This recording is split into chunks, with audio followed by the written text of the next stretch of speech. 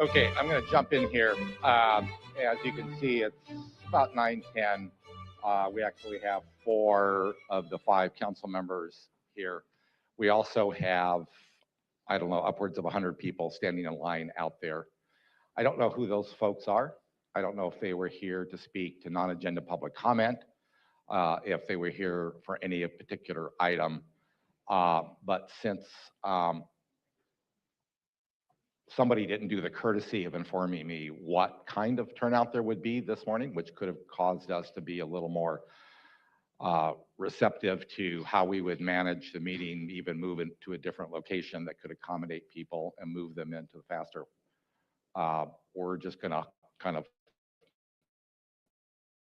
bide our time until we get a better sense that, or probably into the overflow room, are going to be here. So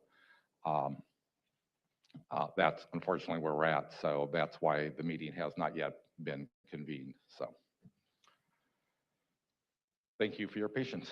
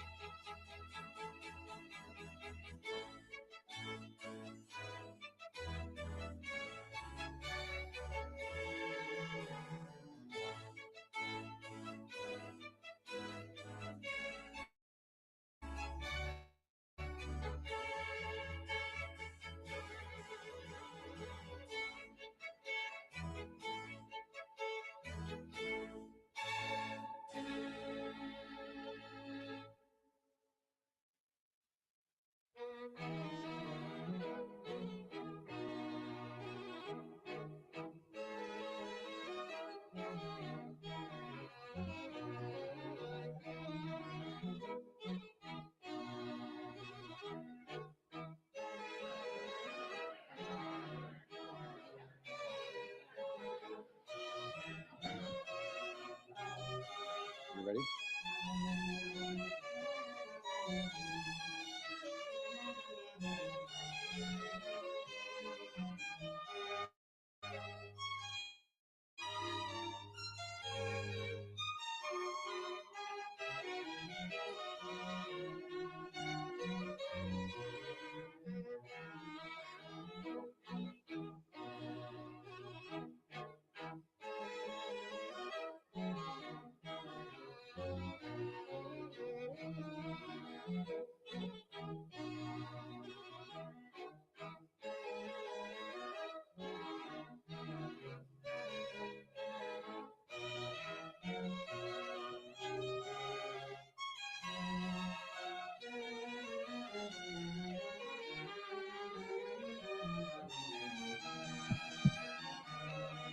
All right, we've got essentially this room full. The committee room is starting to fill up. I think as a courtesy to everybody that did show up early and got in, we'll just have to deal with the folks that are still in line downstairs trying to get through security and up the elevator and get started. So with that, good morning and welcome to the Rules Committee meeting of January 28th, 2026. I'm Joe LaCava, council member for District 1 and chair of the committee. Our committee liaison, Sarah Jordan, will go over instructions for today's meeting. Sarah? Thank you, Chair LaCava. While members of the public are able to attend the meetings in person, this meeting is being televised and live streamed on the city's website, and the council administration will continue to make arrangements for the public using the Zoom webinar platform. Members of the public who wish to provide virtual testimony must enter the virtual queue by raising their hand before the virtual queue closes. The queue will close when the last virtual speaker finishes speaking or 5 minutes after in-person testimony ends, whichever occurs first. This will allow for better meeting management between the two platforms and ensure the committee is able to manage and conduct city business. We appreciate the public's cooperation. Chair. All right, thank you. With that, I will call the Rules Committee meeting of Wednesday, January 28th, 2026 to order and call the roll. Vice Chair, Council President Pro Tem Kent Lee. Here. Councilmember Raul Campillo. Here. And welcome back, sir, and congratulations again. Councilmember Vivian Moreno and Councilmember Sean Elo-Rivera. And I'm present. Also attending the meeting today is Jillian Andalina with the Office of the Independent Budget Analyst, Kathy Steinman with the Office of the City Attorney, Matt Yayagan with the Office of Mayor Todd Gloria, Abby Reuter, Committee Consultant. Sarah, please continue with public comment instructions. Thank you, Chair LaCava. If you are in person, please complete a speaker slip located at the entrance of chambers and place it on top of the box indicated at the table at the front of the room at the high lectern. Please do so in a timely manner to ensure proper meeting management. In-person testimony will conclude before virtual testimony begins, and members of the public can also join the webinar by computer, tablet, or smartphone by accessing the link which is listed online in the preamble language of the agenda on the city's webpage. If you need to participate by telephone, you may do so by dialing 1-669-254-5252, inputting webinar ID 160-439-9420#. This information is also available on the agenda and will appear on the screen during the public comment period for each agenda item. Please note that if you're watching via City TV 24 online, there may be a delay. Please participate via the audio on your phone and mute your TV and computer when it is your turn to speak. If you wish to speak to a particular item, please wait for that item to be called and then raise your hand to speak by tapping the raise your hand icon, or if you're called participant, by pressing *9 on your phone. If you raise your hand during a non-comment period, your hand will be lowered. Chair. All right, thank you, Sarah, for reviewing those instructions for the benefit of the public. A quorum is now present. I see a lot of faces that may be in chambers for the very first time for a committee or city council meeting. So I want to remind everyone about the city's practices and procedures for public comment at city council and committee meetings. We welcome your public participation.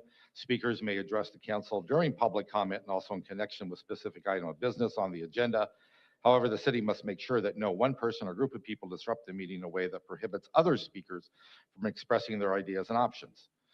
So to make sure that everyone has an opportunity to address the council, I will alert an individual or individuals if I think their conduct becomes disruptive. If the disruption continues, I will rule the individual out of order. And if the disruption continues further, and please do not make me do this, I will declare a recess so we can restore order. At that point, I will direct the individual to leave the room. An individual refuses, the police will escort the individual out of the building. If we have to repeat this process of warning and recessing the meeting, all members of the public will be excused from the council chamber. Credential media will be allowed to remain. Once again, we have these practices and procedures to protect the rights of other speakers who wish to address the council and this committee, and to allow the committee to conduct the public's business. As an additional item, there were 2 items on the Rules Committee agenda last month that we did not attend. They were brought forth by Councilmember Kempe in the District 7 office. We've returned those items to District 7, and we will docket those items when they indicate that they're ready to bring those items back to the Rules Committee.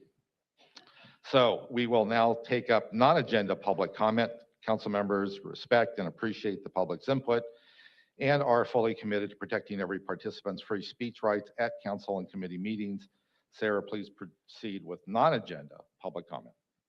Thank you, Chair LaCava. Per Rule 2.7, non-agenda public comment is an opportunity for members of the public to comment on items that are not on the agenda but are within the subject matter jurisdiction of this committee. Each speaker will have 2 minutes to provide their non-agenda public comment. We have not received any slips here in chambers, so I will begin the 5-minute timer for all those in the virtual queue to indicate if they wish to provide non-agenda public comment. We will begin with Andrea Ebbing. Please unmute and begin. Hi, this is Andrea Ebbing. Hello, Rules Committee. I would like to have everyone take a look at the ARGIS system. I didn't realize the ARGIS system is exactly the system in question when we are attempting to carry out our due process.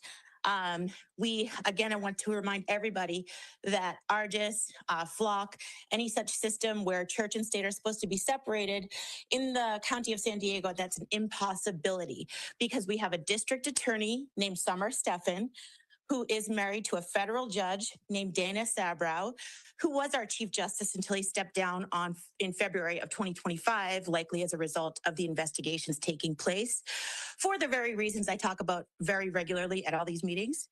But her agendas, if she needs to make room for the Afghani refugees that she wants to import, who are all undocumented, unvetted, traumatized, have no resources.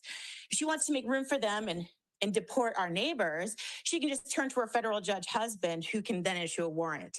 It's a complete conflict of interest. It's a violation of our civil rights. And we really need to look at the ARGIS system and the stats that were shown at the SANDAG meeting.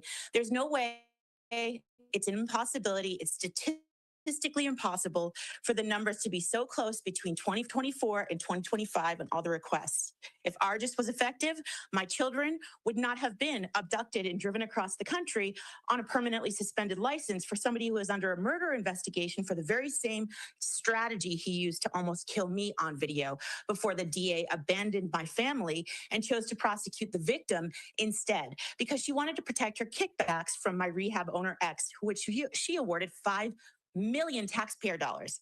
They're involved in opioid distribution, body brokering, and insurance fraud. She's a RICO mob boss, and we really need to audit the ARGIS system. Thank you.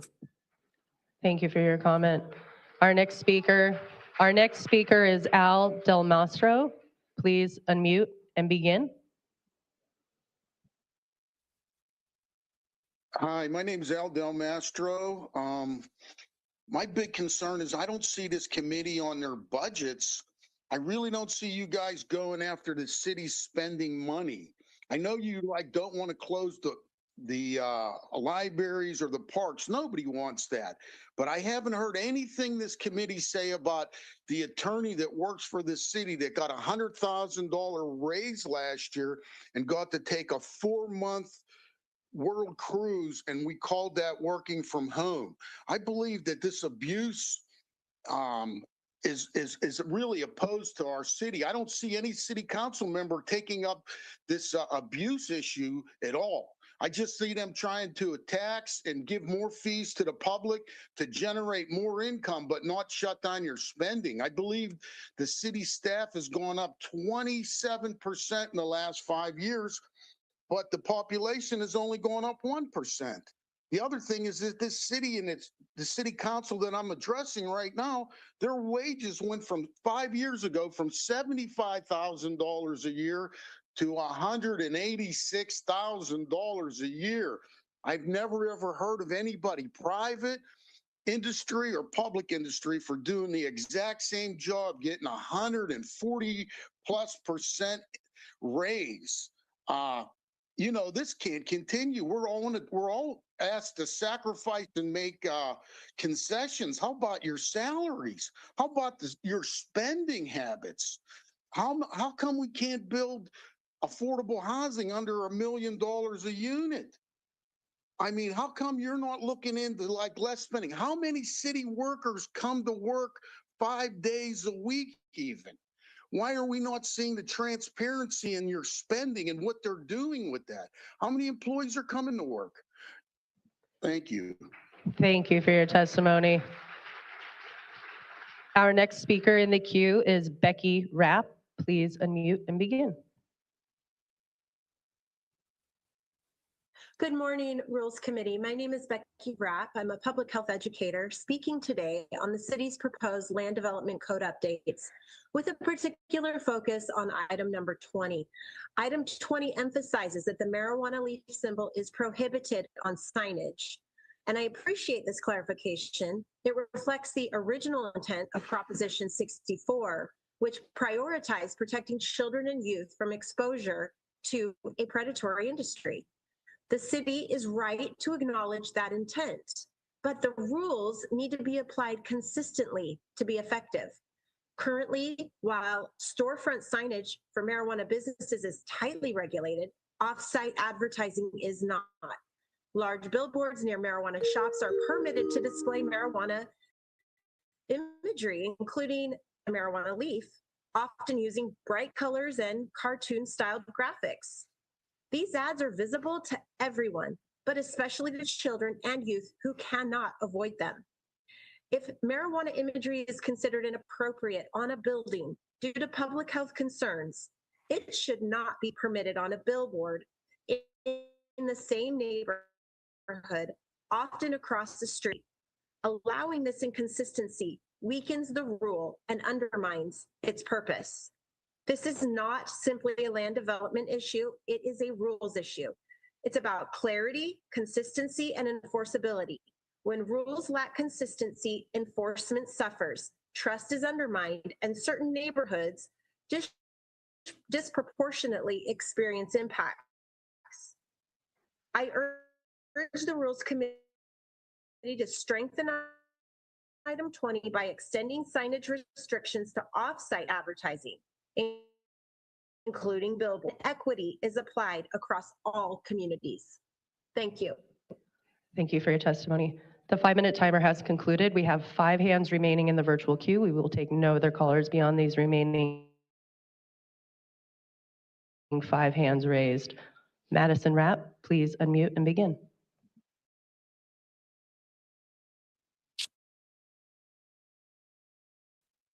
Hi, thank you. Good morning, Rules Committee. I was shot in the neck during a robbery by a group of teenagers. One just 18 years old, another only 16.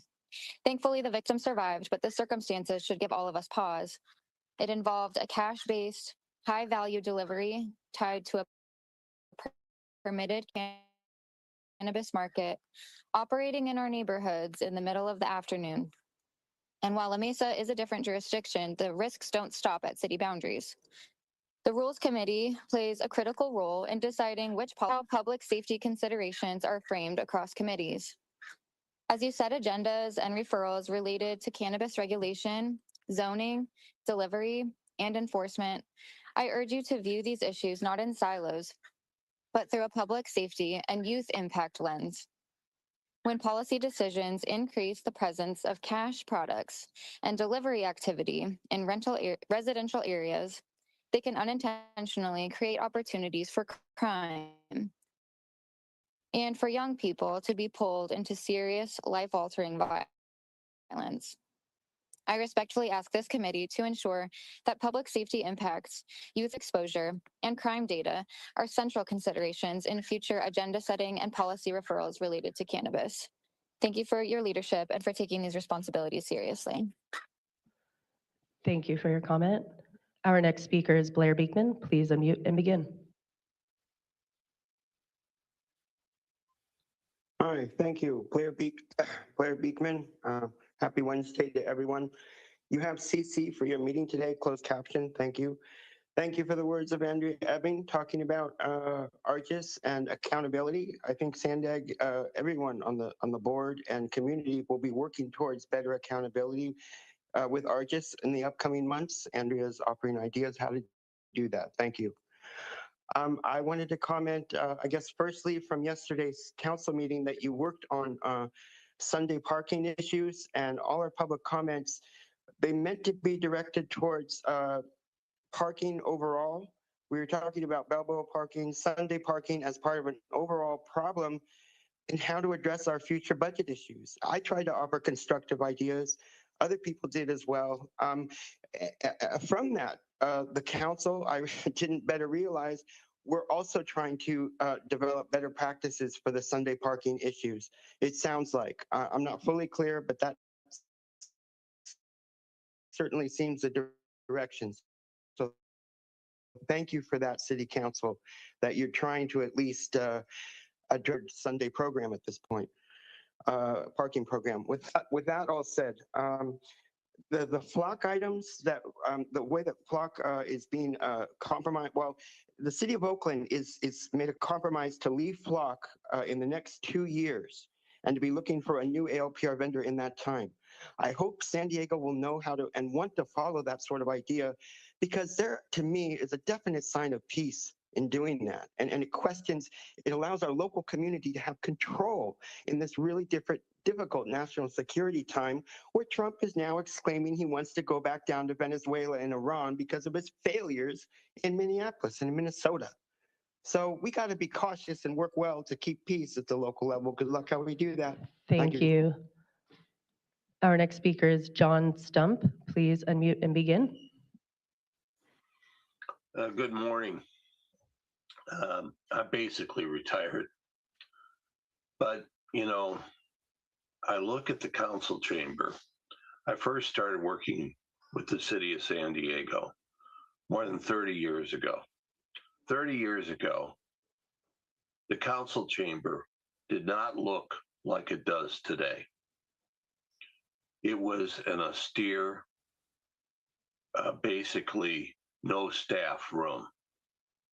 And in fact, it didn't have flags and plastic bullards and paper all over the place and staff seating, because council was basically a voluntary job, and the city ran very well. You know, that speaker who talked about spending was so on. That should be played twice today. I hope he comes back and talks about your spending. You know, there was an article in the newspaper today about buying a new city hall. What the council needs to remember is that the original design of City Hall was to have the public meeting space on the terrace level and using hall spaces beneath. That way, you didn't mix up the public when they came in these large numbers into the elevators in administrative part of the city. When you look for designs about how to have a city hall work correctly, go back and look at how the city originally operated. And it was where the meetings were on the terrace level, and that's where the committees were. Thank you. Good luck. Thank you for your comment. Our next speaker is Judy Strang. Please unmute and begin.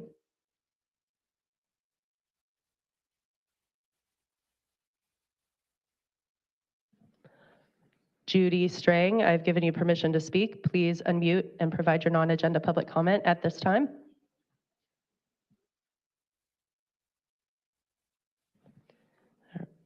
Good morning, Rules Committee. Can you hear me okay? We can hear you. Please continue. Thank you. I'm at work and I really appreciate this opportunity to share some thoughts about rules. I work with young people. In fact, I'm preparing for an after-school program as we speak. And I was very impressed with some information I received from the California Department, and I'm sorry, the Tax and Fee Administration, it's written so small, regarding some new regulations that would help to remove cannabis and synthetic cannabinoid products from the marketplace. I'm sure you all are in receipt of these sorts of news and press releases as well. And it continues to mention that there are many cannabis products sort of hiding under hemp titles being sold not only from smoke shops and gas stations and small uh, mom and pop stores, but they've become very available to our young people and become highly important to them as part of their drug using activities. And we need to remove them from the public marketplace. And as this points out, it is now against the law to possess, store, own, or make any sort of sale of these products. And it's important to all of us who are parents and work with young people to see these laws enforced both at the federal level and the city level. And I know our city attorney has made a grand gesture in doing more of this. And so we're grateful to see the state support. The state has increased their civil penalties as well as the law enforcement involvement. But keep in mind, and I think we all know this here in our city, we see little enforcement activity from the state. So it falls back on our city to do more about removing these products that have synthetic cannabinoids from the marketplace that's so dramatically affecting our young people. Thank you. Thank you for your testimony. And the final caller in the queue is iPhone. Please unmute and begin. Good morning, everybody. My name is Eric Becerra from District 4. And I just want to piggyback a little bit on the spending of City Council and just the city in general. And I also think about taxation with representation or without representation. We are the 8th or 9th largest city in America. And the more I learn about this and the more I start doing some research, you could look at other cities that are very close to this size. And if you look, other cities have twice as many council members. They are represented, and our districts are very large, and we don't feel represented. We don't feel like, and when I say we, I'm talking about the community. When you have one, how can one council member take care of his district when it's 3 times bigger than other cities that have as many people that they have to, help out or hear their concerns. So please, if you guys can start looking at that, and what is the definition about taxation without representation? Where is that going to be an issue here in San Diego as the city grows and we only have 9 councils? How is that? How do people feel represented in their community? Thank you so much, Eric Becerra from Encanto, District 4. Thank you for your testimony. And Chair, this concludes non-agenda public comment. Okay, thank you for managing that. We will now move to committee members, mayoral staff, city attorney, and independent budget analyst for any comments. Council Member Campillo. Thank you, Council President LaCava. Appreciate everyone who's here today. Obviously, we have some big items today. Council President, I'm not sure the way in which we're going to take various items. I would respectfully request that item 2 proceed as quickly as possible because it is a public initiative, because the proponents had to wait from November, not at any fault of their own. And so I know they've had a special exception to be able to get on the agenda today in the first place because we lost quorum back in November. But that would be my request. Thank you. Thank you for that. Not seeing anybody else asking or requesting to speak. With that, do we have any requests for continuance? Never make that assumption. Not seeing any requests. We will now take up the consent agenda. Sarah, please introduce the item. Thank you, Chair. The consent agenda includes item number 1, which is the approval of the committee minutes for November 19th, 2025. This item will remain on the consent agenda unless a committee member requests to pull an item off the consent. Are there any requests to pull this item? Not seeing any. Sarah, please proceed with public comment on the consent agenda.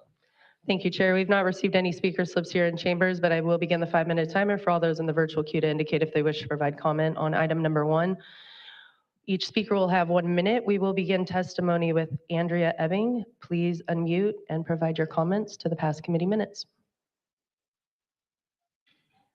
Hi, so I looked at the past committee minutes, and let's see here. Actually, I'm good. I'm going to pass. Thank you. Sorry. Thank you. Our next speaker is Blair Beekman. Please unmute and begin. Hi, thank you. Blair Beekman. To me, what was pretty amazing about the previous council meeting, committee meeting, environment committee meeting, well, not environment, I'm very sorry, public rules meeting, was that you talked very nicely about ballot measure proposal issues and allowed public input, the public sponsors and their ideas. It was really nice attending that meeting, and thank you for it. One of the items about possibly considering no fees for Sunday parking at Balboa Park, I think you're going to be talking about here today. So good luck. There was a lot of good ideas at that meeting in propositions by everyday community. So good luck that if they can't be propositions, that they can be really continuously talked about, because there were really good ideas at place. Thank you. This does conclude your time. Thank you for your comment. And Chair, this concludes public testimony on the consent agenda. All right, I'll now turn it over to committee members for questions, comments, entertain a motion. We have. I'll move approval of the consent agenda. All right, Councilmember Campillo, and a second by Councilmember Elo-Rivera. Not seeing anybody else wishing to speak on the consent items. Please call the roll.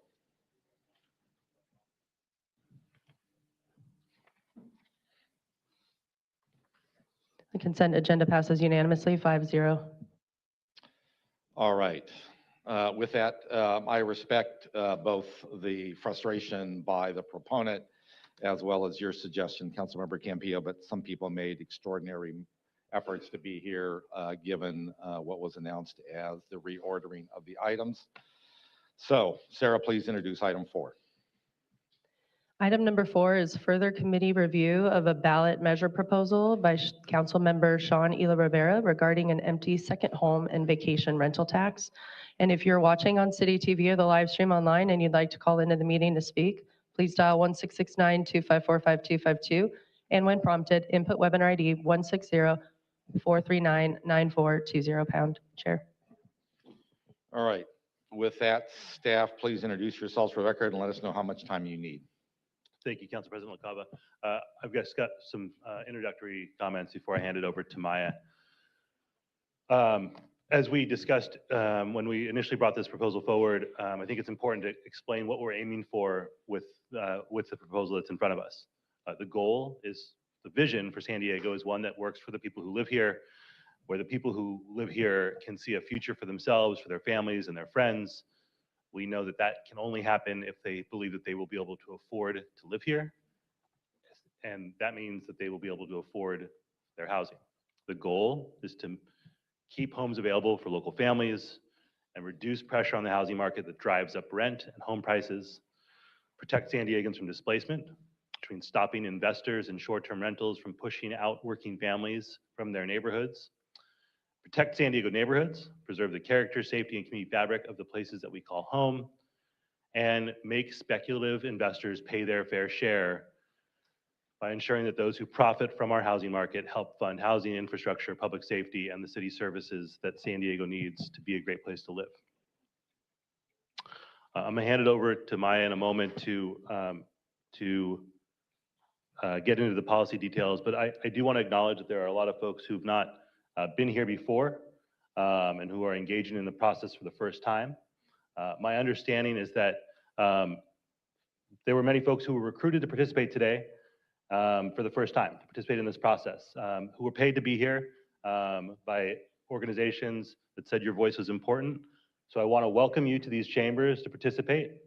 I also want to make sure it's clear at the very beginning of this conversation who did that recruitment. That recruitment was done by entities that believe people should be able to charge as much as they possibly can for rent people who oppose paying people a living wage, and people who support for-profit prisons. Councilmember Elo-Rivera, can you pause for a minute? The one thing I didn't say, there's going to be strong feelings for and against this particular item. We're not going to let one side or the other interfere with the timely or the comments, whether it is whether it's public comment, whether it's a council member talking. If you agree, and this is the practice at City Council that was started years ago, if you agree with it, put thumbs up. If you don't agree, thumbs down. It's very powerful visual statement going forward. Please be cognizant that when you put signs up, there are people behind you that want a visual of what is happening out here. So be courteous to your neighbor. But let's do the thumbs up, thumbs down, as opposed to interfering with ongoing talks. So Councilmember Elo-Rivera. Thank you, Council President. I thought that part was important because when I see folks participating for the first time, I think the context is very important. As someone who spent my career prior to being a council member, bringing people into the civic engagement process, I think that part is important for folks to know. And with that, I will hand it over to Maya. To present our proposal. Good morning. My name is Maya Rosas, Deputy Chief of Staff for Policy.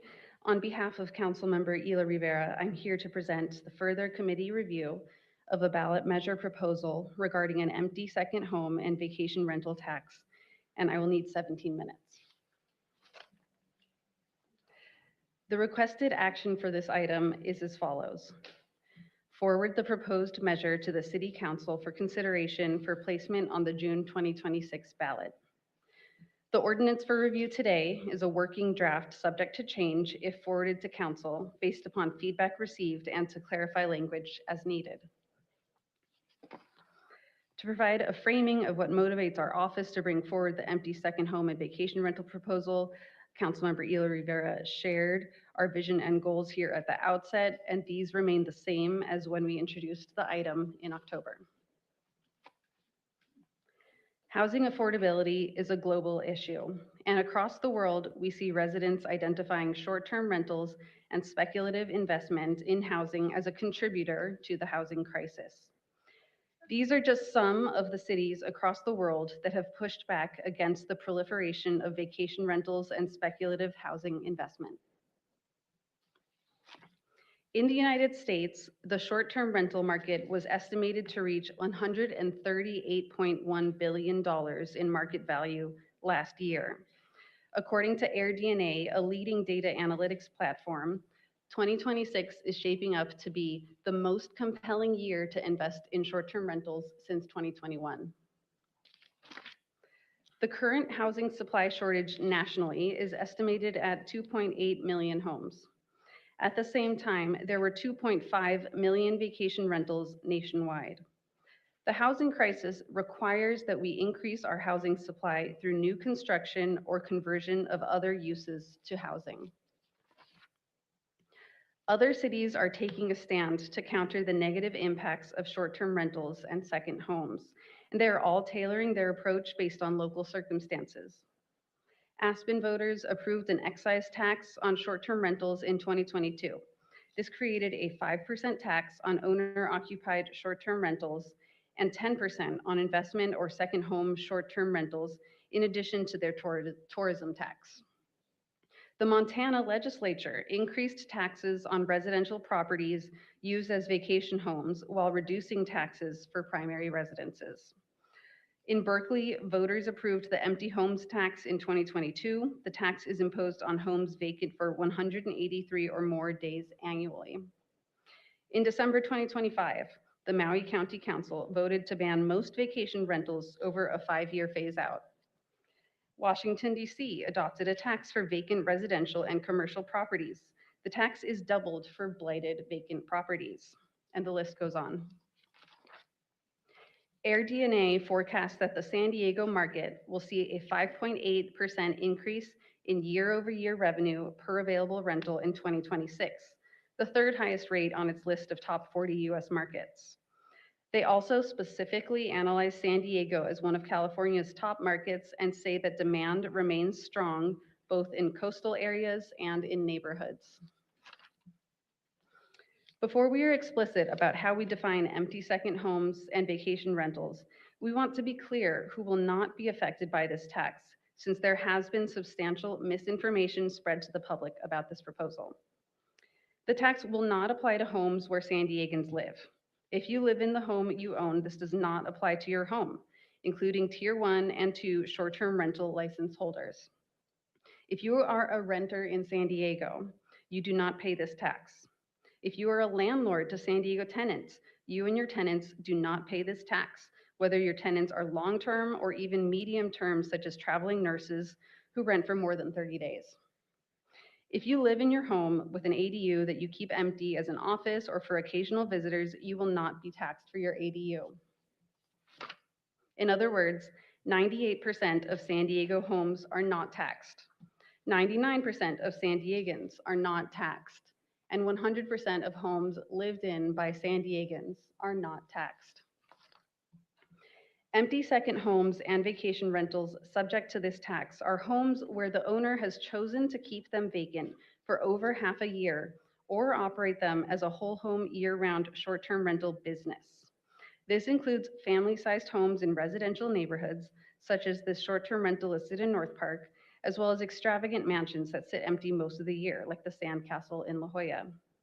Currently, short-term rental owners pay a license fee that simply covers the cost of operating and enforcing city's regulations, and the owners remit transient occupancy tax paid by their customers, not the owner.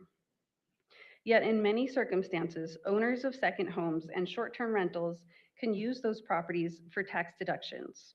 In fact, the so-called Big Beautiful Bill that passed last year included additional tax breaks that will be financially beneficial to owners of short-term rentals. Owners of empty second homes and vacation rentals do not pay their fair share for the impacts they have locally. Empty second homes are homes that are not the primary residence of a San Diegan and are left vacant for over 182 days a year, or over half a year. These may be speculative investments or a vacation home for personal use. Bottom line, these are homes the owner has chosen to keep empty. Empty second homes can be high-priced downtown condos with bay views, such as these on Pacific Highway. These pictures were taken before 9 p.m. on a Monday night, a time when most people are home. As you can see, many of the bay-facing and top-floor condos are vacant.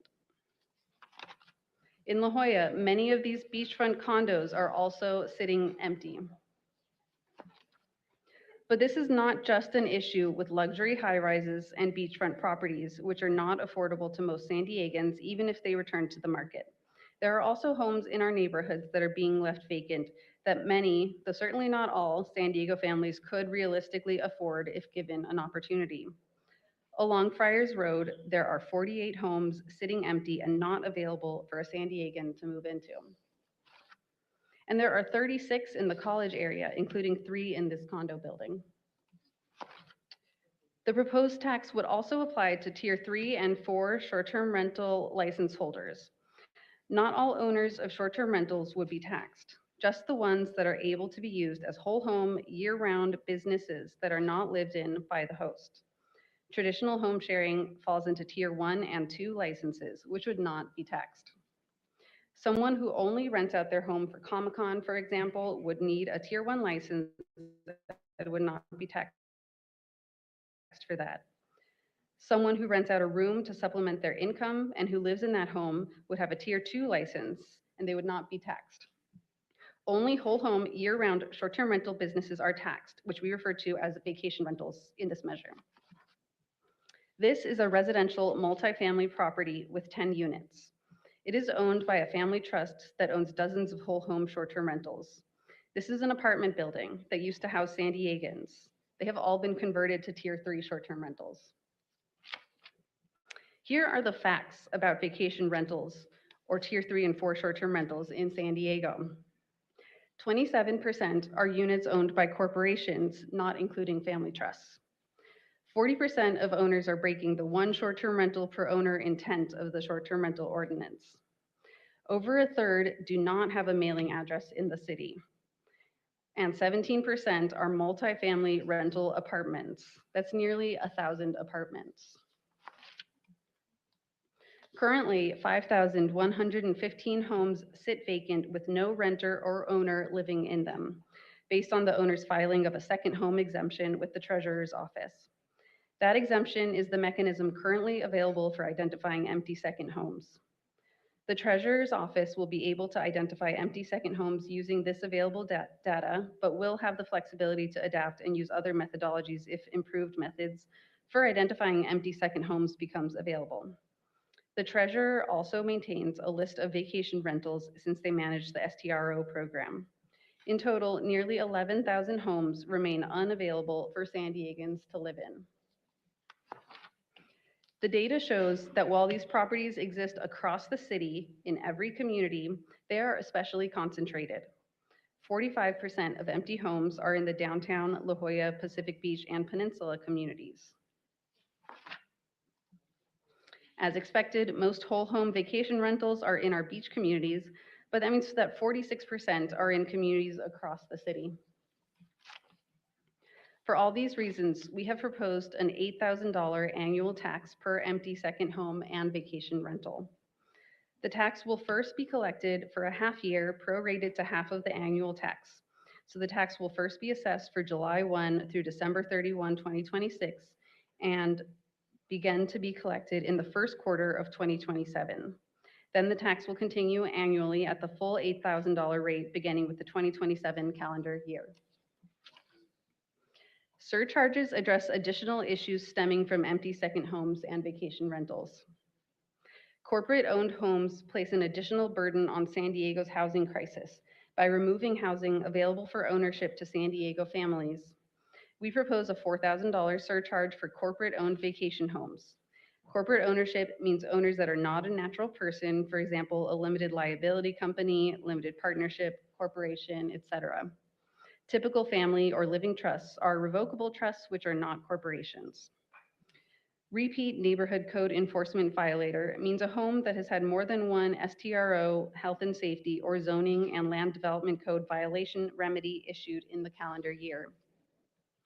We have worked closely with the Building and Land Use Enforcement team in DSD to develop this, and we will continue to work with them to make sure this definition captures our intent of taxing owners who have repeatedly violated the municipal code, causing quality of life or even health and safety issues in the neighborhood.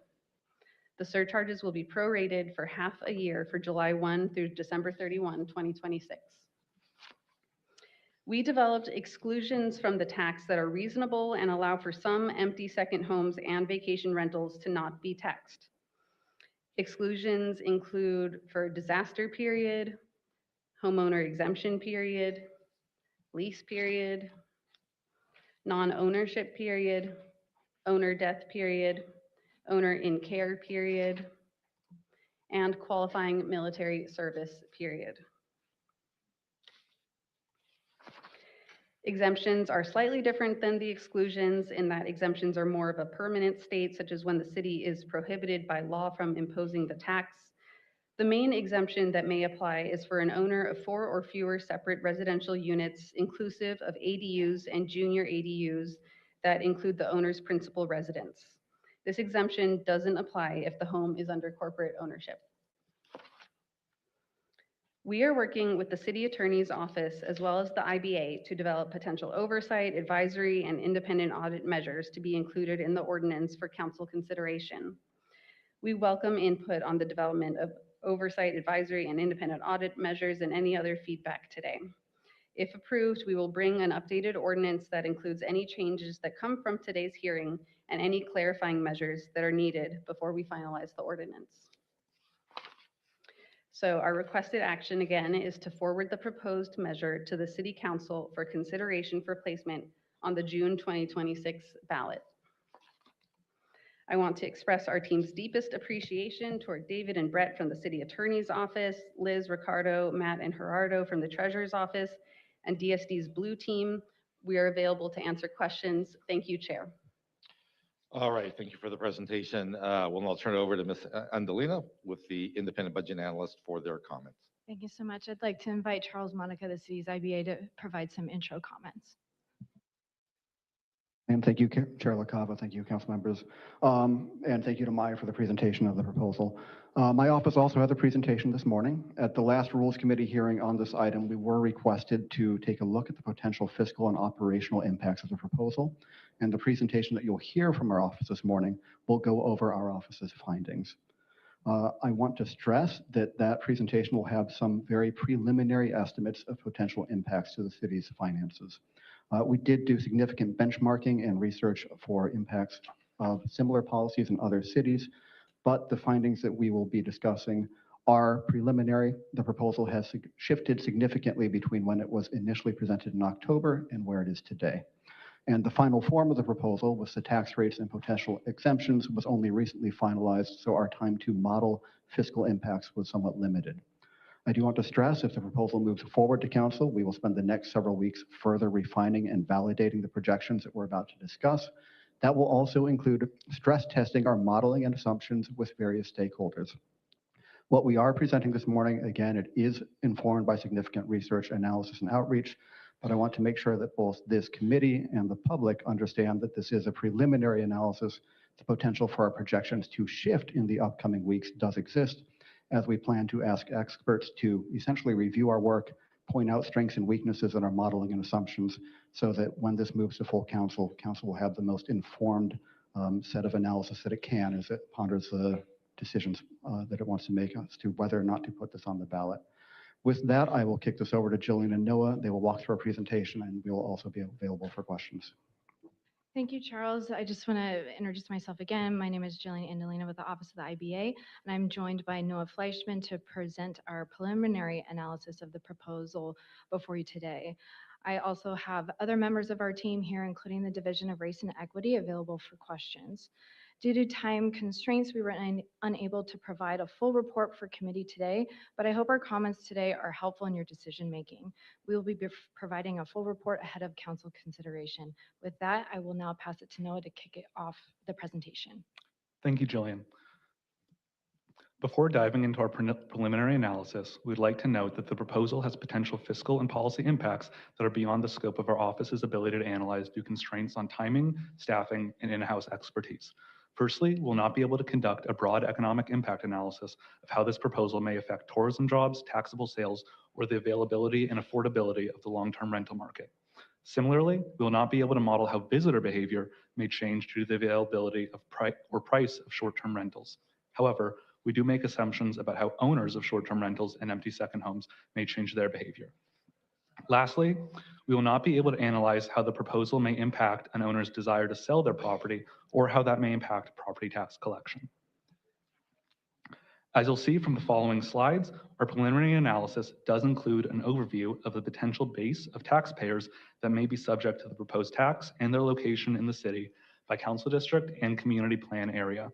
Additionally, we make estimates on the number of properties that may be exempt from the tax and the number of properties that may need to pay an additional surcharge. However, we note that the numbers of potentially exempt properties will vary greatly depending on changes to property owner behavior and the corresponding level of enforcement and departmental needs to implement the proposal in a timely manner. We will also provide examples of similar proposals in other cities and benchmark those tax programs against the proposal before you today. Next, we'll dive into our fiscal impact analysis of how the proposal may affect the city's budget. However, we will reiterate that this is a very preliminary and rudimentary analysis of the fiscal impacts, and it is subject to change should the proposal advance out of committee today. Lastly, there are additional considerations that we'd like to ensure council and the public are aware of as you deliberate the proposal. Maya has already summarized the proposed tax, but we would like to take a moment to illustrate the base tax, surcharges, and exemptions. For example, if a 2-unit duplex in Mission Beach is owned by an LLC that rents both of those units as whole home Tier 4 short-term rentals, then the owner would be subject to an $8,000 per unit base fee plus the $4,000 per unit corporate surcharge for a total of $24,000 for both units. As another example, if a 2-unit duplex in Mission Beach is owned by an individual that either rents one unit as a whole home Tier 4 short-term rental or uses it as a second home and lives in the other unit as their primary residence, then the entire property would be exempt from the tax. This table provides an overview of the total number of whole home short-term vacation rentals, also known as STVRs, and empty second homes, also known as ESHs, that will be subject to the proposed tax as of January 2026. The data is as of January 2026. While we believe the council and public have a solid understanding of what a whole home short-term vacation rental is, we'd like to highlight how ESHs are defined and counted. If a property does not receive a homeowner's tax exemption from the County of San Diego, the city presumes the property to be subject to the rental unit business tax and will send the property an RUBT bill. There are 9 exemptions to RUBT that an owner can claim, one of them being that the property is not available to be rented any part of the year because it is a vacation/second home. Owners that swear under the penalty of perjury that their property is exempt from RUBT as a vacation/second home would be subject to the proposed tax unless otherwise exempted. Additionally, we would like to note that the number of STVRs and ESHs on this slide and the following 2 slides do not include exempt properties or other exits from the taxpayer base that we will discuss later. This table shows how many whole home STVRs and ESHs are in each council district. Approximately 78% of the potential taxpayer base is in District 1, 2, and 3.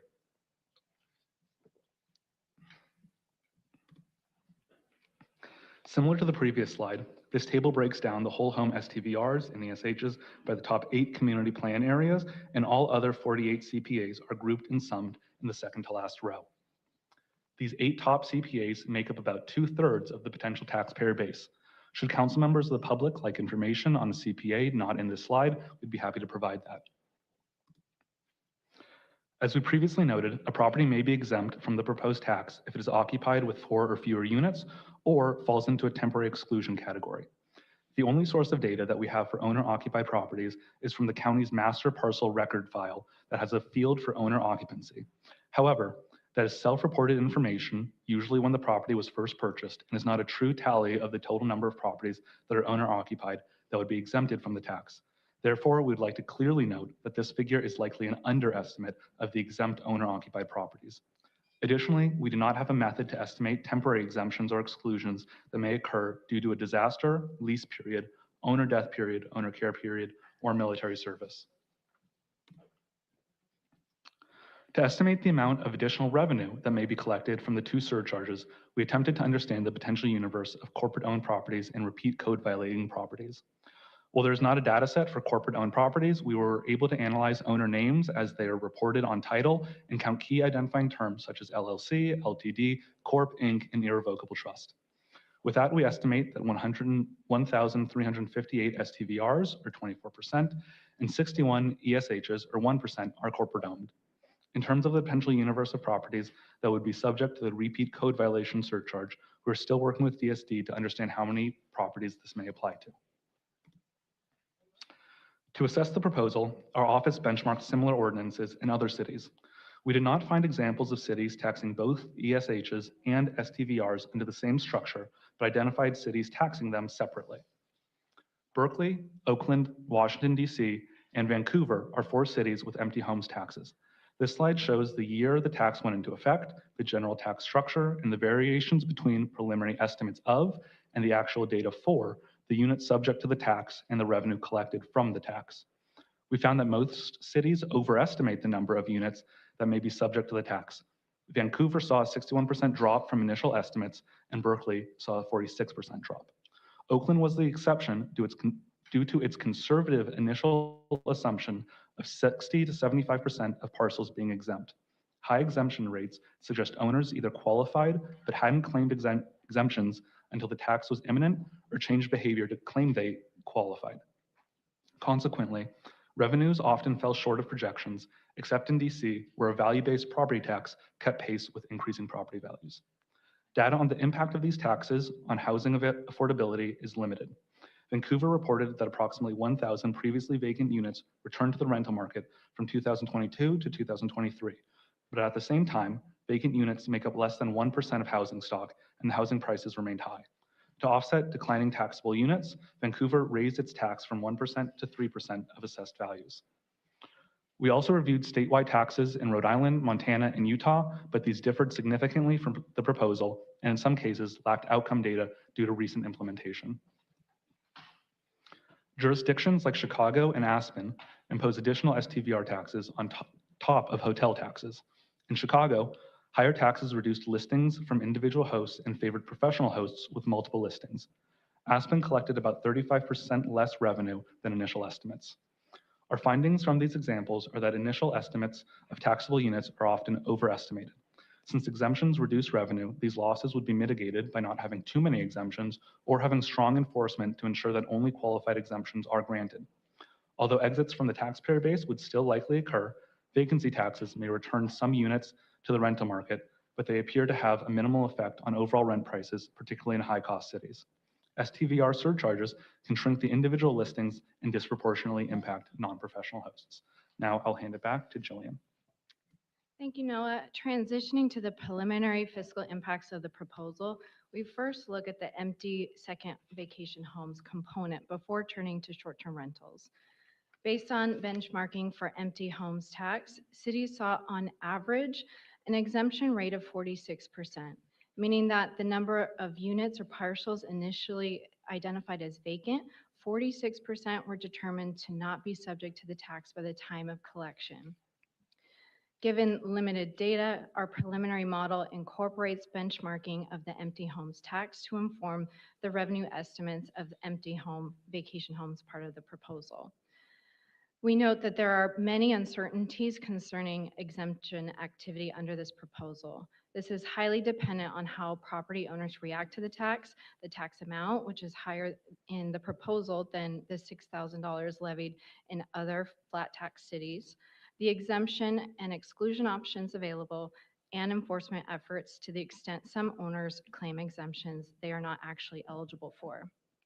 To account for additional uncertainty, on this slide we show tax revenue estimates from empty second home, assuming an exemption drop-off rate of 46% plus or minus 12%, which is equal to half standard deviation. Using this approach, we roughly estimate gross revenue from empty second homes to range between $17 million to $27 million, including potential surcharges assumed corporate-owned properties. We will continue to refine our methodology throughout the process. Turning to the short-term rental fiscal impact, first I'd like to put the new tax into context. The mean average revenue per whole home listing according to AirDNA, which we slightly adjusted to remove data outside our scope, is about $70,000.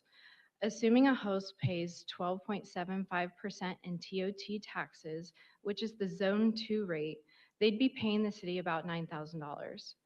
Adding an additional $8,000 base fee would be an effective tax increase of 89%. Including the corporate surcharge, this would be a 133% increase. And if a property also had a repeat code violation, it would be an effective tax rate of 178%. Also, for additional context, this slide shows TOT revenues from all short-term rentals from tiers 1 through 4. Fiscal year 2025 clocked in slightly above fiscal year 2024 at $51 million, but this includes 2 months of revenue from Measure C TOT increases. So now I'd like to take you through a high-level overview of our key assumptions and methodology that led us to our initial preliminary fiscal estimate. First, we broke down short-term rentals into 4 groups to model varying behavior. These include downtown, Mission Beach, other coastal, and the remaining other vacation rentals. We modeled several scenarios with different exit rates ranging from 10% to 30%, weighted by the number of listings in each geographic location. There were 3 main factors that led to the assumption that a higher exit rate is reasonable. First is the magnitude of the tax, which I just covered, so no need to repeat. Second is the nature of the tax being flat and not scaling with fluctuations in revenue. Finally, what can be gleaned from the Chicago study that Noah had discussed is that when operators face significant increases in costs, either by regulation, fees, or both, the ability to pass through those costs to guests and remain competitive are limited, leading to significant exits or tax avoidance behaviors. This supports the plausibility of high exit scenarios when the cost increase is large. Although we modeled lower exit scenarios, we believe assuming higher exits around 30% could be more realistic. We also include a tax avoidance rate, which assumes that some operators would convert to Tier 2 license, which doesn't have a limit on how many licenses can be issued. Similar avoidance behavior was observed in Chicago, particularly for professional hosts.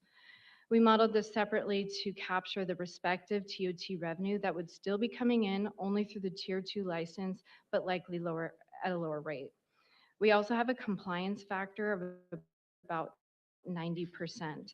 This assumption is that initial compliance may not be 100% instantaneously, and would likely increase over time as enforcement increases. This too was observed in Chicago. Finally, we accounted for the negative impact of TOT from short-term rental exits by using the $70,000 average revenue per whole home listing, as stated in the previous slide. And one key note is that we did not model repeat code violation surcharges, as we currently do not have data that suggests there are currently any now. We also didn't model temporary exemptions for things such as disasters, as noted earlier, and we likely have an undercount of other occupied exemption. With all those key assumptions and general methodology laid out, we have a preliminary estimate of a net revenue increase of about $15 million, which is associated with a 30% exit rate. Almost assumes only 10% would exit, which is likely too low given the magnitude of the tax increase and the nature of it being an inflexible flat fee. These estimates do not take into account admin costs or loss of short-term rental application fee and license fee revenue. We can include that as the process continues, and we will continue to refine our fiscal impact range. With our assumptions, the break-even point, or the point at which exits and associated decline in tax base and loss of TOT offset new revenue, is about an exit rate of 48%. This would mean if about half of the STRO market exited, the city would not receive any new net revenue. I've been mentioning the Chicago policy because it's only one of 2 cities that we found with a STR specific fee, and we found a pretty robust empirical study on its impacts. Expanding on what Noah mentioned earlier, it was found in that report that there was not a significant increase in hotel revenues due to loss of short-term rental listings. Although there was a 16% decline in active listings with an implementation fee of 4%, implementing a fee of 4% and regulations, this study indicated that the positive spillover effect of short-term rentals to hotels is quite limited, if it exists at all. Additionally, the study found that after implementing STRO regulations and the fee, average nightly price and other performance metrics did not significantly change compared to other non-regulated cities. This suggests that hosts did not raise prices or earn more per unit, indicating that additional costs were not fully able to be passed through to guests, but rather led to exits. Overall, actual revenue received by the city will be highly dependent on behavior changes and level of enforcement. To that end, this slide outlines some potential tax avoidance strategies that could have an impact on actual revenue received. We could see a significant shift of Tier 3 and Tier 4 licenses convert to Tier 2, which is uncapped, and either reduce occupancy or continue to operate as Tier 3 and Tier 4. Some could shift to long-term rental, which is a stated policy goal, but verification would be needed to ensure that the property is still not being used as a short-term rental. Others could claim primary residency or that the owner is present for 183 days, but this would also need to be verified. Therefore, it's critical that the City Treasurer's Office, or CTO, is resourced for auditing and enforcement, which is another fiscal consideration that will be discussed on the next slide. The CTO currently estimates personnel costs for 4 new positions to administer the program to be just under $1 million and one-time system update costs of about $100,000. These are preliminary figures that would be subject to change and grow as the program ramps up. DSD could also have administrative costs, which staff is currently reviewing. Given the timing between when the tax may be certified and when the fiscal year 2027 budget needs to be adopted, any potential revenue should not be part of the fiscal year 2027 adopted budget. Additionally, forecasting future revenue is made difficult by the 9 months between when the budget is adopted and when actual payments are remitted, during which time new exemptions can be applicable. So closing out our presentation, I'm going to go over some equity policy and implementation considerations you may want to discuss. While we do not know the universe of potential properties that may receive a multiple code enforcement violation surcharge, any tax amount would likely be in addition to fines and penalties that DSD already imposes for the same violation. Next, if the tax becomes effective July 1st, 2026, and first bills begin going out in the first quarter of 2027, this could give the city 6 months to notify owners of the tax. Community engagement is critical to avoid disproportionate impacts to property owners who may qualify for exemptions. Regarding the corporate surcharge, some corporations may be LLC owned by a single individual, while others may be corporations where short-term rentals are part of their rental portfolio. A sole proprietor running a business like a mom and pop without filing as an LLC would not be subject to the surcharge, but an individual that forms an LLC and therefore is taxed the same as the sole proprietor would be subject to the surcharge. The committee should consider intended target of this surcharge. Regarding exemptions, we expect the annual number of exemptions to quickly grow in early years as owners become aware of the tax and access information to exempt or avoid it. And the final one on this slide is that since the proposed tax is a flat amount and not a percentage like TOT, the financial burden will impact other owners differently based on their operations, location, and size of their property, and income and savings.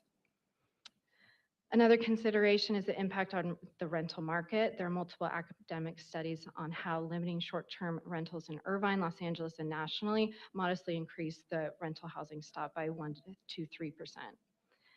Emphasizing what was said earlier about enforcement, given the large amount of the proposed tax as compared to the benchmark peers, this would provide an incentive for owners to change their behavior to be exempt from portions of the tax or its entirety. Because of this, CTO and DSC will need to consider what their operational and coordination needs are in order to administer and enforce the tax. We also want to acknowledge that there have been public discussions by members of council to enforce illicit Tier 2 activities and impose nightly impact fee on short-term rentals. Committee members may wish to consider the intersecting impacts of these pending proposals. And last but not least, we note that phasing in the tax amount over time may lessen the financial impact the tax may have on owners, but this would impact our revenue projections. Thank you very much. We are available to answer any questions that the committee members may have. Thank you. All right. Thank you, the Office of the IBA. Your independent analysis ensures that we have an informed decision-making, so thank you. This was a lot of work on your part. Very much appreciated. So a couple of housekeeping items. One, we do have commitments by at least 3 council members to stay for the duration of the day to get through the entire agenda. 2, for those of you who haven't been in chambers before, you will, if you have already seen, you will occasionally see council members step away from the dais. The sound that you hear in chambers is actually transmitted in the back, so if you go to the restroom or take a break, they will hear your public testimony. The other thing I've been informed is that everybody who wishes to speak has now been located on the 12th floor. There is some overflow happening down in the lobby there, so that will help us with meeting management. You will now experience the magnificent and very hardworking team that represents the community liaison, Sarah, Natalie, and Ty. Please be patient, especially with Sarah, as she navigates all the public comment and everybody that wants to speak here in person and those that will be calling in and participating remotely. So with that, Sarah, I turn it over to you. Thank you, Chair. We've received about 175 slips here in chambers, and we currently have 10 hands up in the virtual queue. Each speaker will have 1 minute. If I call your name, if you can please come up to the 5 reserved seats here at the front of the room. Larry Webb, we'll begin with you. You will be followed by Marta Knapp, Michael Zucchet, Kevin Vino, and Liliana Serrano. Larry Webb, you have been seated time by Marta. Marta, can you please raise your hand? Thank you.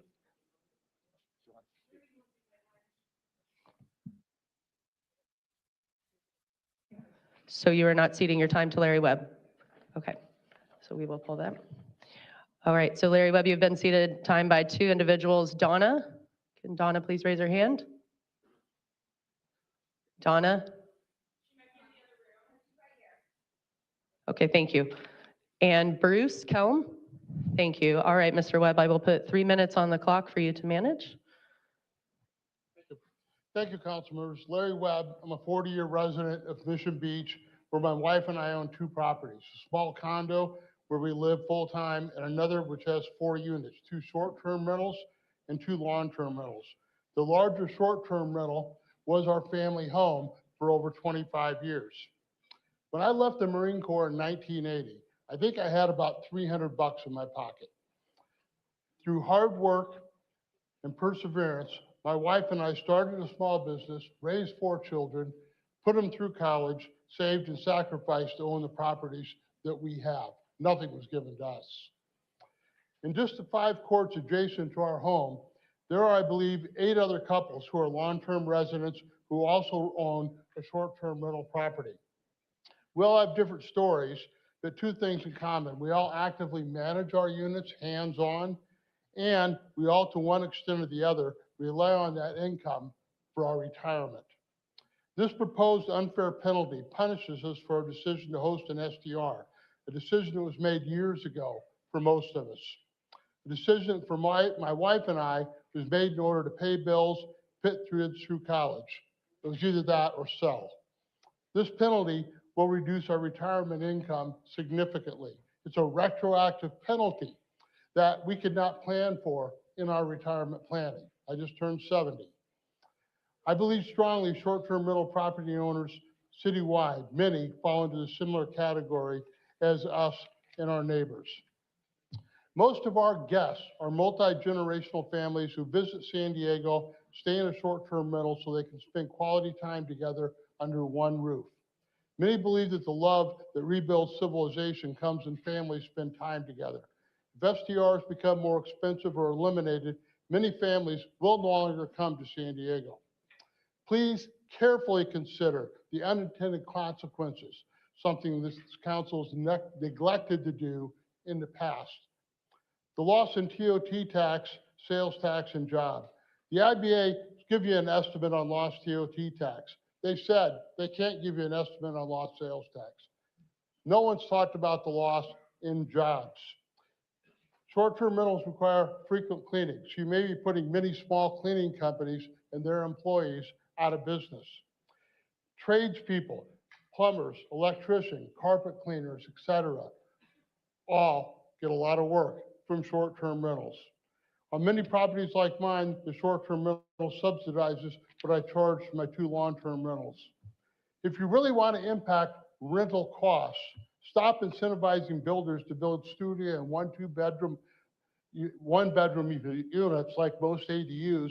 Start incentivizing builders to build 2- and 3-bedroom units where families or people with roommates can live. Thank you. Marta Alligood.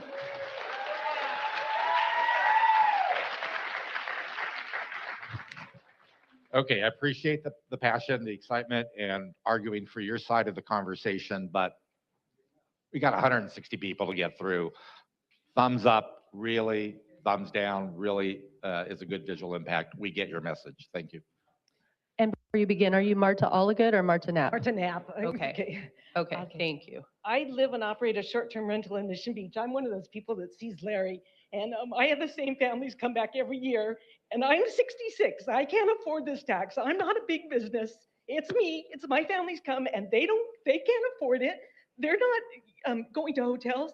You're just going to take away my income and their ability to have a vacation. This is such a bad plan. I can't believe it.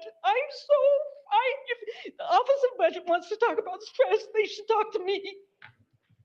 This is like craziness.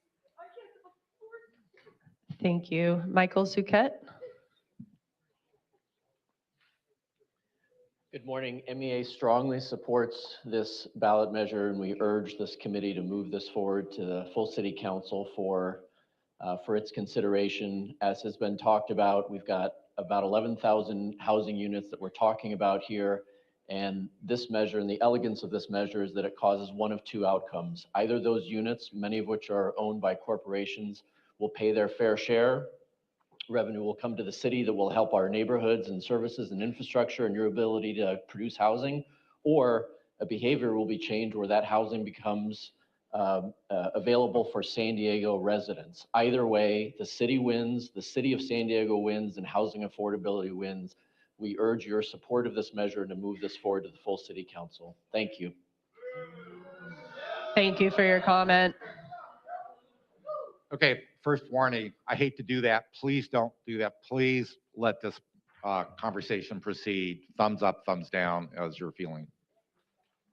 Our next speaker is Kevin Vino. Good evening, council members. I just want to start out with saying, Joe, I'm in your district, and this is a huge issue in your district with vacation home rentals, where half the units in my floor of the apartment are empty the majority of the year, where I don't know any of the neighbors. In the same building, there's families living in studio apartments struggling to pay rent. Also, I just want to address the fact that many of these people have been paid to be here. I don't know how it's legal for them to astroturf and come to City Hall when it's already hard enough to organize members to come out here. Also, being in your district, I get a lot of targeted ads about the companies against this policy. And so clearly they have enough money if they're flaunting it around the city and our city council chambers. And so they have the money to pay for these taxes. Furthermore, I just want to address the fact that many of these people came up in matching blue shirts. And so if they came up in solidarity for the 1%, and I think that they should ditch the blue shirts and get a red cap instead. Thank you for your comment. So snapping fingers actually is okay because a person can talk over snapping fingers, but we got a long way to go. Your feelings have been already well communicated, but let us get through this. Ms. Soriano, if you can please hang tight for one moment while I call the next speakers up. If Janika Faulkner, Jesus Martin, David Zepeda, Rob Brown, and Gilberto Vega can please come up to the reserved seats. You will be the next group of speakers. And Liliana Soriano, please begin. Hi, Rules Committee. My name is Liliana Soriano. I am the Director of Policy at YouthWill. We're a youth serving organization, and I'm also a real community member. You've all seen me here multiple times, and my family resides in District 9. They've been renters their whole life. Housing is a fundamental human right for all, not a profit opportunity for a select few. While thousands of San Diegans, like my family, struggle to keep a roof over their heads, the ownership of multiple properties for profit exacerbates our city's housing crisis. It is greed that costs San Diegans stability and their right to a home. The proposed empty second home and vacation rental tax is a crucial step towards housing justice. It returns housing to San Diegans and generates necessary revenue that a lot of families in the district rely on. Your district, Vivian's district, La Cava, Kent, and we do strongly support this because this approach addresses a significant portion of that budget deficit. It will reduce the impact on the cuts and real public safety programs and services that support our community. Please vote yes. Thank you. Thank you for your comment. Our next speaker is Janika Faulkner. How government you to mend your way. My name is Janika with Alliance San Diego. we are asking that you at least give the San Diegans the opportunity to vote on this. This is something that is very important, and it'll put housing back onto the market if they decide to sell their homes instead of giving up the revenue. This is extremely important to us because there are many homes in San Diego, over 10,000 homes, that should be renting out to people. It's very hard to find a house that you can rent, and renting a vacation home is like $500 a night. So why can't y'all afford that? That should be possible. So please just make sure to vote yes on this and at least give San Diegans the opportunity to vote. Y'all believe in democracy? Show us that. Thank you. Our next speaker is Jesus Martin.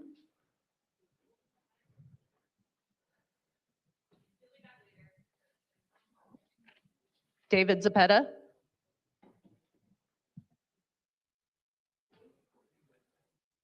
Good morning, council members. My name is David Cepeda, and I'm a union painter and a proud member of the Painters and Allied Trades Local 1399. I'm here on behalf of my union brothers and sisters and siblings with a simple request for the Rules Committee to move forward the empty homes and vacation rental tax. San Diegans are struggling under the weight of a housing crisis. Attainable, affordable homes that once were available to working class people have been hoarded by corporations and out-of-town investors. That kind of behavior is real consequences for working class San Diegans, for people who are trying to start families and build their lives in a city they grew up in and love. Union members support this tax because it impacts less than 1% of San Diegans and benefits over 99%.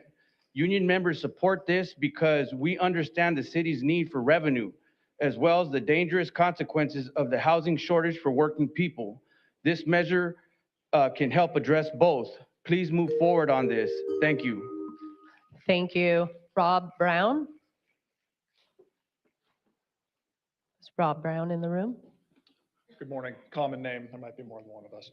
Good morning. My name's Rob Brown. I'm with Teamsters Local 986, representing the lifeguards. When lifeguards and other essential workers can't afford to live in the communities they serve, public safety and community housing suffers. Housing in San Diego is being treated like an investment instead of a place to live, and that can hurt the workers that people rely on every day. Teamsters Local 986 strongly supports the opportunity for the community to make its voice heard via the ballot. Please move this forward to council to give the community a chance to vote. Thank you. Thank you. Our next speaker is Gilberto Vega.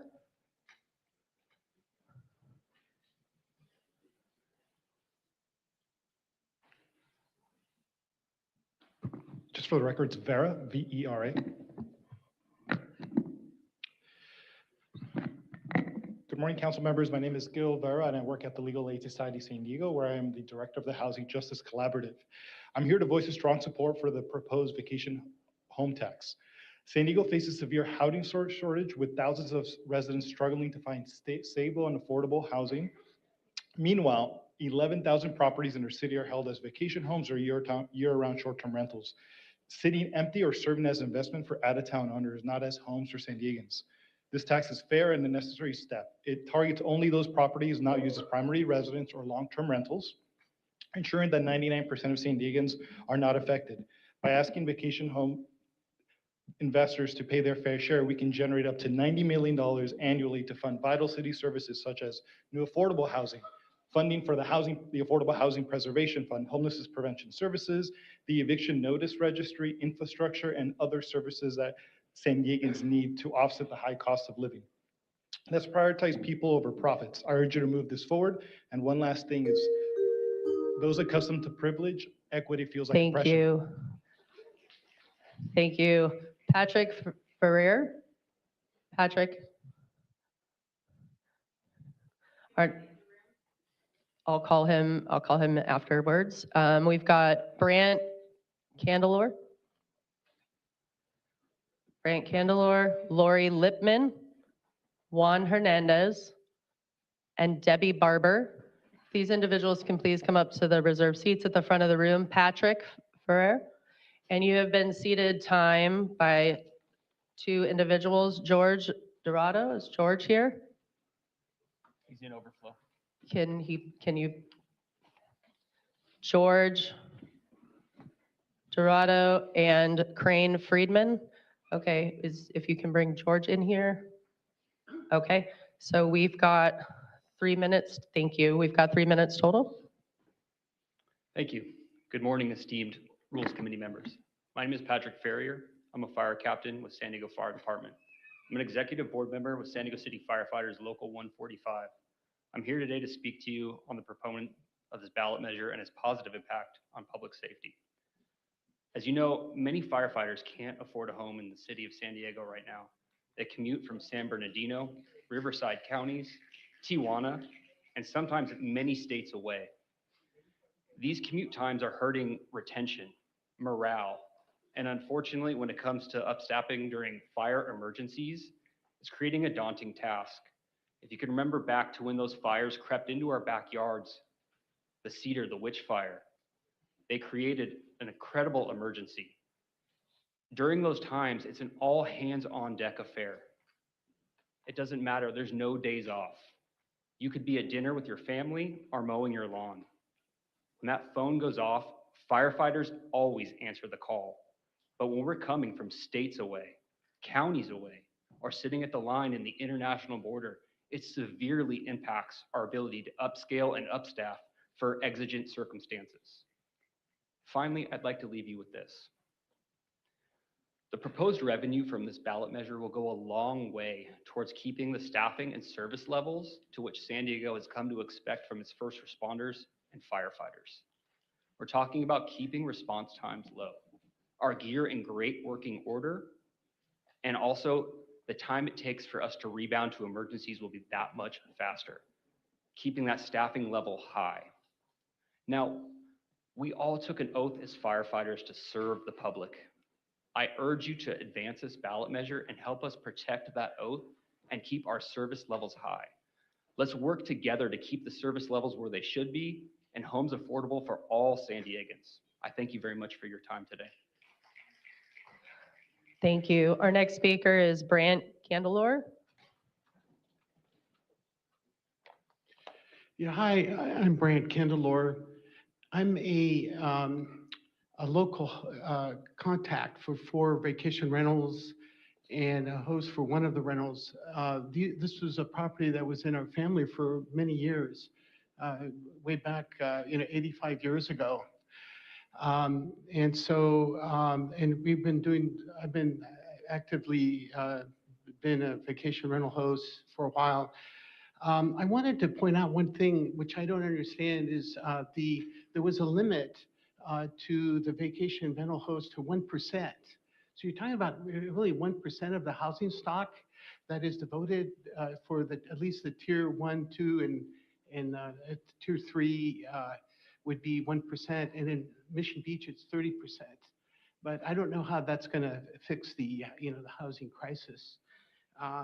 So in Mission Beach, it was always a vacation rental community. That's why there was a big carve out. And I see I'm running out of time. But anyway, I don't understand. Thank you. This does conclude your time. Okay. Thank you. You could submit further comment to councilcommittee@sandiego.gov, and we will post and circulate that to the council members. Lori Lippman.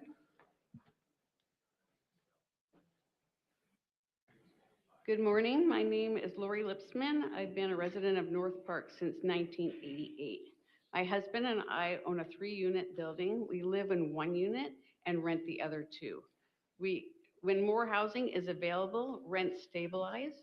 We have already lowered our rents and are not raising them, prioritizing people over profit.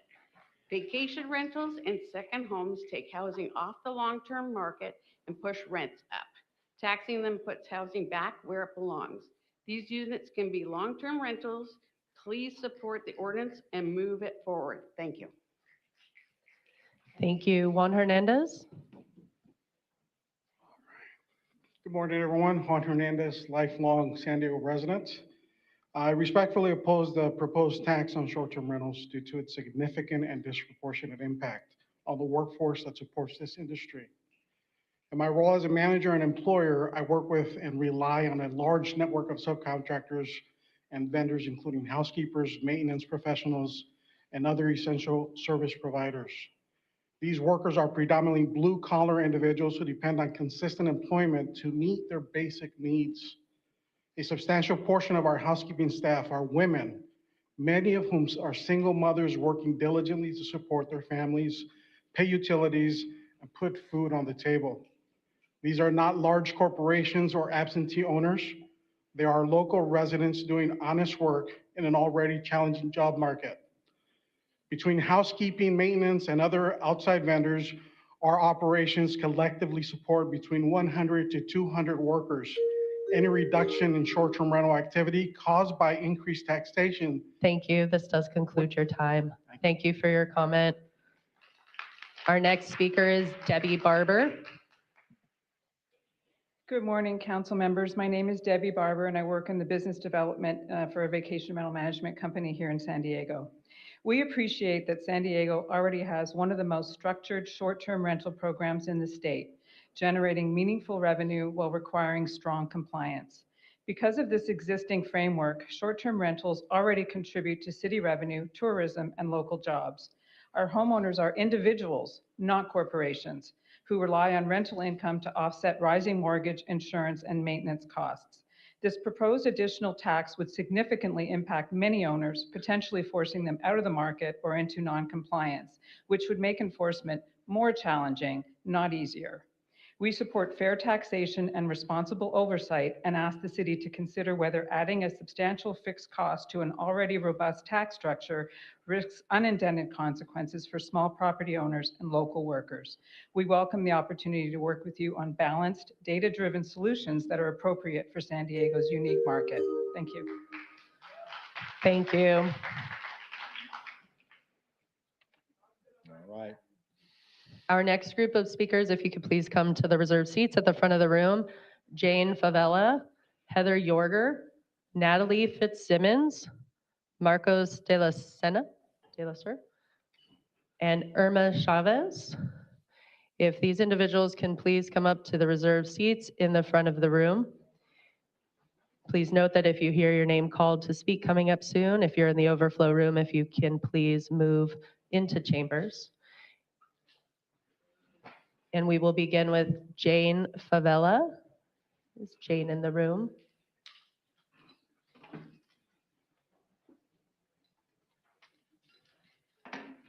Either microphone will work. My name is Jane Favela, and I have one of those, the classic craftsman homes in North Park. When during the war, after the war, they allowed people to have units in the back, and it just so happens that I have 3 units. I rent 2 of them long-term on under market rate, but I keep one because my house is so small that it provides me with a place where I can have a family and guest stay. And I don't feel that this tax proposal is going to increase the housing. I don't believe. I think it's counterproductive.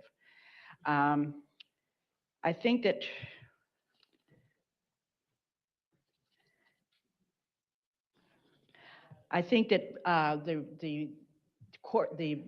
the bad operators and corporate operators are the ones who I don't support it. Thank you. Heather Yorger? Is Heather in the room? Natalie Heather? Great.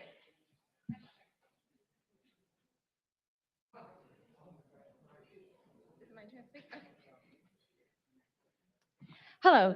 In 2024, San Diego's Tourism Bureau reported that we welcomed 32 million visitors. They generated $22 billion in economic impact and supported 1 in 8 jobs in our region. Tourism isn't a side industry, it's a pillar of our economy.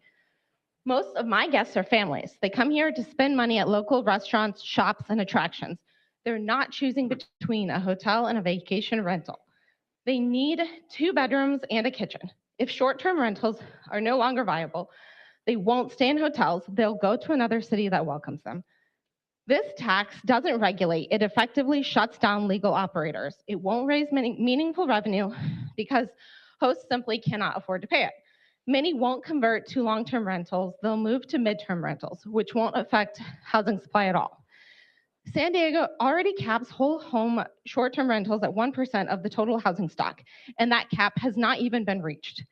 Eliminating vacation rentals will not fix housing, but it will cost jobs, small businesses, and tourism dollars.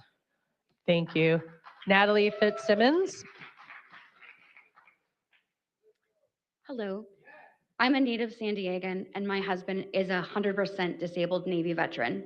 Last year, we bought our short-term rental to be able to afford to live in San Diego. We follow all the rules, we pay our fees and taxes, and we take pride in being responsible, welcoming hosts. I love showing guests San Diego through my eyes, guiding them to local restaurants, shops, and cafes, especially in our Ocean Beach neighborhood. STRs like ours drive tourism directly into the community. This proposed tax would devastate us financially. It could shut down our rental completely. It would also hurt the local workers that we rely on, our cleaners, handymen, and contractors. These are San Diego families who depend on this ecosystem too. Please think about who you're really impacting here. These are veterans like my husband, caregivers, and locals just trying to afford to live here. I urge you to please reconsider this tax. Thank you. Our next speaker is Marcos de la Sur. All right. Good morning, City Council. Thank you for the opportunity to speak here with you guys today. I would like to oppose this tax. We need representation, not more taxes from you guys. We need accountability. You guys have been failing this city. This city is hurting. I've been in these streets for 10 years, homeless. Without your guys' help, I did it. Hard work, dedication, survival. That's how I did it. This tax is Sean, this is a ban. This is not good. This is not going to help affordable housing. Affordable housing is a cesspool of drugs and criminals. This isn't what it is. I've been in the streets. Sean, this is not good. You're messing with our tourist income, and we need better. Thank you. Do you want me to come in and asking you to not clap and make a lot of noise? And talk to us. Don't demonize other people, no matter what side you're on. Let's keep it civil. There's a lot of technical issues that you want to get conveyed to us with no matter what side you're on this time. So, keep it focused on the technical merits and make your case without demonizing anybody. Our next speaker is Irma Chavez. And Ms. Chavez, before you begin, I will call the next group of speakers up to the reserved seats at the front of the room. Fred Sue, Joy Campanaro, Joel Garcia, Adam Bubbin, and Stephen Russell. Those individuals can please come into chambers and come to the reserved seats at the front of the room. You will be the next group of speakers. And Ms. Chavez, please begin. Good morning, council members. My name is Irma Chavez, and I am a longtime resident of San Diego, and I do oppose the tax increase. Please reconsider. Thank you. Thank you for your testimony. Our next speaker is Fred Sue.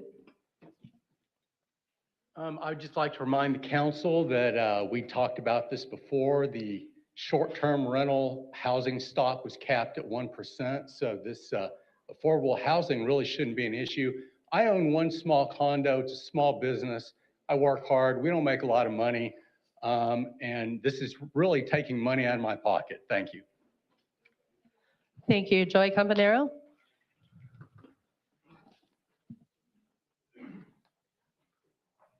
Hi, I'd just like to address the city council. I'm sorry, I've never been here before, so I'm a little nervous. My name is Joy Campanaro, and I'm here as a short-term rental host since 2014. The proposal at hand would make it impossible for me to offer my home at reasonable rates to the families who want to vacation in San Diego, visit our beaches, Balboa Park, the zoo, the USS Midway, SeaWorld, Legoland, restaurants, and the myriad of other family attractions our beautiful city has to offer. And without the short-term rental economy, those families would choose other more affordable places to vacation. My two-bedroom, tier 3 home hosted 49 families last year. And I netted $41,000 after paying the cleaning fees, the yard person, the San Diego Gas and Electric. Thank you. the water This does conclude utilities. your time. Thank you for your comment. Okay, I just want to say one more thing, and that is that all the people You I can submit your employ comments at would council lose committee. that.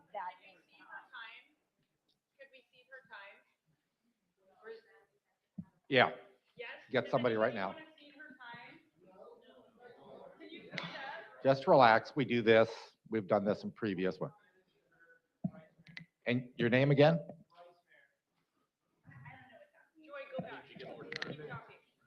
I will place 1 more minute on the clock for Bryce Rare. Well, basically, after I pay all of the expenses, maybe I will walk away net $6,000. Maybe. That's if I don't have a property manager, and I don't. I do this myself. If you add that tax, I'm at a loss. And by that time, the city loses $5,000 in TOT from my property. The cleaning service loses its income. The yard guy loses his income. The stores where I buy my supplies, they lose their sales. The local businesses lose the guests as customers. And overall, our great city loses loyal fans because people won't come here. And the taxes from all those entities where they spend their money. Moreover, a lot of short-term rental units are owned by seniors like myself and local families who rely on that income to maintain a very long-term investment for their retirement. So making us turn to long-term rentals, which are very risky in the state of California. Thank you. This is does not conclude your sustainable. time. Thank you. Thank you. And for the record, Bryce Mayer, I have pulled your slip in receipt of ceding your minute to Joy Campanero. Joel Garcia? Is Joel Garcia in the room?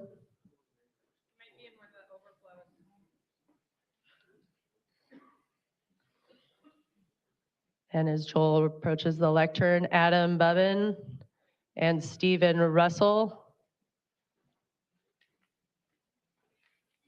All right, we will move on to the next group of speakers.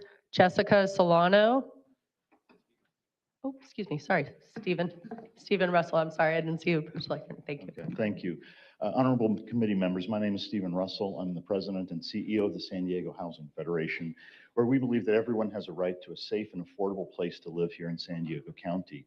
I'm also a lifelong resident of San Diego, who's watched with sadness as many of my friends have felt forced out of San Diego due to rising housing costs.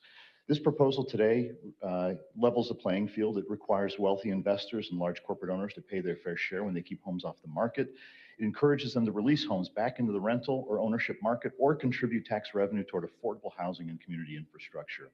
Either outcome benefits San Diegans through increased housing availability or additional funding for essential services. There is a measure to ensure strong public oversight over how these funds are spent, and I would say that this is a community-first measure.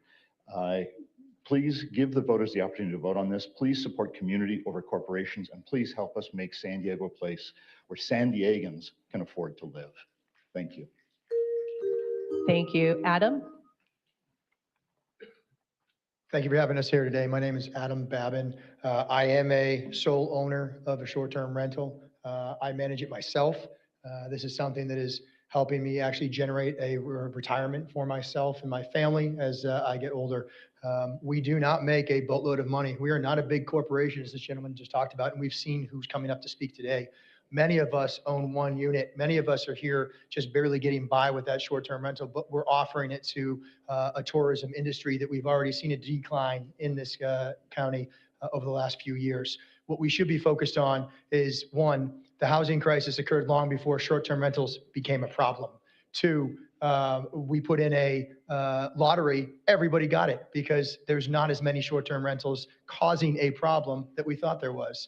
I think we need to look at other solutions of maybe providing tax benefits to getting people here, making that less costly. I actually had a tenant who was supposed to come this year, and they've done it for the last 4 years. They couldn't do it because it cost too much to fly here. So let's look at other measures than just tax. Thank you. Thank you.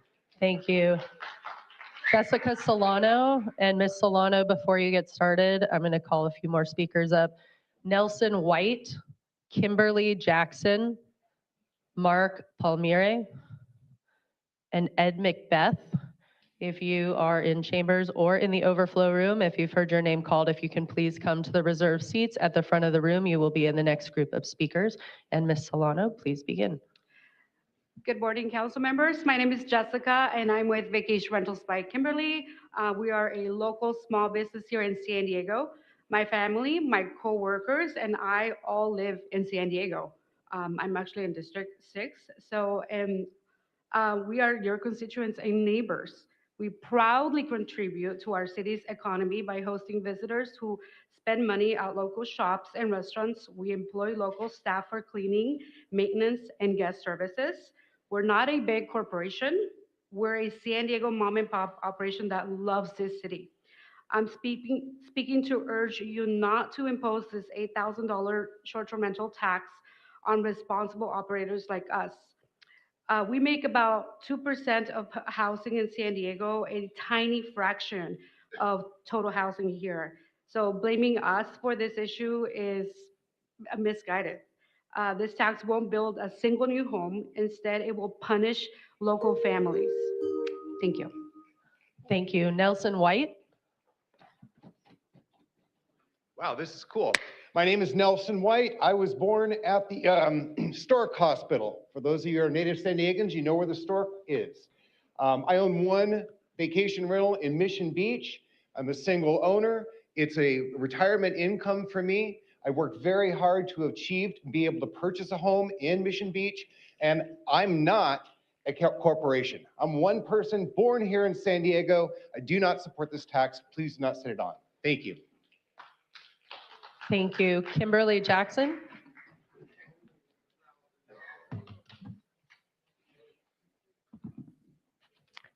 Hi, thank you for having me. My name is Kimberly. I was also born at the Stork Hospital. I'm the founder of a very small operation called Vacation Rentals by Kimberly, and I work for a number of San Diego residents. In fact, 81% of short-term rental permit holders live in San Diego County. If you go to impose this tax, you are hurting residents. These are all residents, they're constituents. We also employ local housekeepers, handymen, electricians, plumbers, pool and spa cleaners, and their jobs will go away. The average length of stay in San Diego County is only 3.4 nights in our business. That means every 3.4 nights we have cleaners in all of our homes. We have handymen in our homes because things break, light bulbs go out. We have pool and spa guys at our properties once a week to turn over pools and spas. If these go to the long-term housing stock, they're there once every 3 weeks. Please do not take away our jobs. Thank you. Mark Palmieri.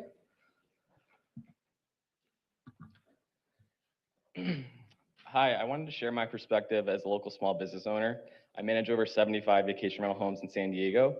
Over 80% of the homeowners I represent are local residents who rely on this income to afford living here. Many as their primary or only income. Based on my direct conversations with these owners, an $8,000 tax is simply not feasible, especially when nearly 70% of all San Diego's listings are 1 and 2 bedroom units, according to AirDNA's data. An $8,000 tax would disproportionately impact smaller, locally owned properties and would likely force many hosts out of the short-term rental market. If this passes, owners won't go long-term. They'll move to midterm rentals or leave these homes vacant, which means no new housing, but less TOT revenue and less tourism spending for the city. I support thoughtful, data-driven solutions to the housing crisis, but this proposal risks harming local homeowners, small businesses, and city revenue without solving the problem. I respectfully ask that you consider these on-the-ground realities as you make your decision today. Thank you for your time and service. Thank you for your testimony. Our next speaker is Ed Macbeth. And Mr. Macbeth, before you get started, I'm going to call Deborah Combs. If you could please come to the reserved seats. And if you have people seating time to you, please be sure they come from the spillover room so they're here to show that they're present. Deborah Combs, Dwayne Dixon, Amelia Milan, Mohammed Umar, and Clint Warland. And Mr. Macbeth, please begin. Thank you for having me. I just wanted to let you know, all of us in blue shirts, we're not paid to be here. So Number one, so my wife and I worked very hard our whole lives to buy our house here. It is, we manage it ourselves. It is it's a part of our retirement income. Just like a lot of other people said, we employ a lot of people. We have families here going to graduations at MCRD, Navy SEALs, universities, getting together. They need a family environment. This, and also the other thing is, I think there's a flaw with this. It assumes that all properties are created equal. Most of these people are not making a lot of money. It assumes that everybody who has a short-term rental is somehow making money hand over fist, but we're not. I think some other people have made a good case that after all expenses, you can barely eke out just the ability to keep the place. So, and also not looking at a lot of these properties are never going to be affordable housing. Thank you very much. Thank you. Our next speaker is Deborah Combs.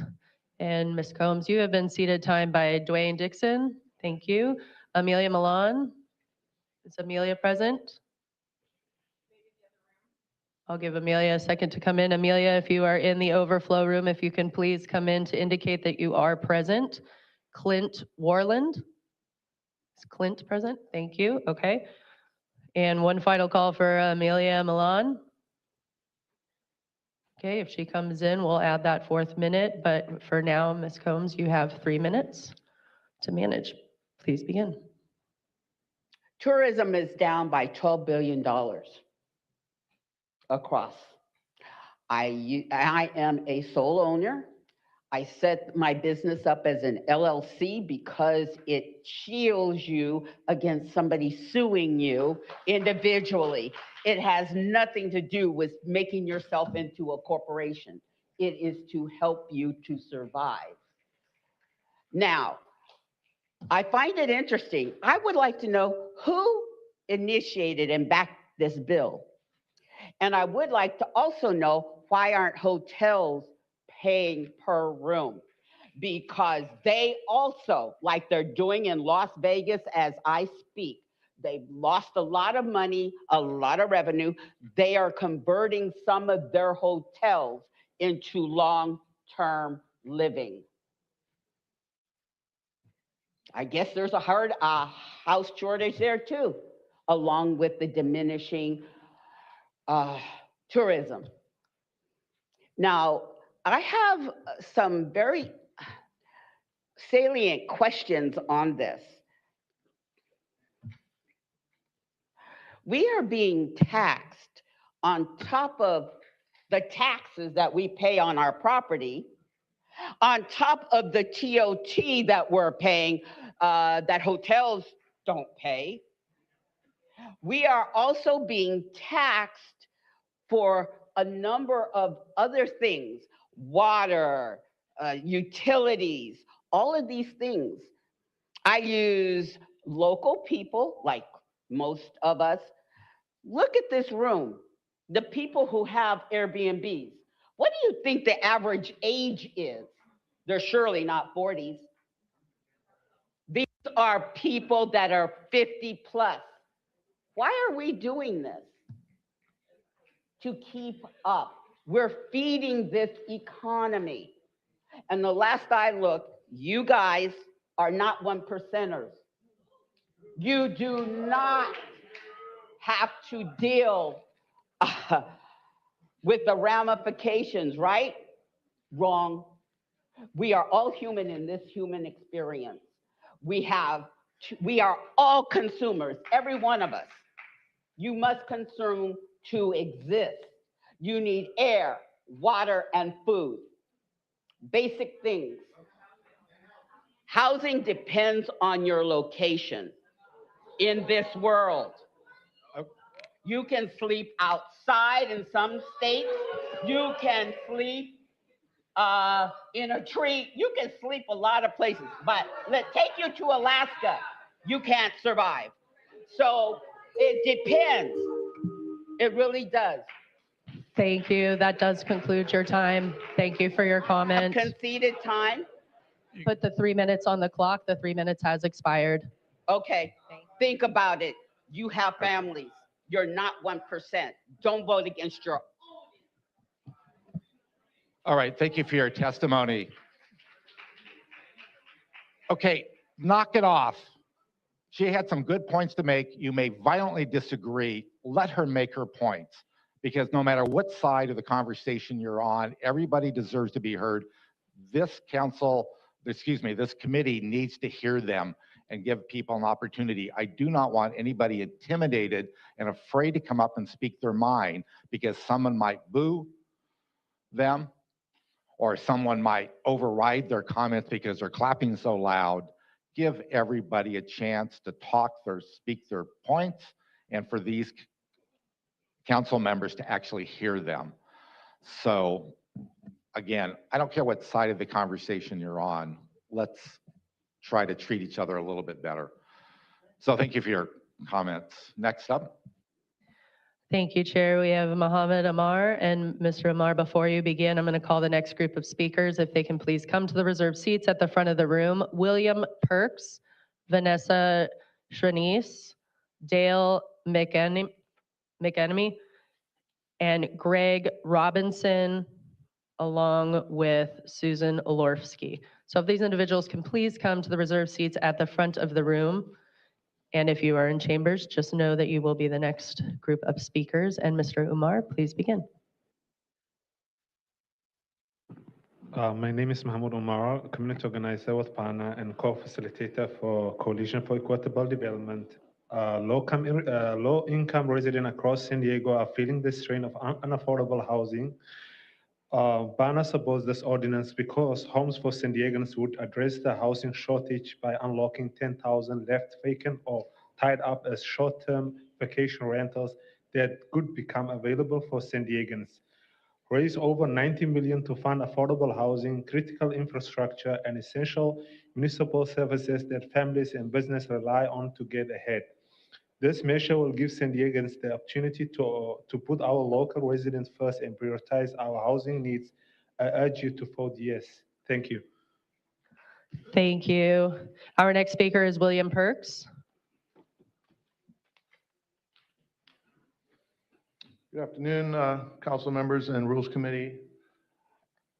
I'm here to oppose this proposal and support the STR community that are being portrayed as corporate criminals or elitists, because that's how short-term rental owners are often described in the public narrative. So I want to introduce myself. I'm William Perks. I'm a first-generation immigrant. I live in a 600 square foot home. I'm a single parent.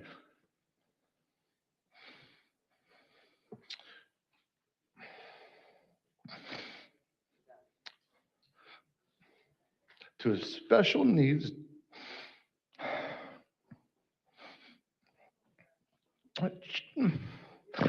child, and I operate one short-term rental so that I can be present for her. Thank you. I would like 1 minute. Sir, can you please state your name for the record so I can pull your slip? Mr. Nguyen? Okay, thank you. So I will be placing 1 more minute on the clock for you, seated by Mr. Nguyen. So my question is, based on Councilmember Elo-Rivera's comments, is this even an unbiased ballot measure? He said most of these people are paid to be here. I don't see that. How did you extrapolate the $8,000 figure for this special tax? And it is a special tax because you're targeting one community. And I respectfully ask for transparency and fairness before advancing a special tax that would force an economic hardness and hardship and good operators out of compliance. Thank you for your time.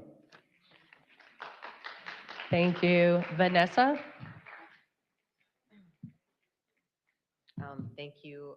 I'm also a first-time immigrant. I made my way here 7 years ago.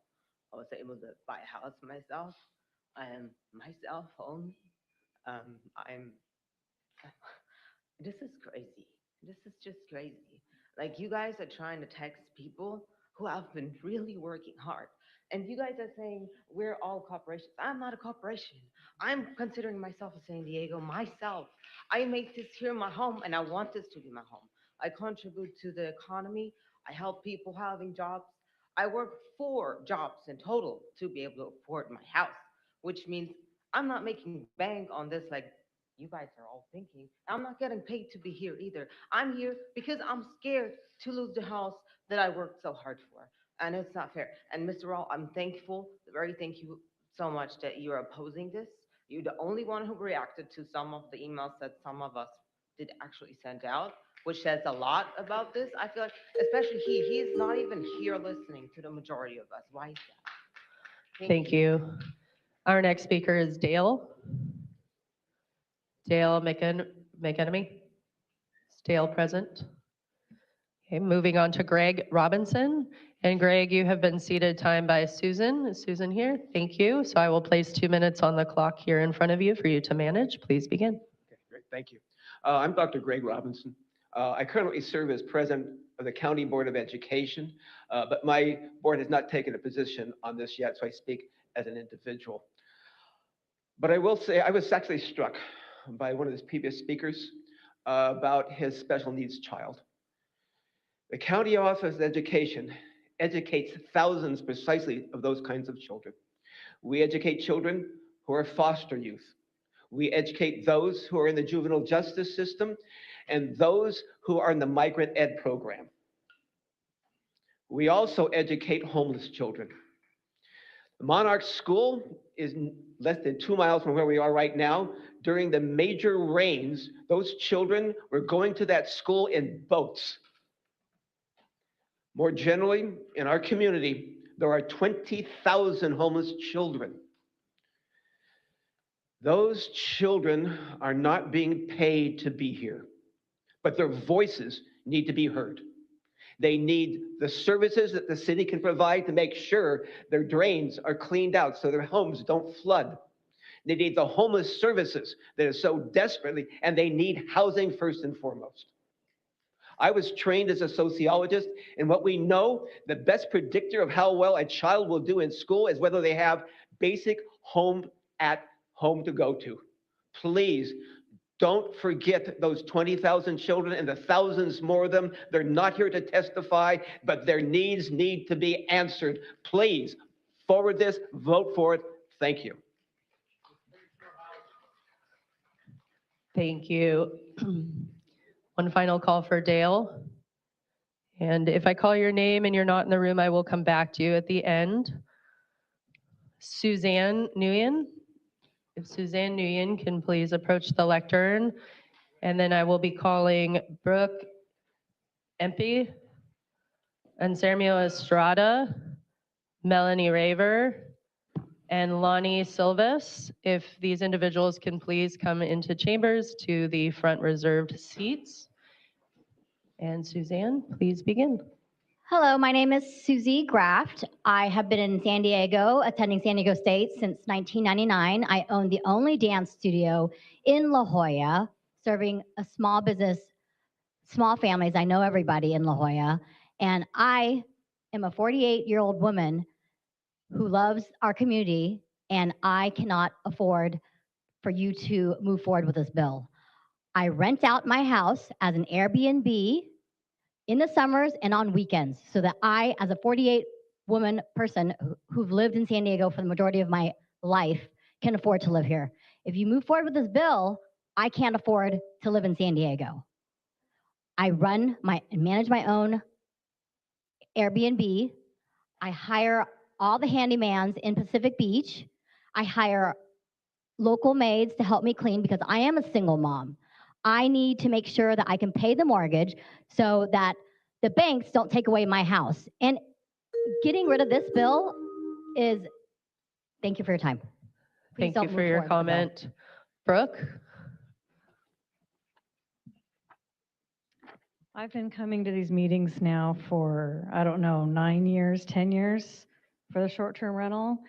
And you know, we already came together after years and years of these meetings and we agreed on common sense rules and regulations. We've been down this road so many times. In San Diego, we already pay an occupancy rental tax for our STRs. We already pay high property taxes. We already pay a licensing fee. We already all pay sales tax. And then we pay state, federal income taxes on top of all of this. We're paying for trash now, and now we even have to pay to park over at the Balboa Park. We're being taxed and feed to death. It's too much. How are we supposed to afford to live here with all of these taxes and fees? It's too much. Thank you. Thank you. And Sarah Meal? Good morning, everybody. My name is Anselmo J. Estrada, Political Director for the San Diego Building and Construction Trades Council. I hear constantly from this dais about the dire nature of the city's structural budget crisis. I hear about the consequences of San Diego's lack of affordable, attainable housing. And now this dais has before it an opportunity to advance what is likely the city's only chance to afford a revenue measure this year. On top of that, it's a real opportunity to free up housing that's been captured by corporations and out-of-town investors.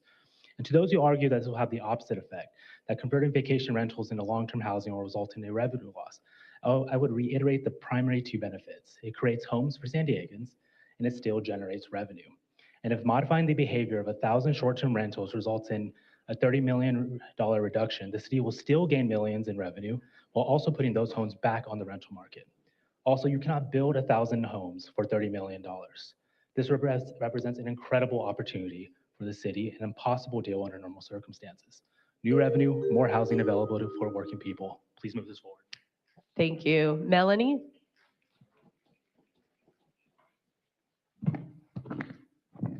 Hello, I am considered a corporate STR owner because I put property as an LLC to protect myself. I have one home. I have owned for 26 years in District 1 in Pacific Beach. I have lived in the home for 10 years. I have long-term rented for 15, and for the last 8 months, it's been an STR. I am not a giant corporate company. It's just me. I manage myself and am very present weekly at the home as well in the community. You can often see me out front tending to the garden. The local neighbors appreciate the change from long-term rental to STR. I take care of my home and am present in the community. You asked, what side are you on? I am not a billionaire. I barely make enough to keep my family of 5 afloat. I am working class. I am a local San Diegan. I employ local San Diegans. The tax is unjust. Please have exclusions for local owners like myself. Thank you all for your support. Thank you. Our next speaker is Lonnie Silvas, and you will be followed by David Bell, Julieta Ornelas, Bruce Karen, and Jesus Martinez. If those individuals can please come up to the reserved seats at the front of the room. And Ms. Silvas, please begin. Good morning. I oppose the vacation rental tax because short-term renting wasn't a luxury choice for me. It was a necessity. As a single mother putting my daughter to college, I turned to Airbnb after being forced to evict tenants who stopped paying rent under policies meant to protect them, but left property owners like me carrying the burden. My last eviction took over 9 months and cost me approximately $10,000 in attorney fees with no accountability to the tenant. During that time, I also was stuck paying for damages done to my property, all while continuing to cover my mortgage, utilities, and maintenance. I turned to short-term rental as a way to financially survive and keep my home. I take it that all of you have investments. So imagine someone stepping in and trying to control how you use yours. If affordable housing is truly concerned, why not start using some of your investments to help? If owners are forced to sell as a result of this tax, these homes will not go to affordable housing. They will go to the highest bidder, making the housing crisis worse. This will also eliminate jobs for people who help us run these businesses. Thank you. Thank you for your comment. Our next speaker is David Bell.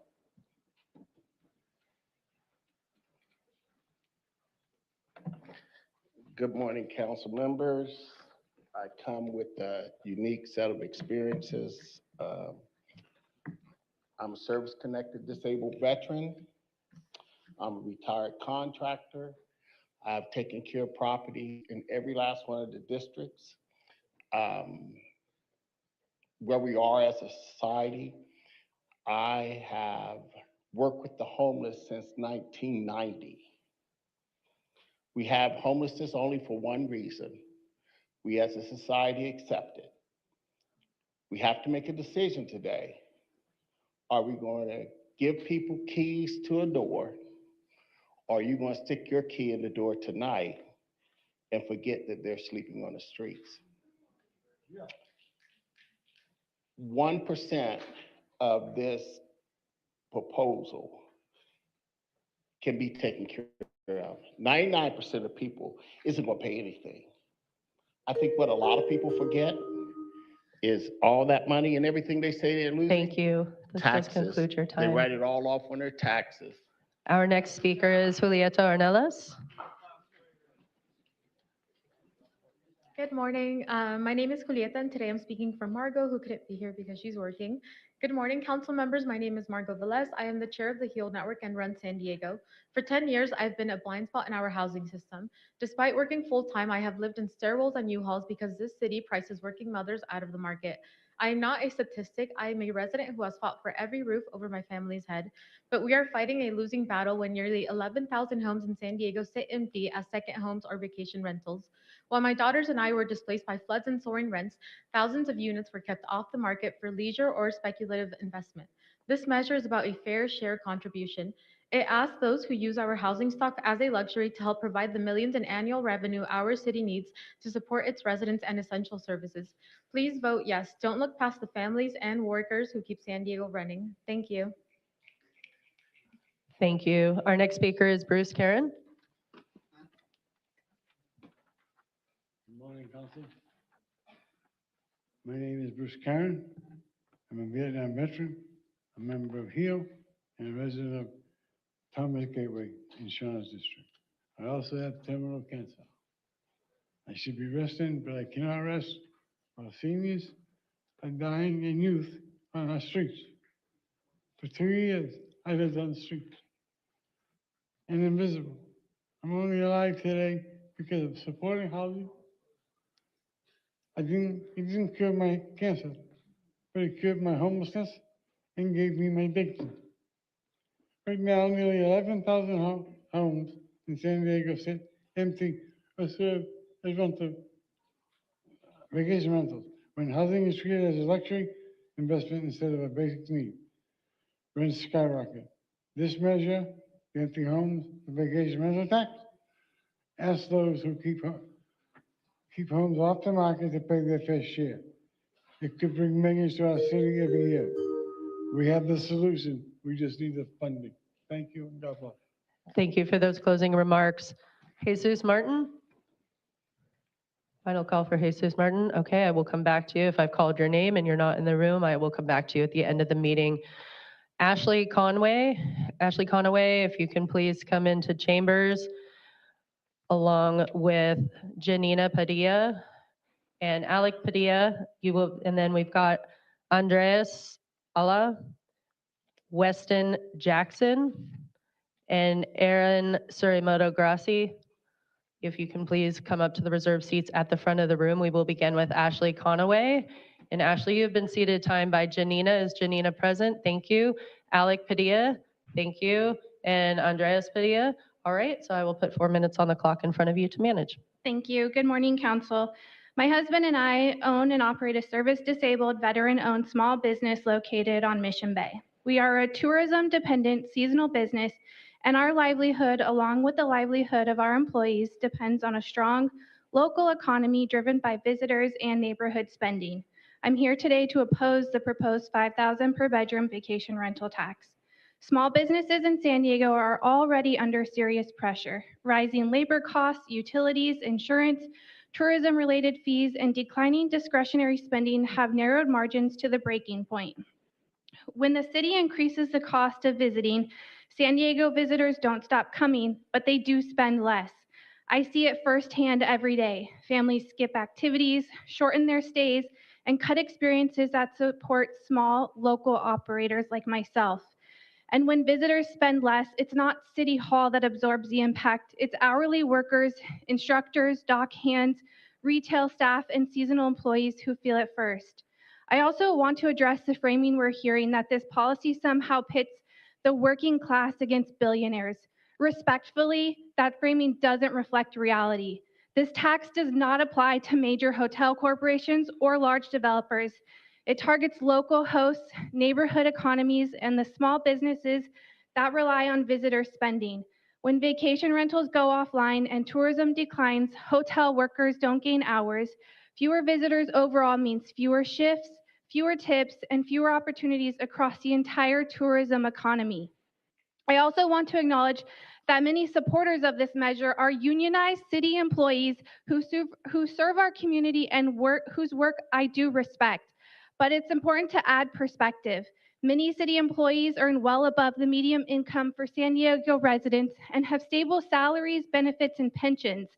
These people most affected by this tax, small business owners, seasonal workers, and independent operators that do not have that stability. When policies are shaped primarily by those with secure public sector jobs, the economic reality facing the rest of the community can get overlooked. The city has suggested that this tax is meant to target corporate-owned or empty housing, but many short-term rentals are held in LLCs not because they are owned by large corporations, but because homeowners are required by insurers and lenders to protect themselves from personal liability. Labeling them as corporate doesn't change who actually pays. Even with all this impact, independent analysis shows this tax would only raise a small fraction of what's needed for affordable housing, while exempting hotels that dominate the visitor economy.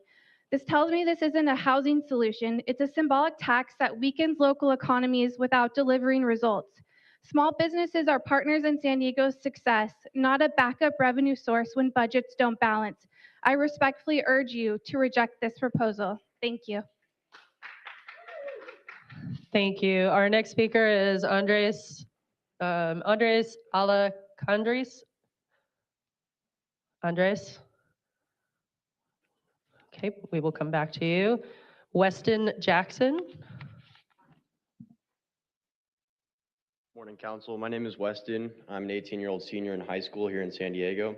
I work 30 hours a week at Vacation Rentals by Kimberly to help pay for my tuition at Montana State University.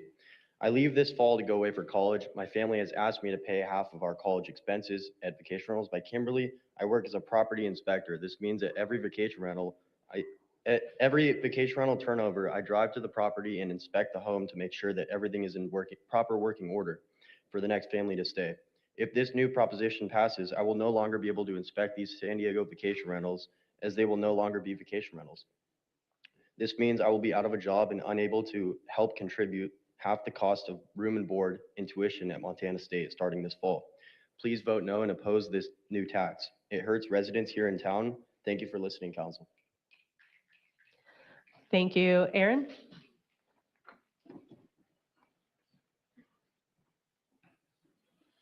Good morning, committee. Erin Suramoto Grassi, Associate Director at Alliance San Diego. I own a condo in District 7, and I'm strongly in support of item 4. When my husband and I first moved into our condo, the unit next to us was rented as an Airbnb. We have shared walls. The Airbnb guests were noisy, they kept late hours, did not have any consideration for the people who lived there full time. They left trash and food in the common areas, including the pool. Our complex has assigned parking and no nearby street parking. The guests would take up all the resident spots, so people who lived there had nowhere to park. But worst of all, in my opinion, was that it was a rotating cast of characters. This meant we never knew who was living next door, which is a safety issue. It meant that we never knew if our packages were going to be delivered to our doorstep. It meant that we never knew if our house would be okay if we were gone. And we never had the opportunity to have a neighbor. Short-term rentals have a negative impact on the community. They rob San Diegans of the opportunity to have neighbors, to build relationships with those who live next door, and to create community. We urge you to move this forward. Thank you for that concluding remark. Our next speaker is Itzel. Itzel, if you can please come up to the lectern. You have been seated time by Andrea Guerrero. Is Andrea present? Thank you. So I will place 2 minutes on the clock. And while you're approaching the lectern, if these speakers can please come up to the reserved seats. Cristoforo Gomez, Pamela Wynn, Christine Martinez, and Adam Harris. And Itzel, I will place 2 minutes on the clock for you to manage. Thank you. Good morning, committee members. My name is Itzel Maganda Chavez, Civic Engagement Director with Alliance San Diego. And we are here to ask that you vote yes today on item 4, the ballot measure proposal to tax second homes and vacation rentals. The cost of renting or buying in San Diego is unrealistic for the vast majority of the people who call San Diego home. I know this firsthand. As young San Diegans, my husband and I have struggled to find a place we can afford. As of today, we have found none, forcing us to stay in our overpriced rental until we can. We are both first-generation SDSU graduates who love our city, and unfortunately, we have come to realize that as it stands now, we will likely never be able to buy in the beautiful city of San Diego. I want to emphasize that we, the people, did not create this problem, but the proposed ballot measure would give us a chance to do something about it. We are living in this housing crisis because big corporations and wealthy investors continue snatching up the properties, and at the same time, homes are left vacant or used for vacation rentals while people are living outside on the streets, right outside of this building. This is a solution that finally gives San Diegans a fair chance to rent or buy a home. That is all we are asking for, nothing more and nothing less. Just a chance to level the playing field. We are asking for folks to pay their fair share. And not only are we interested in solutions to the short term, we're also interested in the solutions to the long term, like the over $90 million this proposal would generate to address housing, infrastructure, and essential city services that we all need. This proposal gives the voters control in deciding how the money is spent through opportunities of public input, as well as transparent oversight and an independent audit. Thank you, Councilmember Elo-Rivera, for introducing real solutions and a way to fight back against corporate interests who continue trying to take advantage of working families across our city, our county, and our country. On behalf of Alliance San Diego, we ask that you please vote yes on item 4. Thank you. Thank you. Our next speaker is Cristoforo.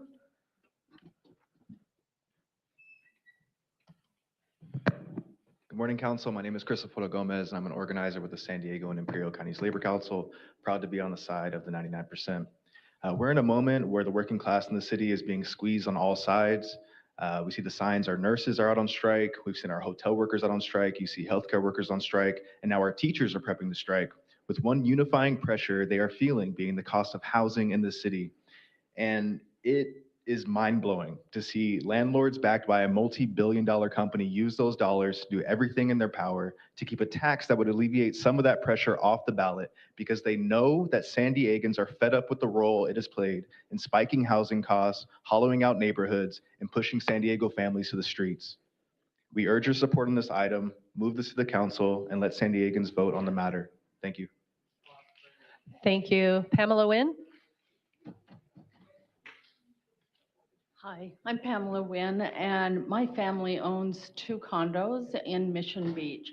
And I really understand the housing, and I feel for all these people that cannot afford housing.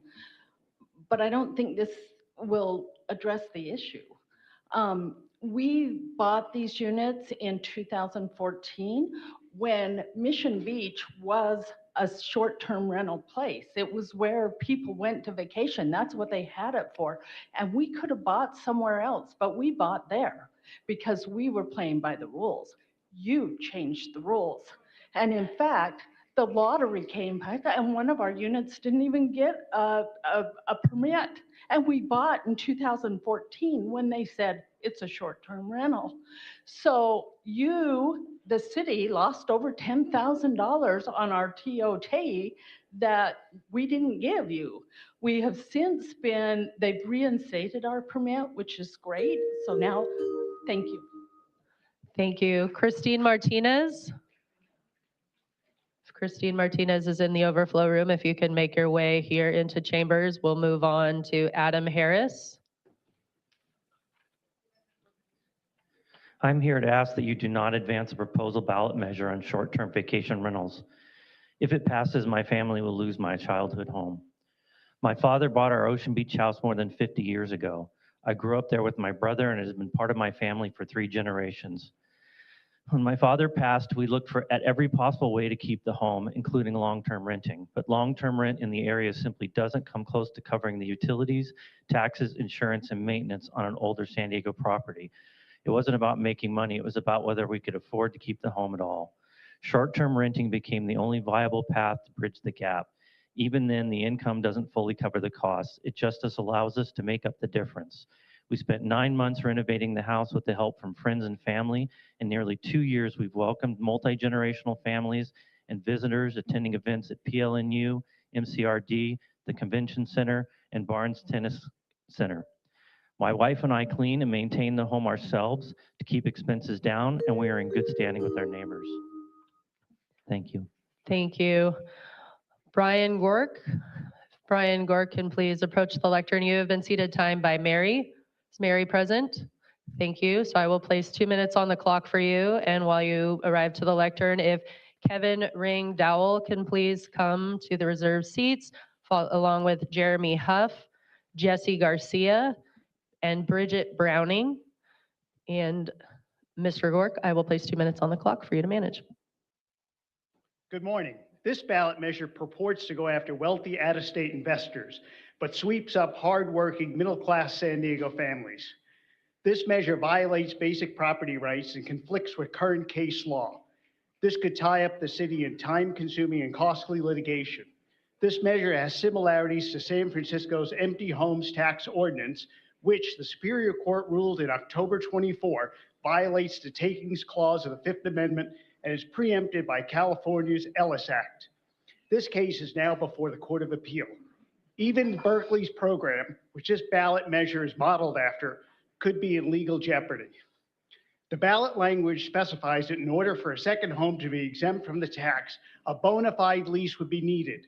Every property owner needs to know that housing or renting to relatives would not exempt them from this tax.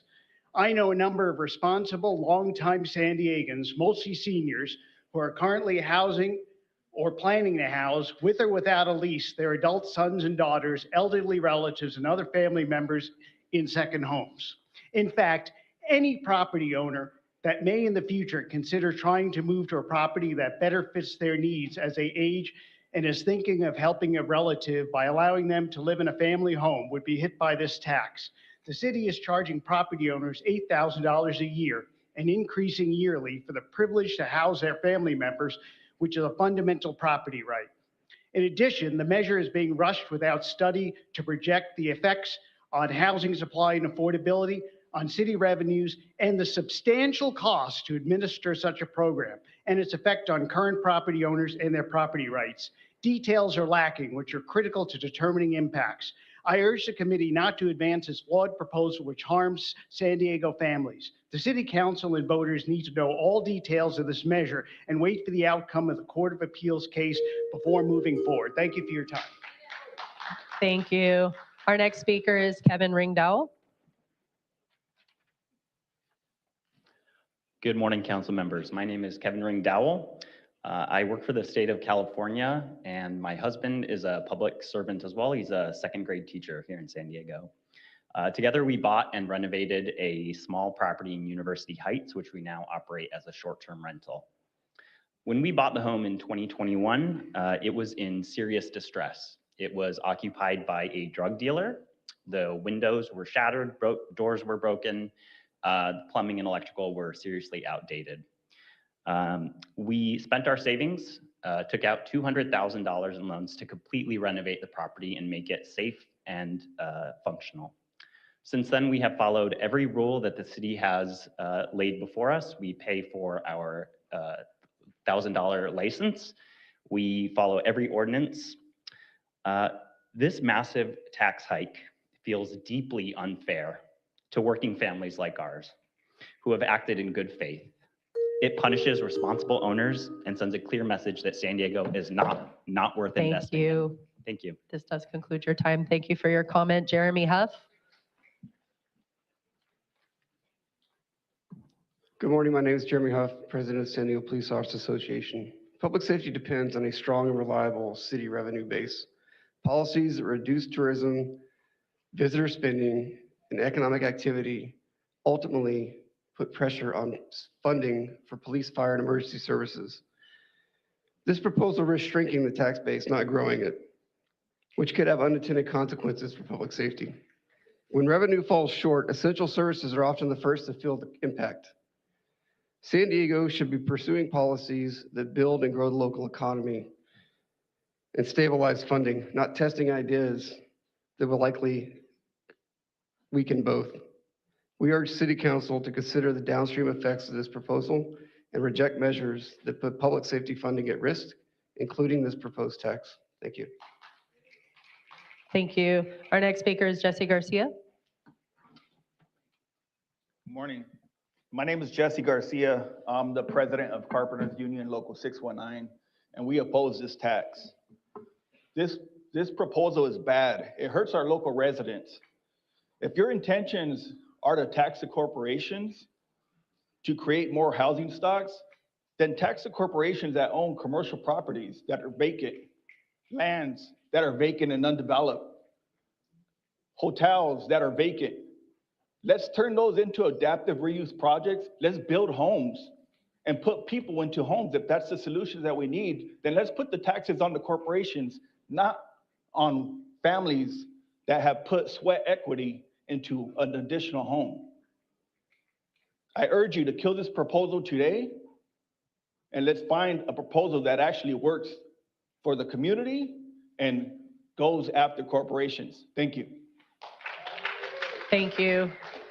Our next speaker is Bridget Browning. And Bridget, you have been seated time by Giancarlo Vega and Luca Barton. Okay, so I will place 3 minutes on the clock. Please begin. Hi, good afternoon. I'm Bridget Browning. I'm the president of the San Diego and Imperial Counties Labor Council, and we represent 200,000 workers in the county. We strongly urge you to move this measure forward. This is a basic choice. Do you value housing for our workers to live in, or do you view housing as a commodity to make profit? It's very clear to us. Every one of these 11,000 homes have been taken off the market and have made the housing crisis worse. Taxing that choice is not just reasonable, it's necessary. We can't let the opposition fool us. This isn't about someone renting a room or two in their home. They are exempt. This targets less than 1% of those with whole home vacation rentals and empty second homes. The paid testimonies that you've heard are from investors protecting a business model that works for them. It's hollowed out our neighborhoods. This policy wisely exempts our military families, seniors in care, and victims of disaster. This is a brilliant two-part victory for working people. This policy could return up to 11,000 homes back to our communities to house our residents, or if it doesn't, it's also a win because it can generate up to $90 million a year for the city.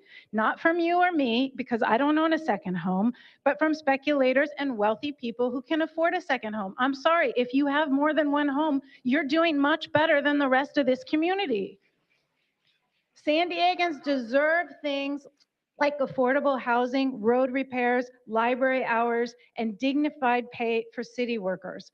And I'll just let you know, city workers are not doing well. They can't afford to live in the city. They don't know where they're going to live.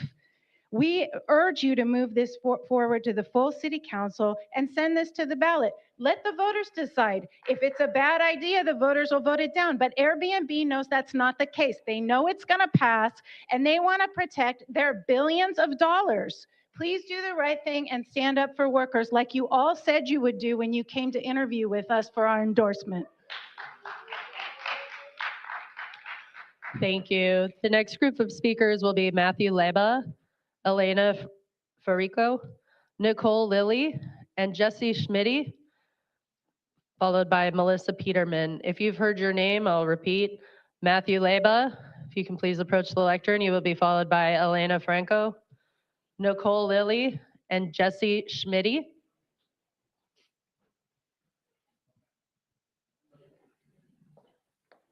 Okay. Elena? Nicole?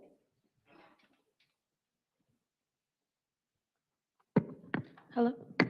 Hi, my name is Nicole Lilly. I am a 23-year-old renter, a resident of District 3, and the executive director of Our Time to Act, a youth-led nonprofit fighting for housing justice in San Diego, which is why I'm here today strongly urging your support of this tax. Housing is a human right. It is not a tool for profit. I am sickened by the comments I've heard demonizing and dehumanizing renters. The majority of San Diegans are renters. We are human beings, we are your neighbors, and we deserve a stable place to live in our city.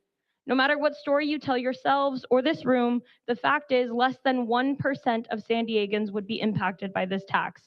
The majority of us are struggling to pay our rent, and owning a home is a dream. The idea of owning multiple properties is a fantasy most of us never imagine.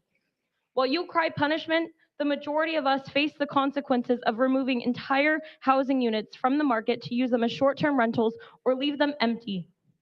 When we allow that less than 1% of San Diegans, please give this to the people and pass this policy. Thank you. I may have mispronounced Elena's last name. Elena Franco. Is Elena Franco present? Okay, I'll put that aside. We'll call you at the end of the meeting. Jesse Schmitty. And Jesse, you have been seated time by Karen Lee. Thank you. So I will place 2 minutes on the clock for you to manage.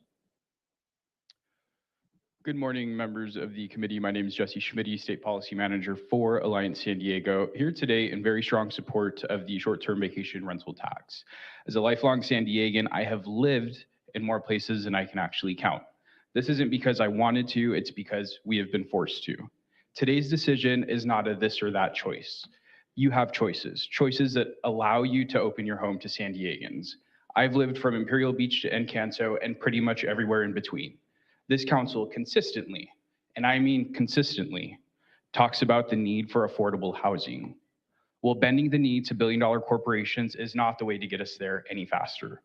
Today, this council can choose whether or not to allow this billion-dollar corporation to continue capitalizing off the backs of hardworking San Diegans. Airbnb, let's call this out for what it is, using our community members as pawns against us in this fight to fatten and deepen your own pockets. Fellow San Diegans, we aren't asking you to give up your income. We're asking you to convert your short-term into long-term rentals for the people who are paying for your roads to be paved, for your schools to be built, your fires to be fought. I'm sure we are going to hear some grandstanding about the cost this will be to San Diegans and how the economics don't math up. Well, let me make this clear for those at those crossroads today. The cost of not doing this is a growing homelessness crisis, a continual gap in between our highest and lowest income earners, and a crushing defeat to the hardworking San Diegans standing in this very room. This council should be particularly angry with Airbnb weaponizing this community, the cute shirts, the buses, and the checks. Think of what they could do for their hosts who are making 5 to 6% ROI annually and still struggling to get by. Thank you. Thank you. Melissa Peterman. And Melissa, before you begin, I'm going to call the next group of people to come to the reserved seats at the front of the room. Omar Araza, Barbara Pinto, Ana Ramos, D, and Ramla Saeed. If those individuals can please come up to the reserved seats at the front of the room. And Melissa, please begin.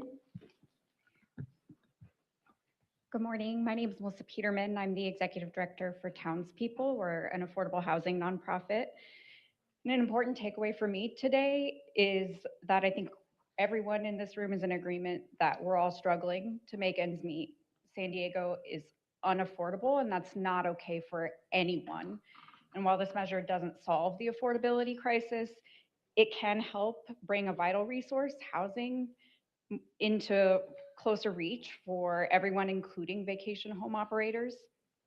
Townspeople, we're about to rent out a new home, and we could do so as a short-term vacation rental and bring in needed revenue for the nonprofit.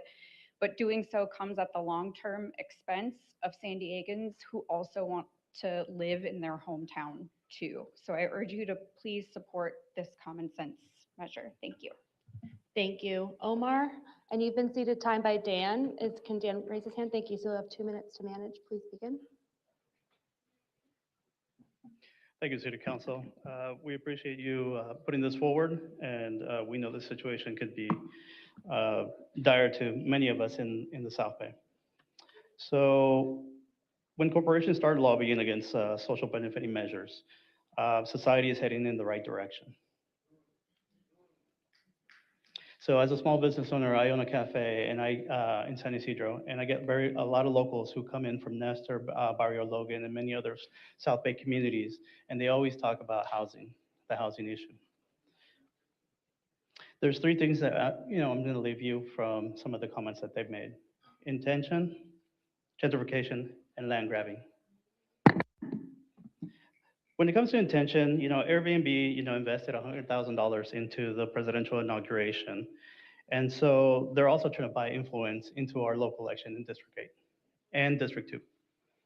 So it's very important for us to really understand what their intention is when they come and are buying our local community members and providing disinformation. When it comes to gentrification, many outside San Diego, outside individuals are looking to buy communities in our South Bay because right now it's cheap. And so we're going to be priced, we're going to be seeing many local residents be priced out of their communities, which also leads to land grabbing. And I'm not talking about corporations as a small business owner. I'm talking about the corporations that really buy up multiple properties. San Diego County actually was 2 years ago was fighting the very thing of land grabbing, where, take for instance, Blackstone bought 66 properties in San Diego County. When are they going to start buying land in our communities down in South Bay? This is a measure that can prevent that. We need this measure to move forward, to really secure current and future housing for our community. Thank you. Barbara? Barbara Pinto? You'll be followed by Ana Ramos, D. Ramla Sahid, and Grace Rojas.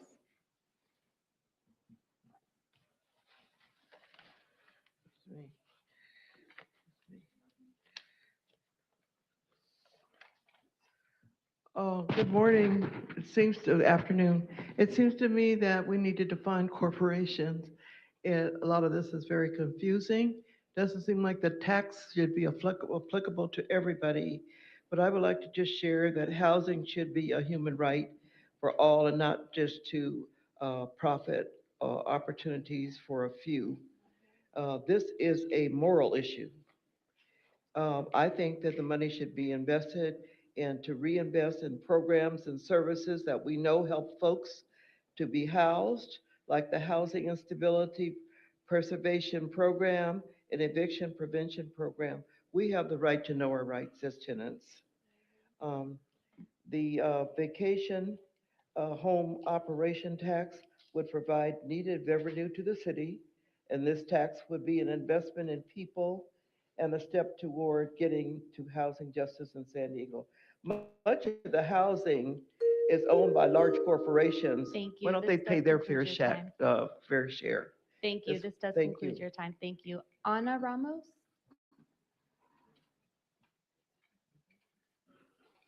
Good morning, council members. My name is Ana Ramos. I'm a community organizer with ACE, the Alliance of Californians for Community Empowerment. And I'm here in strong support of implementing this tax because this housing crisis is simply not fair on working class families who are in need of housing. And I say this because we have multiple members who are living in their cars because they cannot afford anywhere.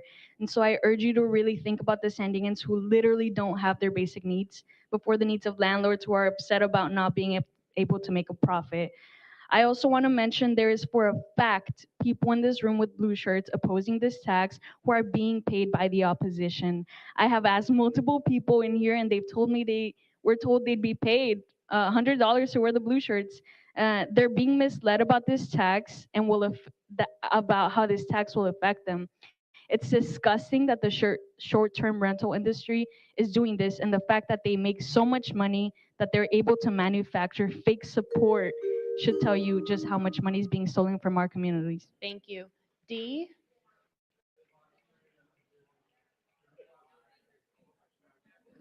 Hello, my name is Dee. I'm a resident of District 3.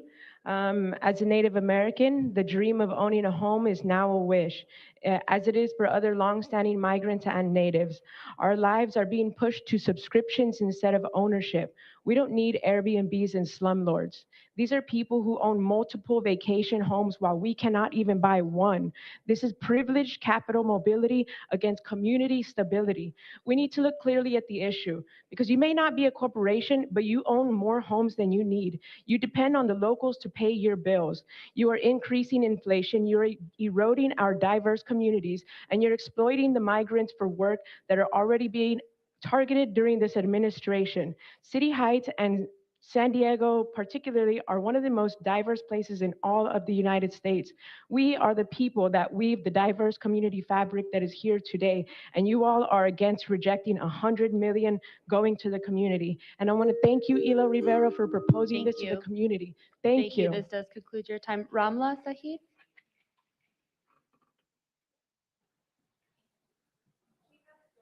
Okay, thank you. Grace Rojas, and you'll be followed by James Jacob Magano, Adrian Anderson, and Jay Jones. If you could please make your way to the front of the room.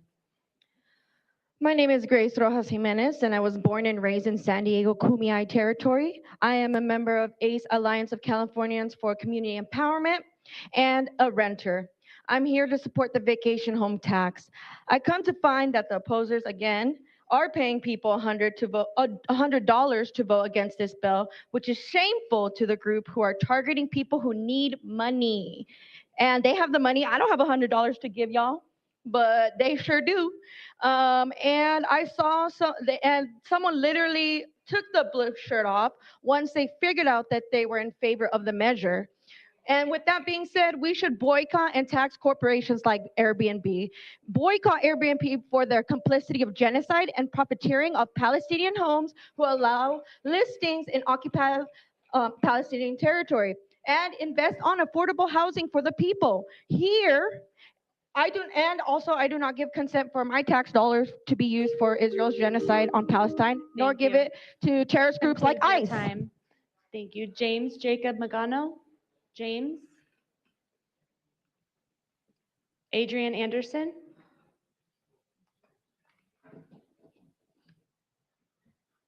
Or Jay Jones.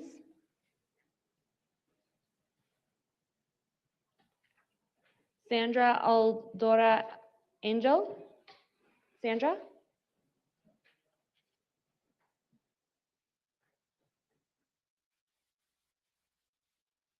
And you'll be followed by Karen Dang, Thelma Navarro. Hi, council members. My name is Sandra Eldora Angel. I am a Colombian American minority. My husband is a combat veteran, 100% disabled. We saved over 20 years to buy our second home, our retirement home in Pacific Beach.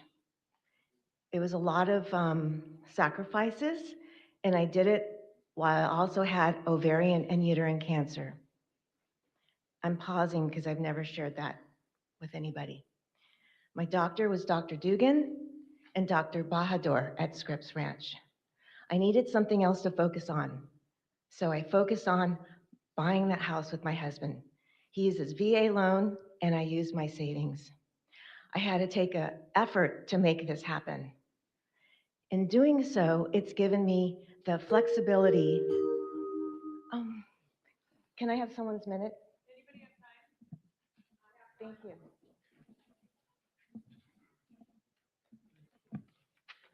I'll place one more minute on the clock for you. If you can please hand the speaker slip here to my colleague. Thank you. So a lot of the people here are talking about unaffordable housing. What's interesting to note is that they're not educated enough about the affordable housing that's here. The city has received over $320 million to help affordable housing. Mayor Todd Gloria We're going to pause your time. I've warned you before, let people speak and speak their mind. You may agree, you may violently disagree, but let them speak. Please extend the courtesy. So we're going to go back and give you put a minute back on the clock. I wasn't paid to be here. Mayor Todd Gloria just signed a proposal for 14,000 homes in Claremont, and then another amount for by San Diego State University. I always look at that, all the positiveness that there is in San Diego. In addition to that, there was $32.4 million for the Starling Place property that affords affordable housing. There was also Amacer in Linda Vista, in Pacific Beach, Rose Canyon, and it goes on and on. There's so many places for affordable housing. As a realtor here in San Diego, I can help first-time home buyers. There are programs through the city of San Diego to help the first-time home buyers to defer their payments, to have lower tax credits, to go through someone that can help them. Thank you. That does Thank conclude you. your minute. Thank you. Our next speaker is Karen Dang.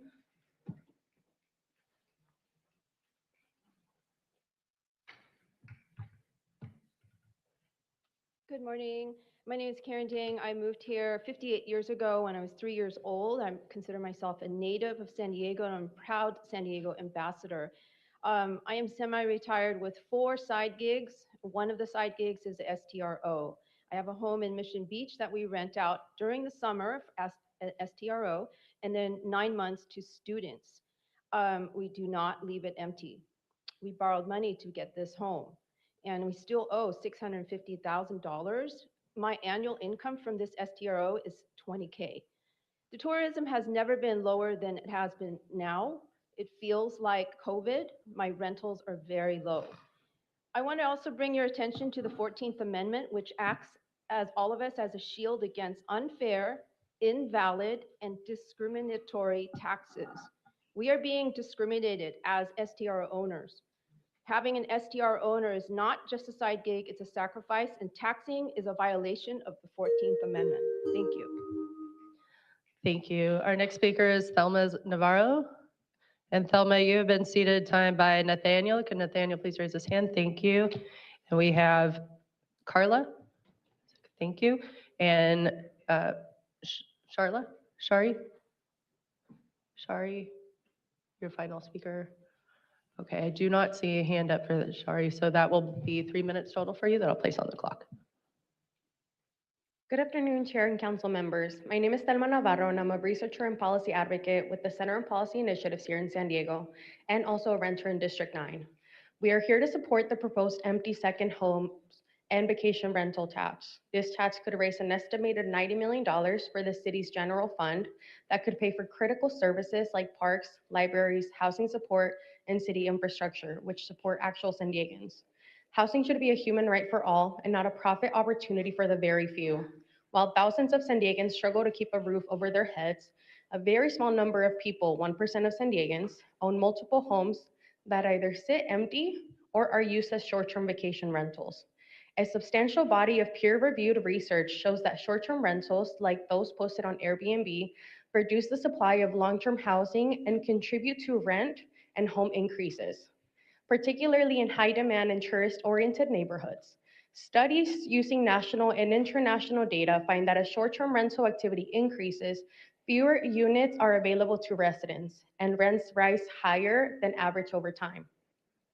In San Diego, short-term rentals are heavily concentrated in coastal and central San Diego neighborhoods, including La Jolla, Logan, University Heights, where short-term rentals are pricing out long-term residents and families. Consequently, residents from across the districts are displaced by uneven market that favor companies, landlords, and investors over local communities. Misleading claims and misinformation is being circulated by the opposition. The facts are that this measure targets second empty homes and full-time vacation rentals, not primary residence or short-term rentals or long-term rentals. This measure makes the 11,000 people who own vacation houses and short-term rentals in San Diego actually contribute to our city and not just themselves.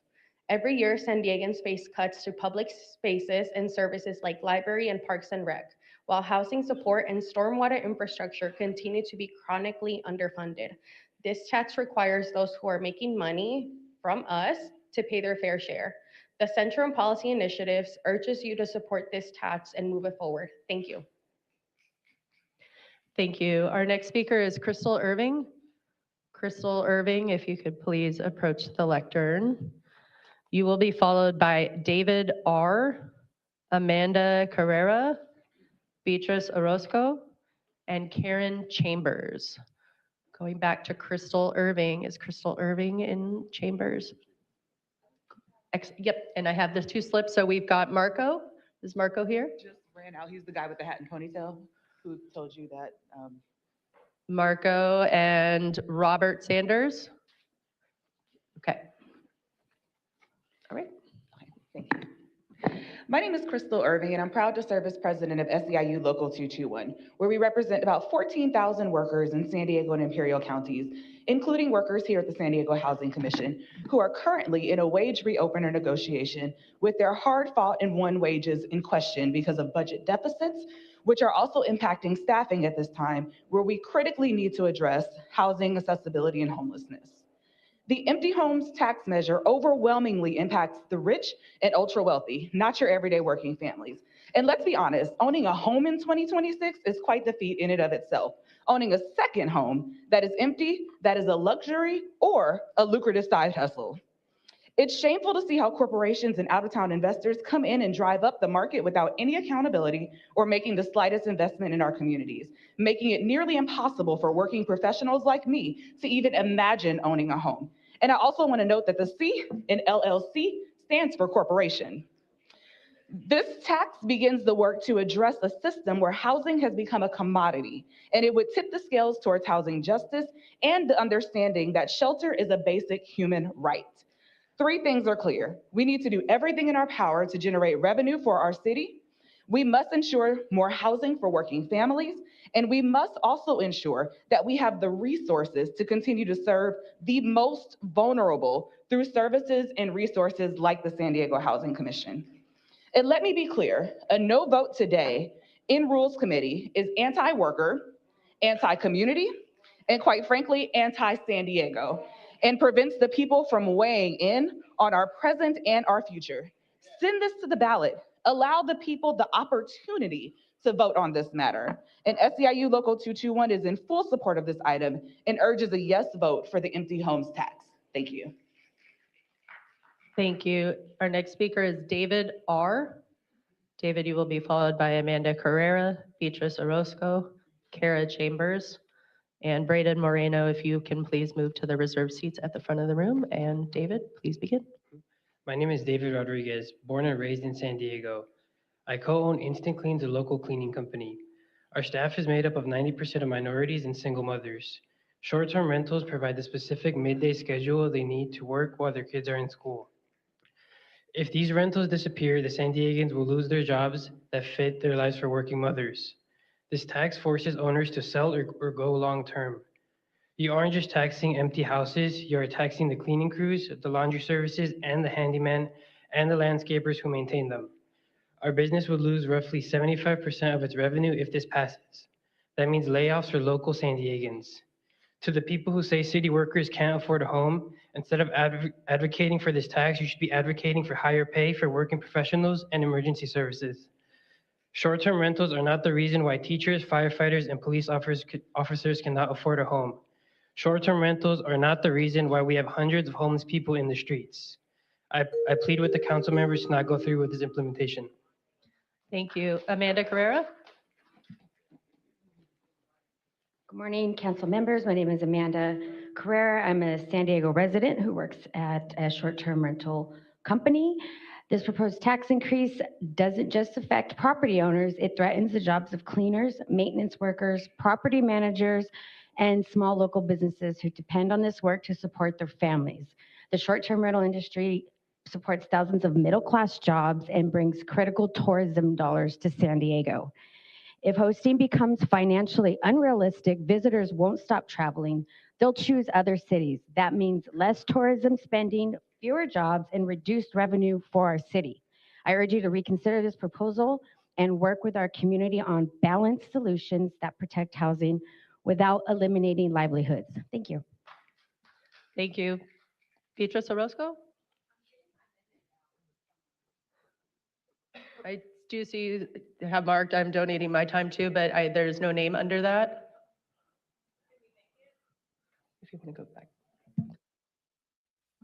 We'll come back to you if you'd like to speak to my colleague about donating your minute to a speaker. Kara Chambers. Hello. I had a completely different speech prepared, but I really feel like I need to nail some things home here. I live in District 8 and I'm a property manager. Virtually no one is going to sell their asset or turn their home into an unfurnished long-term rental. A major reason for this is because being a long-term landlord has become so unpalatable in California. They will simply switch to medium-term rentals to avoid this tax, rent to travel nurses, DoD contractors, or corporate housing, not San Diegans. And what does this mean? The city gets $0 in TOT, cleaners, handymen, blue-collar workers lose their jobs, small businesses in the community suffer. We all want life to be more affordable here, believe me, but this tax is not the answer. A quick stat, in 2023, Airbnb showed that guests contributed $1.6 billion to our regional economy. Do not let that revenue dry up. Thank you. Thank you. Our next speaker is Braden Moreno. And Braden, you have been seated time by Brian. Okay, so I'll place 2 minutes on the clock for you to manage. Good morning, Council. I'm a 20-year San Diegan and graduate of San Diego State. Go Aztecs. I'm a short-term rental owner and manager of other short-term rentals in San Diego. We're a small business. This proposal will not increase city revenue. It will collapse at least 60 to 70% or more of the vacation rental market. And Council, vacation rentals are good for the economics of cities. They generate city revenue through TOT taxes, licensing fees, visitor spending, and the income taxes paid by the service providers that support these rentals. That money actually funds police, fire, parks, and basic city services. It's interesting seeing signs that say, what side are we on? We are on the working class side because short-term rentals support the working class, tens of thousands of them, mainly small businesses and service providers. Like my cleaning manager, Alba, who runs a local company with 10 employees. If these rentals disappear, those jobs disappear, the working class. Eliminating vacation rentals will not meaningfully increase affordable housing. Other cities have tried this, and time again, it's been disproven. Owners either sell, increasing housing costs, or they shift to 30-day midterm furnished rentals. That doesn't create any revenue for this city, and it removes housing. It doesn't create more housing. I urge you guys to vote no on this policy. It hurts local workers. It hurts small businesses like ours. It damages tourism, and it reduces city revenue, especially during a budget deficit. Thank you. Thank you. Our next speaker is Jeff McGurn. You will be followed by Aaron Bears, Rebecca Parks, and Chris Kate. And for those that are going to be having a group presentation and you've had time seated to you, if you can please make sure the people that have seated time to come into chambers as we wait. So we'll begin with Jeff McGurn. Jeff, you've been seated time by Dora. Is Dora present? Dora, can you please raise your hand? Dora Grant, if you're in the overflow room, if you can please come into chambers and identify yourself so we can cede your time. And Dr. Rhonda Crawford. Dr. Rhonda Crawford.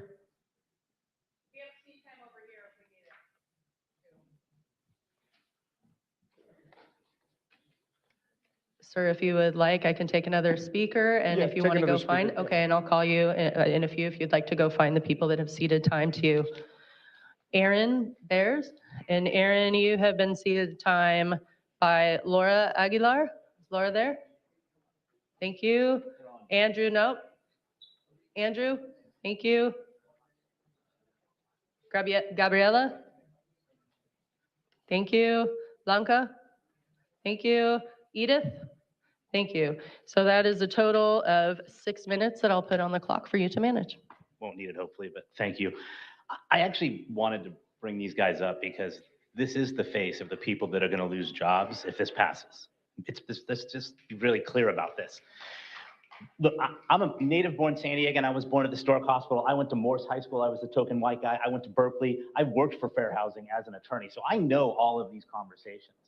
But we're vilifying the wrong people. The inclusion of the term corporation is completely unfair because the reality of it is all these homes are held in corporations. You know why? Because we get sued. That's the only reason. These guys aren't McDonald's. They aren't BlackRock. I have 74 units that I manage in this city. Every single one, with the exception of 4, are local residents who pay taxes and live here. They've had their homes for the better part of 40 plus years. No one has more than 2. These people are not rolling in the dough. They scraped and they saved and they chose to invest in their community to support their community. These people I paid $775,000 in cleaning fees last year. I spent $1.2 million in allied professionals related to the trades. So if you want to talk about the impact, that's the impact. If this passes, the reality, and Jillian actually made a good point, I think it was glossed over, 30% is probably the number you're going to lose. 30%. Take out two of these people. I have 12 cleaners that I paid $775,000 last year to. I spent $620,000 on TOT. If 30% of that goes away, you lose $250,000. Now you might make up 350 in this asinine tax, but guess what? At the end of the day, what we've talked about is all those tourism dollars that you're going to lose. Now, I get it. People want to vilify tourism, but we are a tourism-based economy. That is the reality.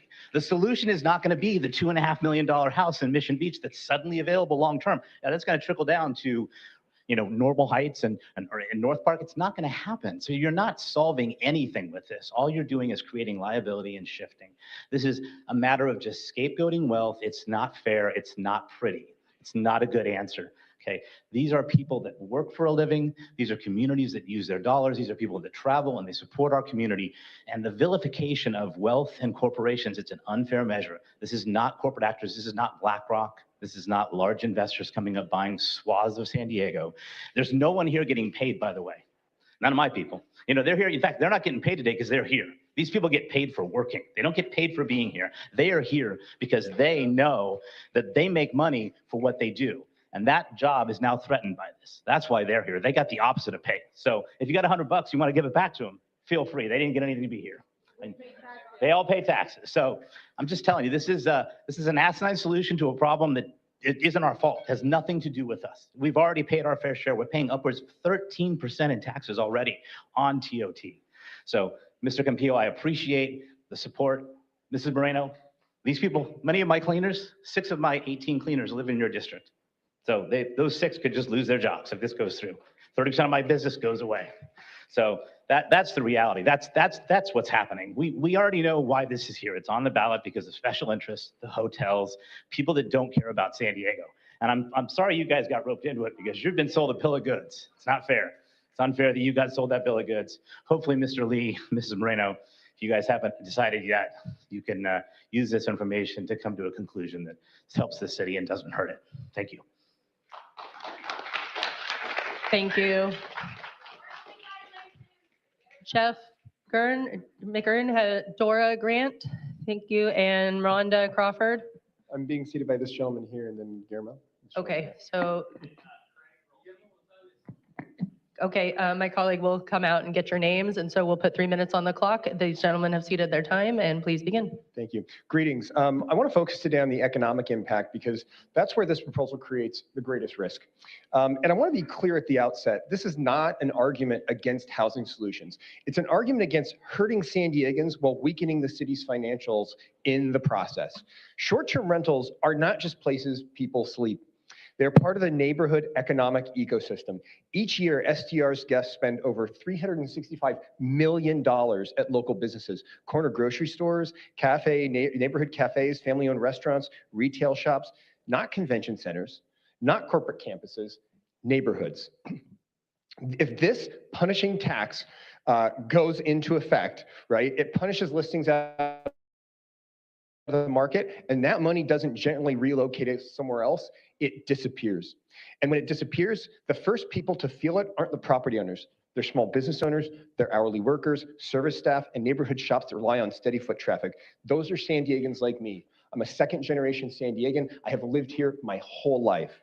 We've heard revenue projections tied to this proposal, but those projections rely on very fragile assumptions that most operators will simply pay the tax, and many won't. This is a deterrence tax, a punishment tax. Its purpose is to make people stop hosting. And when people stop hosting, transient occupancy tax goes away. Sales tax goes down, visitor spending goes down. So the city isn't trading one revenue stream for another. It's risking guaranteed revenue for speculative revenue. That's a little like selling your paycheck in exchange for a lottery ticket. Occasionally exciting, but not a strategy most of us would recommend. We've heard estimates about how much this tax could raise, but those numbers assume behavior doesn't align with the reality on the ground. Smaller operators, especially those with modest inland properties, they're not going to absorb an $8,000 or $12,000 tax bill. They'll delist, and once they're gone, the tax revenue is gone, the TOT is gone, the neighborhood spending is gone. A revenue estimate that depends on people staying in a system explicitly designed to push them out is at best optimistic. There's also an entire workforce this proposal rarely acknowledges. Cleaners, landscapers, handymen, maintenance crews, linen services. These are local, often minority and women-owned small businesses that pay per stay, not salaried, not buffered. When listings disappear, their income disappears instantly. This proposal doesn't punish platforms, it punishes workers. I also want to address the argument we've heard repeatedly that they're driving down school enrollment. That is just not the case. In fact, quite the opposite. We find school enrollment is going up in most of the areas where the population is more dense with vacation rentals. Blaming STRs for school enrollment trends may be emotionally appealing, but it distracts from the real issues families and schools are facing. And importantly, many STR operators themselves, like me, are parents, neighbors, and school supporters. These are not absentee actors, we're part of the community. And finally, I want to address the treatment of LLCs. Many San Diegans use LLCs for one simple reason: to protect their families, not to dodge taxes, not to hoard housing. Please, please, please vote down this proposal. Thank you. Our next speaker is Rebecca Parks. And Rebecca, you have been seated time by Renee Howard. Is Renee in the room? Thank you. Okay, so I'll place 2 minutes on the clock. Hi, my name's Rebecca Parks, and I'm a cleaner for the Airbnbs. Most days you can find me and my team out at Mission Beach, Pacific Beach, Del Mar. I'm a small person in a company that I work for. There's about 15 of us total. And today, for instance, we didn't get paid to be here. I lost 4 jobs today. That's about $650 that I passed on to one of my coworkers so I could be here to explain to you guys how important it is for me to have this job. It wasn't the job I originally started out to do, but it was the job that fell into me just when I needed it. When my husband passed away and I was left with 5 children, I was able to work flexible hours. I was able to leave and take my kids to the doctors. I was able to still pay my rent and not get evicted. The house that I lived in since I was 13 years old. My parents have since moved out of state and bought a house, and I was able to stay renting there from our landlords. That's not something most people have, and I understand that. But I could have moved out of state too. Instead, I chose to find a way to make it work so me and my girls can stay here. San Diego is home to us. I've been here, born and raised here. I just ask that you guys take into consideration, it's not just me, it's a lot of us. There's maintenance people that come. Without them, I can't do my job. There's renters. I can't afford to go on vacation and pay a huge tax. It's hard enough if you save your whole life to go on that one special vacation. And most people can barely scrape up enough to make that happen. With this added tax, it's going to put a lot of people out of jobs and a lot of people out of business. So please take all this into consideration. Thank you. Thank you. Chris Kate? Good afternoon, Council President, members of the committee. Chris Kate on behalf of the San Diego Regional Chamber of Commerce. Our role is simple. It's to advocate for policies that help San Diego's economy grow in a way that benefits residents, workers, and businesses. Unfortunately, this proposal does the opposite. Vacation rentals bring in visitors, support small businesses, and generate significant economic activity that the city and its communities depend upon. The majority of hosts are local San Diegans. They already pay substantial taxes to fund city services. This proposal offers no guarantees that the new tax revenue will improve affordability or increase the supply of housing. If these homes are taxed out of existence, they won't turn into affordable housing. Instead, the city will lose visitors, host livelihoods will take a hit, and small businesses will feel the pain. San Diego needs thoughtful, accountable revenue policies, and this broad tax is not a thoughtful solution. And we urge the Rules Committee to vote no today. Thank you. Thank you. Our next set of speakers will be James Stiers, Mikey Knabb, Gabby Simon, Angie Stripling. If these individuals can please come up to the reserved seats here at the front of the room, you will be with the next group of speakers. And if you are in the overflow room and you heard your name, please make your way to chambers. We will begin with James.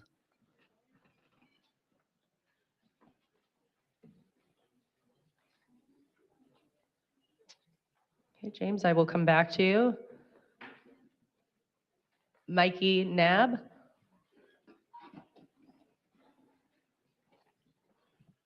Good afternoon, committee members. My name is Mikey Knabb. I'm a co-founder of Business for Good San Diego. We represent over 130 locally owned businesses here in the city and beyond in the San Diego County region.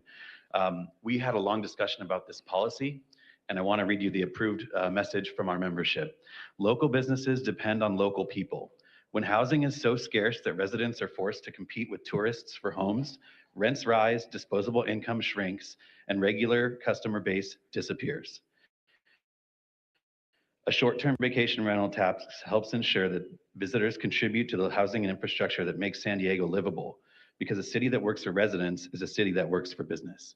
We urge you to support this policy and let the voters decide if this is the best thing for San Diegans. Thank you. Thank you. Gabby Simon?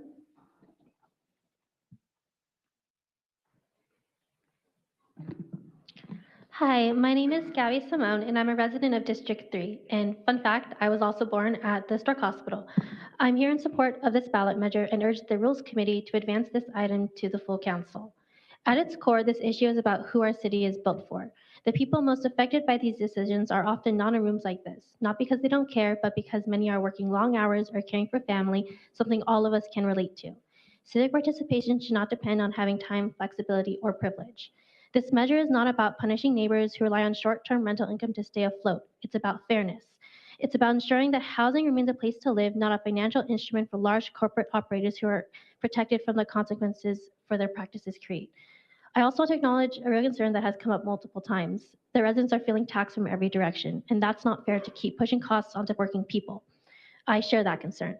This proposal has divided people who actually share common ground. Most residents want the same things: stability, transparency, and a city where working people can afford to stay.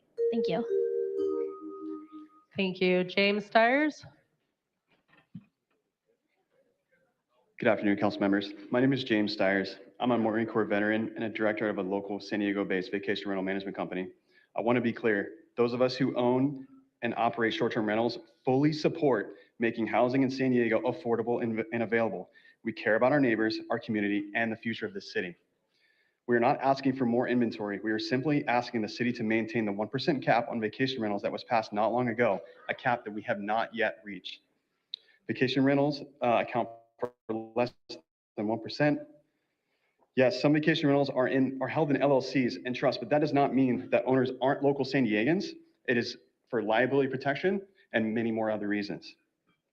Vacation rental managers and operators consistently follow the law, enforce rules and regulations, monitor properties, and respond quickly to complaints. We do everything that the city asks of us. This proposed tax is unjust and misses the mark. Many of these homes are multi-million-dollar properties. Even if they were put on the market, they would remain unaffordable for most. Thank you. Thank you. Wee Tran? Hi, I'm back. My name is Wee Tran. I'm the Executive Director for Big Voices. We represent the Vietnamese community in the county of San Diego and City High specifically. I want to name a couple of things. Number one, for the folks who say that you care about the community, how much are you doing more to help us to make it affordable? The reality is that your home or extra home that a lot of people can't actually live in, right? For the folks that who also talking about affordable housing, how many of you actually will vote to help it to build up? None of you will. And finally, I want to name something. Chris Gay, you used to be the council member here. You know what the city budget look like. You know we don't have the revenue. So stop with that narrative that you have, because we do need the revenue to run this city effectively, efficiently. Thank you. Thank you. Our next speaker is Angie. Angie, you've been seated time by Zach. Is Zach present? Thank you. Jenna, excuse me, and Lauren. All right, so I will place 4 minutes on the clock for you to manage. Good afternoon. My name is Angie Streepling, and I'm the Director of Housing for PATH San Diego. As you know, PATH is a family of agencies dedicated to ending homelessness for individuals, families, and communities across California. PATH provides a multitude of client-focused services, as well as building and operating affordable housing communities. Our mission and what keeps us going, especially in difficult times like this, is to ensure that everyone has a safe place to call home. Last year, PATH served nearly 7,500 San Diegans and housed over 1,100 individuals. We take pride in working alongside the mayor and city council on delivering local solutions to homelessness like outreach, shelter, and affordable housing.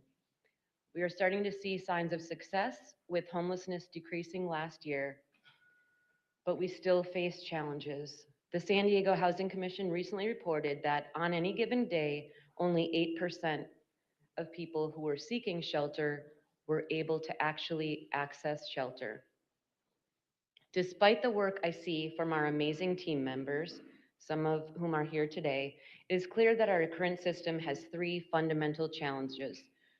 One, people cannot move through our homeless services system because we do not have enough shelter or permanent housing, leaving people stuck on the streets or waiting up to years in shelter before being connected or finding permanent housing. Number two is the reliance on federal and state dollars to support this system at a time when huge shifts in funding and priorities threaten to undo our progress. And finally, and perhaps most importantly, is number three, which is affordability itself, which is what many of the speakers opposing the tax want as well. Our PATH teams see a growing number of seniors and families, many of who are currently working or have fixed income, who are forced to live in their car since they simply cannot afford an apartment. This is why PATH has chosen to support this proposal. Homes and homelessness and the pipeline to develop additional affordable housing in the San Diego region is incredibly limited. Ending homelessness in communities like San Diego, where there is a severe shortage of affordable and supportive housing, is very difficult work. With growing uncertainty in federal and state funding, local resources and local solutions are more important than ever to protect the progress and continue delivering housing. We recently opened PATH Villas El Cerrito, which has 40 units of permanent supportive housing, which would not have been possible without funding from the city and county. Funds for projects like these are incredibly rare, and we need more reliable funding to build at that level, which will also impact both homelessness and affordability.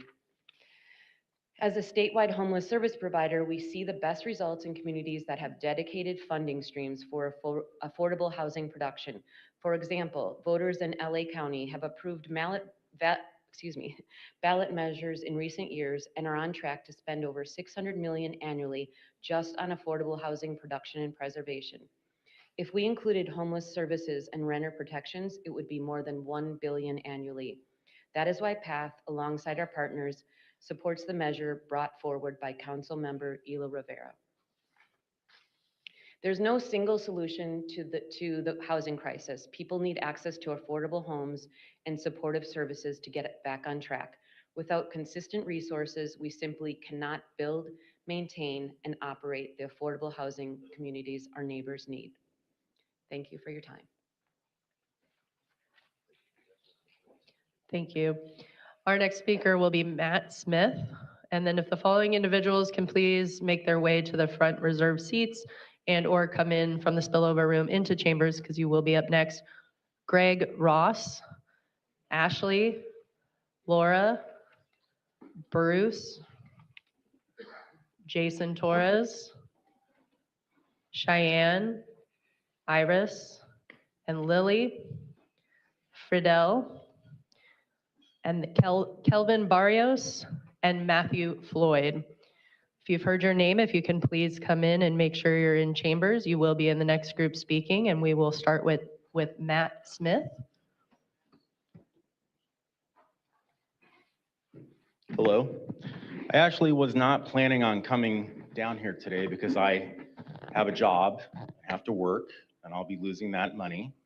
But this is important, and I'm actually going to modify what I kind of planned on saying, which is that after hearing both sides, I can see both sides of the argument, but the way the plan is written needs a lot of work. I'm a third generation San Diegan. My parents, who are now both about 80, own a 2-bedroom condo in Mission Beach and operate it as a short-term rental. And they bought it about 30 years ago as a short-term rental. It was a short-term rental then. Mission Beach, as we all know, for 100+ years has been the mecca for vacationers and the epicenter of vacation rental properties. I had to come down here a couple years ago for the big dust up over the you know, can I have some time?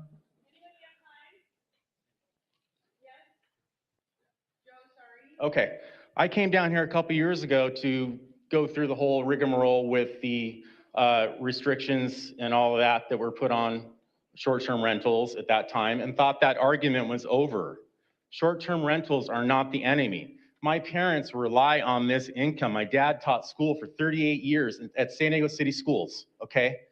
We are not made of money. Their profit margin is very low, okay? We employ cleaners, maintenance people, and so forth that contribute, as everyone has pointed out, to the economy. Many of the people on the other side are probably some of those people or affiliated with those groups. If this tax goes through, it will kill us. The door will be closed and that will be it. That'll be it. And just as a final note, San Diego is a tourism mecca.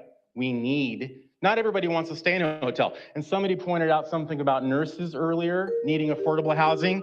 Many of our short-term guests are traveling nurses. Thank you. And for the record, Joe, sorry, I have pulled your slip as you have ceded time to Mr. Smith. Thank you.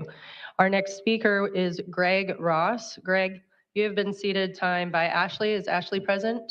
She had to leave for a flight. I think I've only got two people that are here presently that I've seen, Laura Poveromo and Bruce Stein. And Bruce, Jason Torres, Cheyenne Pratt, Iris Sedano, Lily, and Fidel. Okay, so that will be 3 minutes on the clock. Please begin. Yeah. Good morning, council members. My name is Greg Ross, and I represent over 75 STR owners. A famous president once said, "You cannot tax your way to affordability, and you cannot regulate your way to prosperity." And I want to mention to somebody, I'm not sure if everybody knows where this money goes. It goes into the general fund, which these guys can spend any way they want. And there's not $1 earmarked for affordable housing. Secondly, have you guys done studies to see what 1% of housing stock does if it's returned to the market? I have. And it's negligible at best. Why don't we address a real problem of housing? Government regulations, how hard it is to get anything built, especially in California. I tried to build something on my property. It took me 2 years to get permits and $50,000. That's ridiculous. That's the real problem in getting properties and things built in San Diego. It's not vacation rentals. The proposed $8,000 annual tax targets a very small group of responsible licensed property owners, many of whom already pay TOT, income taxes, property taxes, and registration fees. It does not create a single new housing unit, it does not lower rents, and it does not solve the housing crisis. What it does do is destabilize local tourism, eliminate small business income, and push visitors and their dollars out of San Diego entirely. When vacation rentals disappear, those visitors don't magically move to hotels. 2/3 of them, based on studies, will go to another destination rather than stay in a hotel. Those dollars are lost. And I noticed your presentation, which was very missing, and the $15 net positive it would have this morning versus a much higher number in the last meeting we had. You didn't even talk about the tourism, the $1.6 billion in tourism that is directly attributed to vacation rental visitors. This tax also sets a dangerous precedent, singling out a narrow class of property owners to carry a disproportionate financial burden because it's politically convenient. That is not sound policy, and it will not withstand long-term scrutiny. San Diego already benefits enormously from tourism-generated revenue. The answer is better enforcement of existing rules, not a punitive tax that treats responsible operators as a problem to be eliminated. And we've heard it's only going to affect 1% of the people, but there's 18,000 jobs in the city that are directly related to vacation rental tourism. 18,000. It's way far more widespread and reaching than 1% of the community. I advise you to do more research on this because I don't think you've investigated nearly all of the unintended consequences this bill would pass. I urge you to vote no on this proposal today. Thank you. Thank you. Our next speaker is Kelvin Barrios, And if I call your name and you're in the overflow room, if you can please make your way into chambers, you will be the next group of speakers. Matthew Floyd and anyone who has ceded time to you, please make sure you are in chambers. Haley Venegas, Christina Gonzalez, and Abiha Hassan. And Mr. Barrios, please begin. Good afternoon, Chair and members of the committee. My name is Kelvin Barrios. I'm the Director of Government Affairs for Labor's Local 89. I'm here speaking on behalf of our business manager, Valentin Macedo, and our 5,000 members here in San Diego County. We represent construction workers who build and maintain the infrastructure and housing in the city. We do not support this item as proposed. This is a general fund measure. It will not guarantee any funding to priorities San Diegans want to see, such as keeping toxic chemicals from our beaches, protecting clean drinking water, and public safety. We ask you not to move forward with the short-term vacation rental tax. These are not homes the average family can afford in areas like La Jolla or downtown, and short-term vacation rentals already generate TOT for the city while supporting tourism. We are concerned this proposal could backfire, reduce that activity, and not bring in the revenue that is being projected at a time where trust in city government is strained. Thank you for your time. Thank you. Our next speaker is Matthew Floyd. And Matthew, you have been seated time by Lizanne. Thank you. Yaneth? Thank you. And Perla? Thank you. So I will put 4 minutes on the clock for you to manage. Thank you. Good afternoon, and thank you for being here. I'm here to ask you to vote against this measure as written because it presents major risk for the city budget and local jobs. This tax is explicitly designed to change behavior, to push owners away from operating vacation rentals and toward other uses. But the new revenue projections that have been shared depend on the complete opposite, that thousands of San Diego homeowners will continue operating exactly as they do today and simply pay the tax. Those two assumptions cannot both be true at the same time. Let's talk about the TOT, transient occupancy tax, which is one of the city's most dependable sources of revenue. According to the city public records in 2024, vacation rentals accounted for about 50 million of that TOT tax revenue for the city, for the general fund.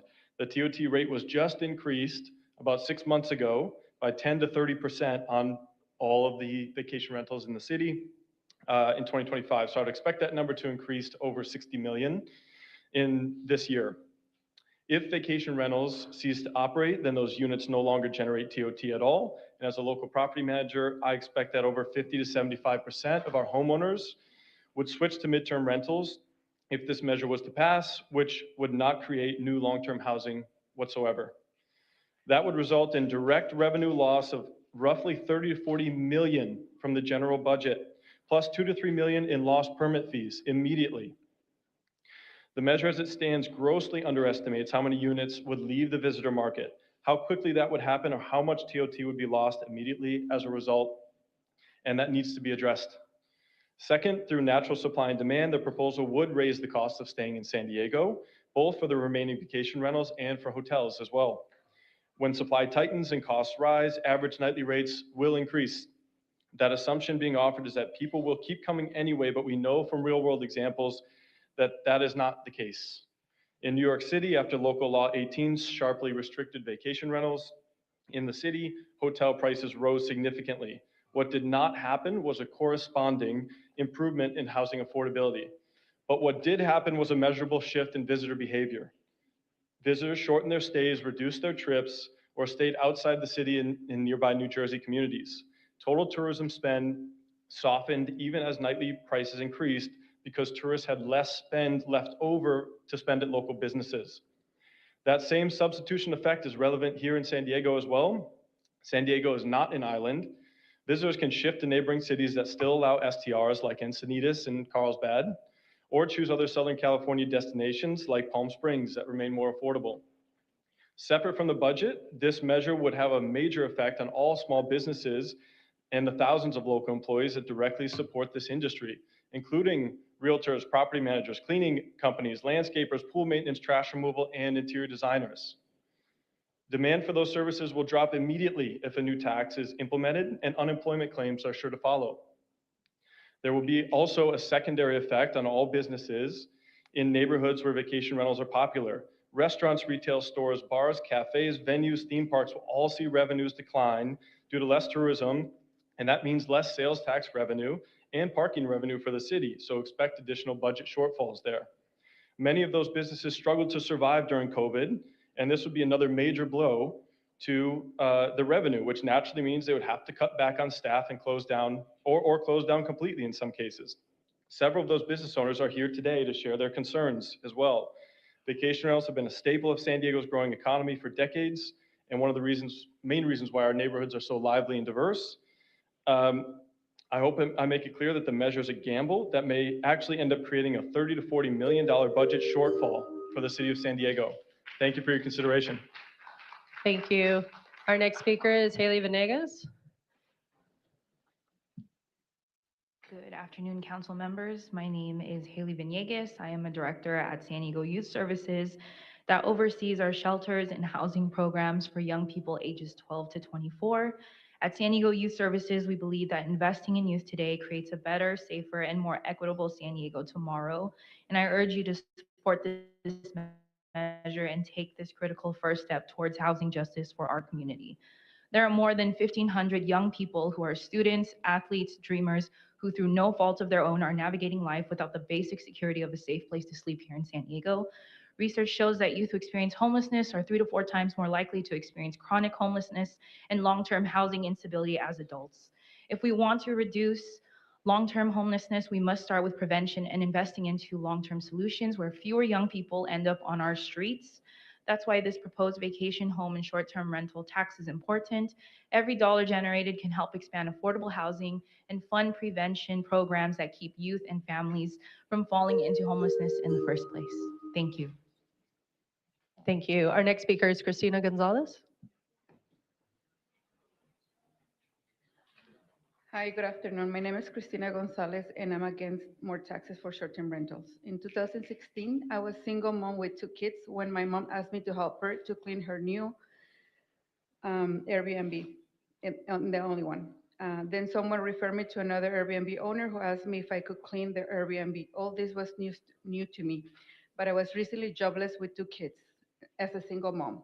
At the time, obviously, I was going to do anything that I can provide for my kids. After that, my customers started to refer me to another customers. It seems like they like my job, so that's how I started my company.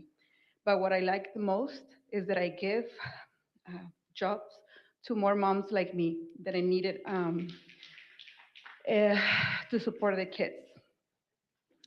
And I give the opportunity to other people like me that is necessary of having a job and support their own family. Today, our cleaning company is based on short-term rentals and I provide an employment for 27 people. Most of them are single moms. Please don't leave my employees without a job. Thank you for that concluding remark. Our next speaker is Abina. And Abina, you will be followed by Jerry Locke, Joseph I, Jay Goldberg, Arsen Gazapur, and Kyle Weinberg. If those individuals are in the overflow room or in chambers, if you can please make your way to these front seats. Please begin. Thank you. Awesome. There's 2 things I wanted to say in the beginning. One, it's crazy how you can sell yourself out for the low price of $100. That's kind of embarrassing. And then number 2, it's really funny to see people who own more than one home complain about that, because it's almost like you're saying like your lobster is too buttery and your steak is too juicy or something like that. I, on the other hand, I'm from Vista, California, up in North County. I now live in North Park because I've had a job here since 2023. And it took me 4 months to find that apartment that I live in right now. And you can't tell me it's not because of the other 850 listings in North Park. I would literally like find an apartment that my roommate and I like agree with and afford or whatever, sit in the car, be like, hey, can I have the application? And it's already been applied for and given to someone else during the 5-minute tour I took. And so it's just hard for me to not think about how an extra 850 listings on Airbnb that tourists are staying in would not just like directly impact that. Like y'all act like this tax does not give you any other choice, but literally just rent it out to people like me and other fresh college grads. Thank you. Thank you. Our next speaker is Jerry Locke. Is Jerry in the room? All right, if you're in the overflow room, Jerry Locke, if you can please make your way to chambers, I will call you again. Oh, Jerry's, thank you. I didn't hear you. Thank you, I appreciate that. Joseph I. I attended a town hall last November with President LaCava, and for 45 minutes, you answered dozens of city-related questions. I came away not just impressed, I was dazzled. I've listened to a man who had wisdom and thoughtfulness. When you answered my specific question regarding this STR tax, you said you voted yes the first time to support a colleague. That logic tracks the first time around. But the time has passed, and this proposal is still a head-scratcher. I'm a CPA with a master's degree in taxation. This proposal is a regressive tax that does not consider profitability or wherewithal to pay. It imposes a fifth tax regime on a single type of activity. It is terrible tax policy written to appeal to 99% unaffected mob who now demonize us for providing a necessary service. It will not lower housing costs and stop pitting us against each other every few years saying that it will. Why would any of you want your good names associated with this bad idea? If this goes to public vote, they will vote it through. Please stop it today. Thank you. Thank you. This does conclude your time. Our next speaker is Jay Goldberg. Afternoon, council members, council president. CM Campillo, you think that this tax would cause a major sell-off of homes from STR investors, which would drive down housing prices, but you framed this as a bad thing. 40% of these owners own more than one property in the city of San Diego. These investors with extra houses to Airbnb are a classic case of give them an inch, they'll take a mile. In 2022, we explicitly allowed housing to be converted to full-time hotels, a policy mirrored in almost no other large US city. Still, they weren't happy and sued. Airbnb is again interfering in our democratic process. They've mischaracterized that this applies to hosts whom it does not, specifically tier 2 hosts. I allege that Airbnb hired bodies for engagement this morning. There were 2 LA origin buses sitting across the way. Just let the voters decide. Thank you. Thank you. Our next speaker is Arson. Hello, council members. My name is Arson, and I represent Swell Commercial Services. We are an all-in-one platinum platform that helps short-term rental operators streamline their maintenance and cleaning operations. Our team is made up of local cleaners, maintenance and technicians, and dispatchers who work together hand in hand with hosts and operators to ensure properties are safe, compliant, and provide positive experience for travelers visiting San Diego.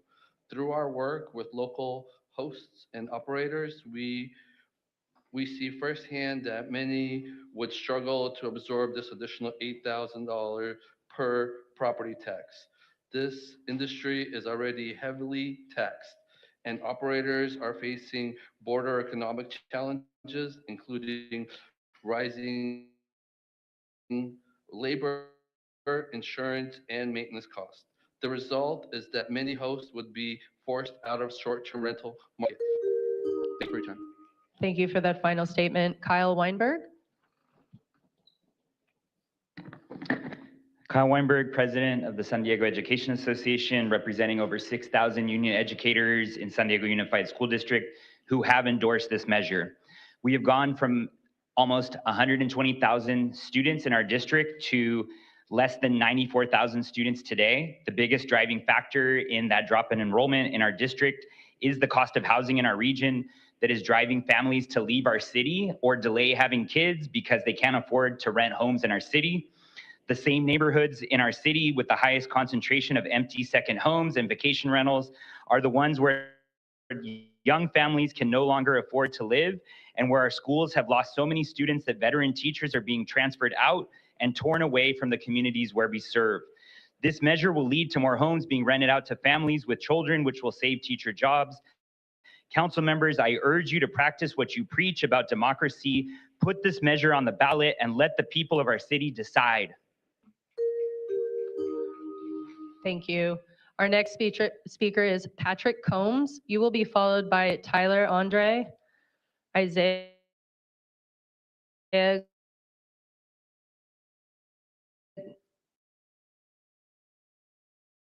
Glasso, Robert Brown, and Manuel Enriquez. If you've heard your name and you're in the overflow room, Patrick Combs, you have been signed by Barbara Smith. Is Barbara Smith here?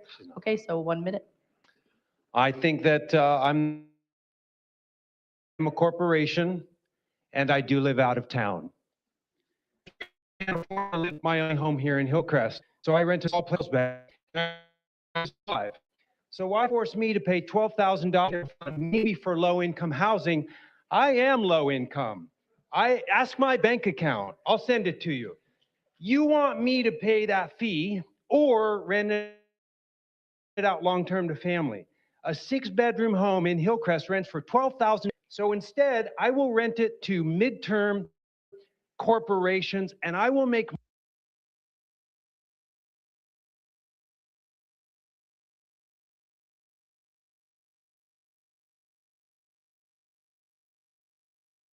if Thank you will, you. I will litigate. Thank you for that concluding remark. Tyler Andre? Hello, committee. My name is Tyler Andre. I am a Navy veteran, small business owner, a member of Business for Good, District 1 resident, and community activist. I just want to say that this is the right direction to be taking right now. Progressive taxation when we are in a budget crisis and an affordability crisis, one that also encourages more housing for residents. Owners can rent their property to residents or sell for a profit if they don't want to pay, which are profits most San Diegans will never be able to experience. Please do not let Airbnb's money influence this. I've already spoken with people here in opposition in the line outside who didn't even know why they were here. That's because Airbnb knows this is popular with the people and they're scared. This isn't the solution, but it's a step in the right direction. Please let the voters decide on the ballot. Thank you to Councilmember Elo-Rivera and staff for coming up with progressive solutions in this situation. Thank you. Thank you. Isaiah? Hello, council members. My name is Isaiah Glasso, and I'm a lifelong San Diegan and a renter. I think the way to view this issue is very simple. Housing is a necessity, not a commodity. That is very clear to renters like me in San Diego. We face the affordability and housing crisis every year when our leases are up and the rents raise. As a lifelong San Diegan, I've come to see owning a single home in my hometown as a luxury. Homeowners simply do not understand the affordability crisis like renters do. Owning multiple homes is an outrageous luxury to me. The choice here today is simple. I urge the council members to choose the necessity of the many over the luxury of the few. Put this on the ballot and let the voters decide. Thank you. Thank you. Robert Brown? Robert Brown here. Okay, we will come back to you at the end. Manuel Enriquez? Manuel Enriquez? Penny Campbell? And as Penny is making her way up to the lectern, if Zachary Nora?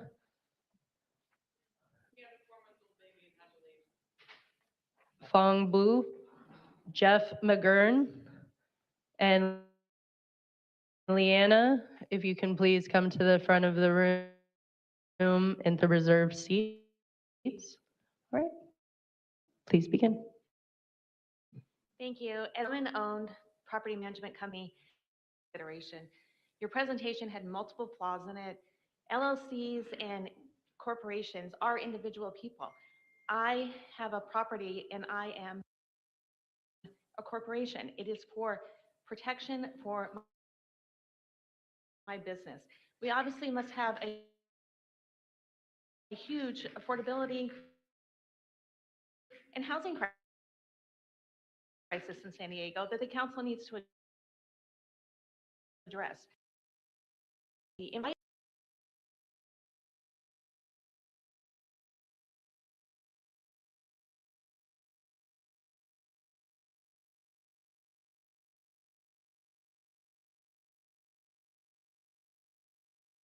information, I suggest you do a survey and talk to the people that actually live here. Thank you. Thank you.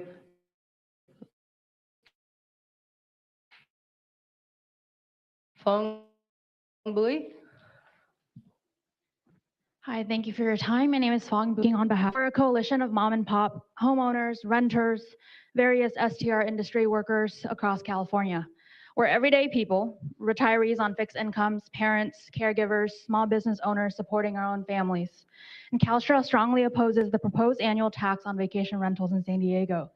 This blunt approach would harm tourism, local businesses, and thousands of working families who depend on the SDR industry. This tax is significant enough to push many mom and pop hosts to lose their rentals or push prices so high that guests will skip San Diego and choose to stay elsewhere. And fewer SDR rentals mean fewer visitors, less spending at shops, and ultimately lower tax revenues. SDRs already contribute more than $1.6 billion to the San Diego's visitor economy and supported over 19,000 local jobs. San Diego's current system is already working, so we urge for you to reject this blunt proposal. Thank you. Thank you. Jeff McGurn, is Jeff in the room? Okay, we will come back to you. Leanna?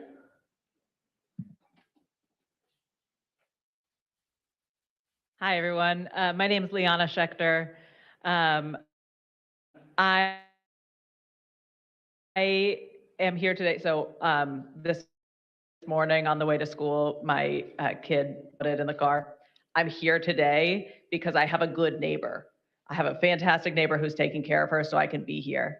For the past 10 years before the apartment that I'm living in right now, I lived in Sherman Heights, and I watched one at a time as my neighbors moved out and the houses were replaced with short-term rentals. First across the street, then the duplex next door, then my neighbor behind me, all moved out and were replaced with short-term rentals. I'm here because our housing is precious. Our neighbors, our neighborhoods are important. You know, I work really hard to bring my neighborhood together. I work really hard to take care of my foster kids who have lived their entire lives with housing instability. And in the hospitality industry, we work hard to make a tourism industry that works for all of us in San Diego. Please help us to do that. Thank you. Our next speaker is Dee Callie. If Dee is here, please come up to the front of the room. You will be followed by Matthew Gardner, John Metham, Cynthia Gomez, and Neil. If these individuals can please come up to the front of the room. Dee Callie, Matthew Gardner.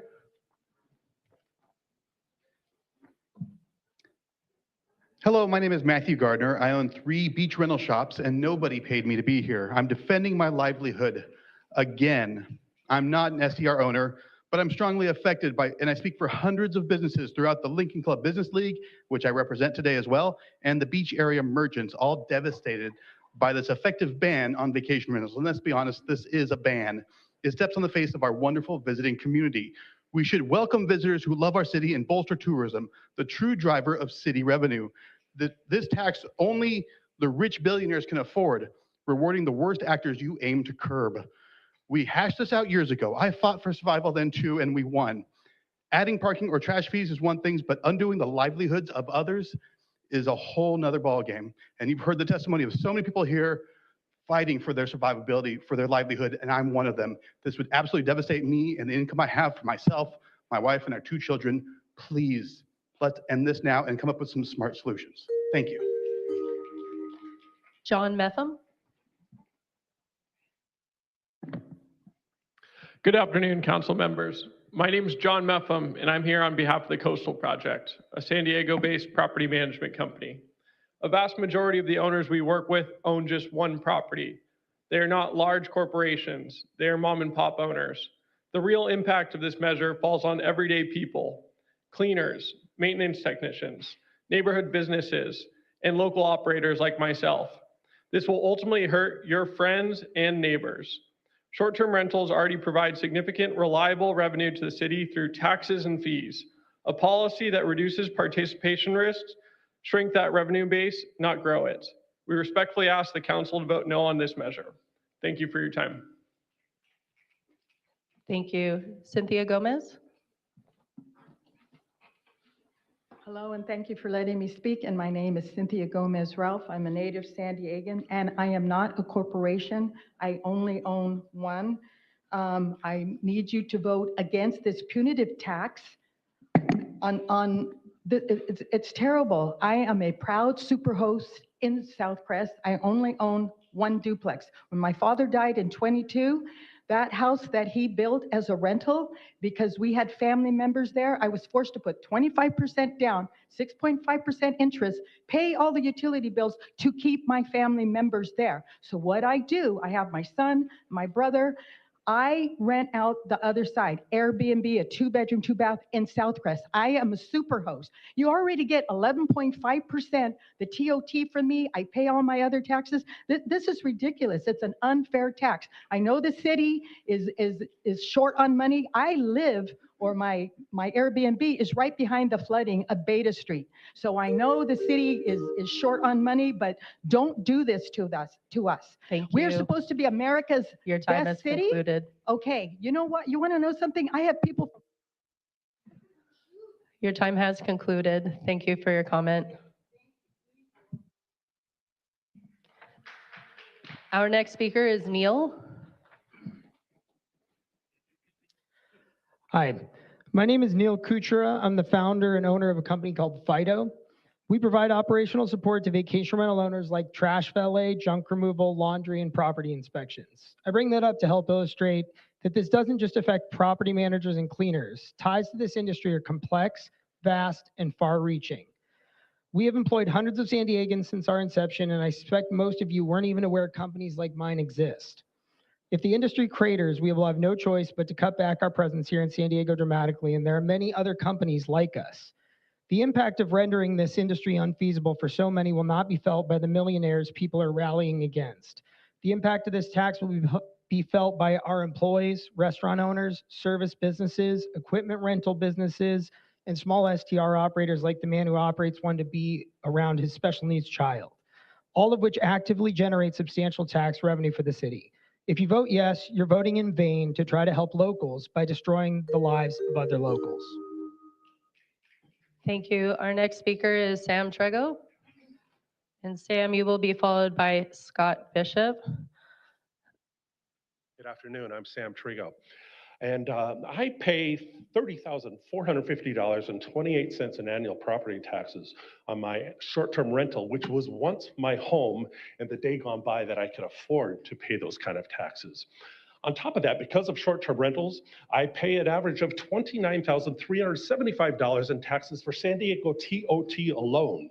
On top of that, I pay $48,600 of income tax, federal income tax, and $11,625 in California state taxes for this one property, totaling $118,250.28 per year. Now, it's kind of interesting that this measure doesn't apply to Hilton or Marriott, but to the common person trying to get by and hold on to that house that I've had for 25 years. I've had a career of 35 years serving the hospitality industry in San Diego, and in my retirement, I offer rooms at a luxury vacation rental that cost about $50 per person per night, and I don't even know of a Motel 6 that offers that. We ask you to please vote no on this. Please not bring it. Thank you. Our next speaker is Scott Bishop, and you have been seated time by Beatrice Orozco. Is Beatrice still here?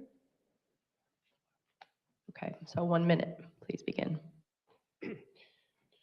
I'm a San Diego resident, I'm a voter, and overly taxed citizen here in San Diego.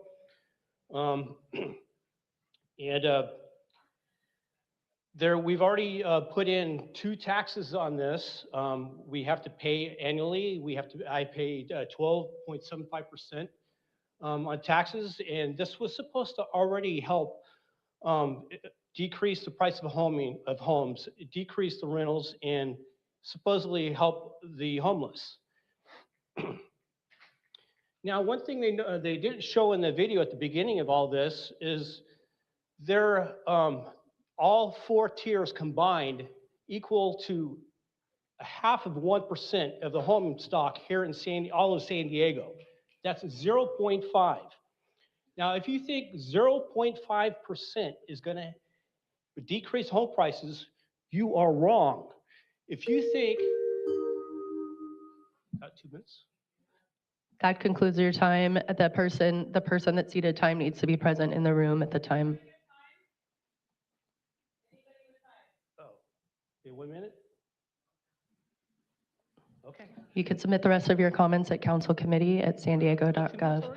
It was 1 minute because the individual that ceded time was not present in the room. They need to be present in the room at the time that they cede you. Our next speaker is Sonara. Sonara, you will be followed by Johnny Lee Dang, Anaya, Philomena, and Kevin Hastings. These individuals heard their name. If you can please come to the front of the room to the reserved seats. Sonara? Hello. Hi, my name is Sonara Velasquez, and I live in Ocean Beach. And I am here because my neighborhood has been absolutely hollowed out by short-term vacation rentals. And I would like to have my neighbors to have the opportunity to rent and buy in my neighborhood, something that if I were to try to do today, I would not be able to do.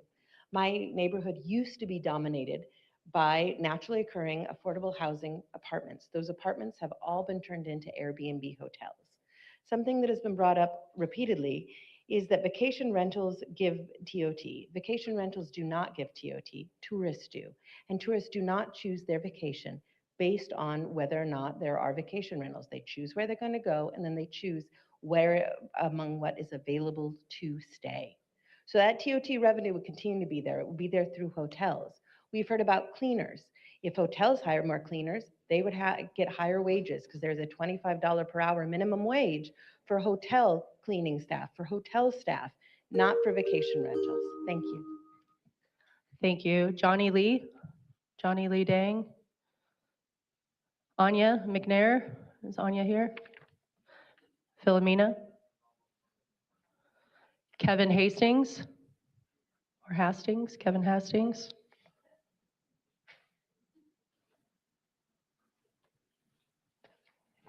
And Kevin, you have been seated time by Denise Larson. Is Denise in the room?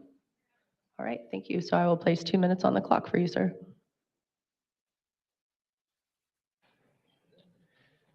Man, I hate taxes. This may be the first tax that I've ever supported. My name is Kevin Hastings. I own a home in Ocean Beach, but 85% of us there are renters. These are my neighbors. These are my kids' classmates struggling to pay rent. I'm here for them.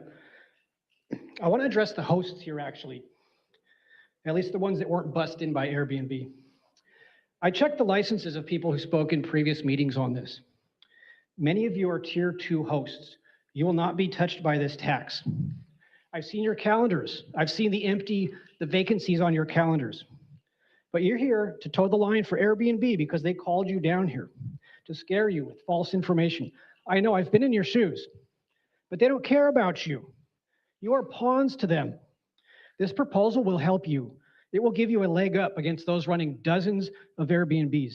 It will give you more bookings, more income. This proposal and every proposal for the last 10 years has supported your ability to do actual home sharing. Your extra space will continue to be available for tourists that prefer a vacation rental, and those tourists will keep visiting. They will keep paying TOT, and they will do it without displacing San Diego families. I built a house for you. Maybe we can use all these mailers from all the Airbnb hacks that were bussed in from Los Angeles to provide some housing for the homeless situation here. Thank you. Thank you. Claire Snyder?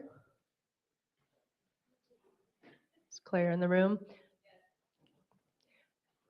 While Claire's making her way up here, Dan Courtney and Eric Johnson, if you are in chambers, if you can please come to the reserved seats at the front of the room. And please begin. Thank you. Good afternoon. My name is Claire Snyder, and I'm here with Youth Will. I'm in strong support of the proposed empty second home and vacation home tax. Two things are clear. We are always talking about how we're in a housing crisis and how the city is in a severe budget deficit. This proposal would solve either or possibly both of those issues that we're constantly talking about without burdening 99% of San Diegans. So that's 1%. So that's 1 of every 100 people. Would be no burden to me, any of the youth that we work with, anybody that I know in my community, because unfortunately, we don't own homes and we surely do not own second homes. Like many have said, if you own a second home, you have money to spare. You're in a lot better position than most people in the city. And so to me, it's a no-brainer we have issues that we need to resolve, and this is an opportunity for us to discuss how we can resolve that. So I'm in strong support. Thank you for that concluding remark. Dan Courtney?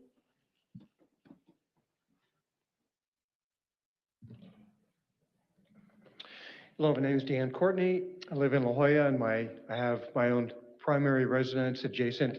I have a home I bought 30 years ago for my parents to move into. My mother did live there for 20 years. Now I run it as Airbnb. I have to say that it's a lot of hard work. It's 7 days a week. And when I heard about this concept, it reminded me of, by the way, I grew up in San Francisco, which a lot of people call the People's Republic of San Francisco these days. Reminds me of a situation there. In high school, I had a few hot rods, like old junkers. One got stolen. The thief's public defender called me up and said, Mr. Courtney, we see you're the registered owner of 3 cars. Do you know that Mr. Call didn't own any cars? Don't you think it's fair that he should have one of yours? I said, I don't really think so, but this concept kind of reminds me of that. It's sorry, you kind of lost my spot here. I'll try to catch up. Anyway, I just want to say that owning a second home, was that it already? All That's right, 1 I'm minute. out. Thank you. That does conclude your time. And our final speaker here in chambers is Eric Johnson. Hi, my name's Eric Johnson, not Thompson. I live in my own home and use the short-term rental revenue from an apartment so I can pay my property taxes and mortgage. It'd be hard to live in San Diego without my short-term rental revenue. If you implement this tax, I'll be forced to do a couple things. One, I'll shift to medium length rentals. That means you'll lose about $6,000 to $7,000 per year in my short-term rental TOT. You'll just lose it, okay? I won't shift to long-term rentals, done that. Don't want to do that. Too many legal problems that come with that path. And my unit simply wouldn't work for a family with kids. Those medium length renters won't spend the same amount in San Diego per day like my tourists who come in from around the country and around the world. I've done both. Tourists eat almost all meals out every day and spend lots of dollars on other things they do each day while they're here. The medium length rental folks eat most meals at home, spend their days working. You'll just lose it. Thank you. And now we'll go through the list of names for people that we had called earlier, but they were not present, just to make sure as one final call. Jeff McKern, Zachary Nora, Manuel Enriquez, Robert Brown, Jay Jones, Adrian Anderson, James Jacob, Ramla Saeed, Elena Franco, Matthew Leba, Christine Martinez, Andres Ala, Jesus Martin,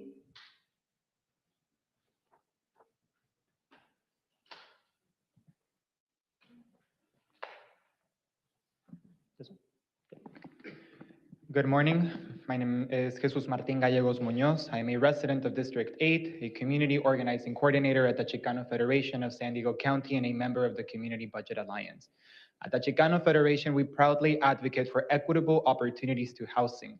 We strongly believe that everyone deserves to have a roof over their head and a place they can call home. Hundreds of individuals are negatively affected by the housing market, primarily affecting marginalized communities in District 8 and 9. Our community needs you to stand on the side of equity, to provide our communities with the equitable opportunities that will allow us to live a dignified life. As you cast your vote, think about whose interests you're representing, those of corporations or those of the people. The Chicano Federation urges you to support this measure and stand with the people. Gracias. Thank you.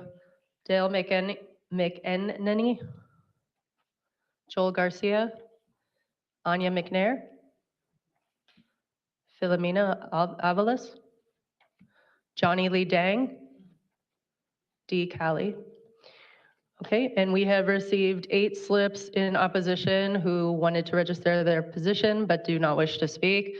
Vina Trin, Michael, Josh Borges, Ariel Smith, Cameron Smith, David Pack, Pamela Black, Carolina Rowland. Pamela Black is the second one. And 5 slips in favor: Jim Miller, Kelly Mayhew, Rachel Keones, and Marissa Pepito. So that concludes in-person testimony for item number 4. We will move to the virtual queue. If you wish to give comment on item 4, please raise Franciscus. Joanne, please unmute and provide your comment on item 4. Thank you. Good morning, committee members. My name is Joanne Franciscus. I'm the Executive Director of the Legal Aid Society of San Diego. We strongly support moving this ordinance forward. Every year, we help thousands of city residents that are struggling with housing instability. California's housing crisis is being exacerbated by the increasing gobbling up of our limited housing supply by investors who use those properties for short-term rentals instead of homes. California is second in the nation for the number of investor-owned homes. As a result, San Diego has become one of the most expensive cities in the country. People who live and work here are struggling to afford the rent to stay here, much less purchase a home of their own. I see this every day with our clients and our staff. Having a roof over your head is a necessity. Long-term rentals and rent someone a home, you can sell, or you can pay your fair share. And I'll bet most of the people cleaning those homes would rather have a home they can afford than scrape by cleaning yours. This committee owes voters the choice to right-size the ship and prioritize housing for homes. Thank you. Thank you. Our next speaker is SD Mobile. Please unmute and begin. Hi, I'm a homeowner in San Diego, and I fully support this tax measure. The high cost of housing drives up the cost of everything else in society, making everything less affordable. And I also have to point out that it's the same investors in the beach areas who fight the hardest against building new homes, especially much needed multifamily homes. Thank you. Thank you for your testimony. Our next speaker is Omaira Yusufi. Please unmute and begin.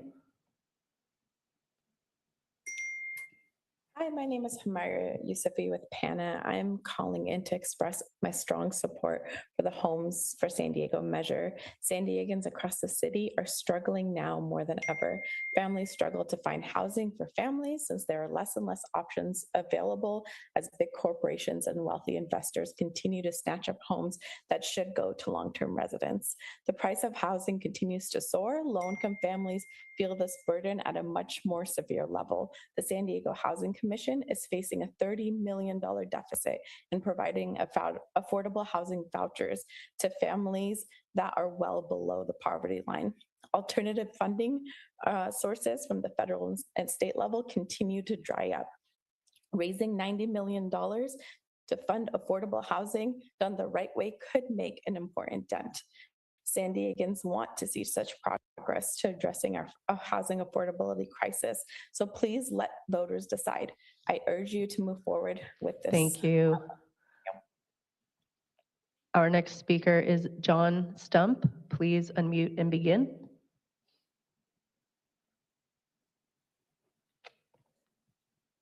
Hello. Please begin. What a wonderful day. Yeah, a general tax. We want to raise a general tax. I listened to all this testimony, and what really came across is the city is teetering on bankruptcy, reorganization, or receivership. You've overspent your money, and now you've got to tax everybody you can find, because you know what you're looking at. You're looking at layoffs, reorganization, and receivership. Perhaps another unit of government is going to have to come in and take over the running of the city of San Diego, because you just can't balance the money you've got. The other thing is, tourism is a loser. It's one of the biggest promoters of climate change. Don't promote tourism. Thank you. Thank you for that final remark. Jill Wyatt, please unmute and begin.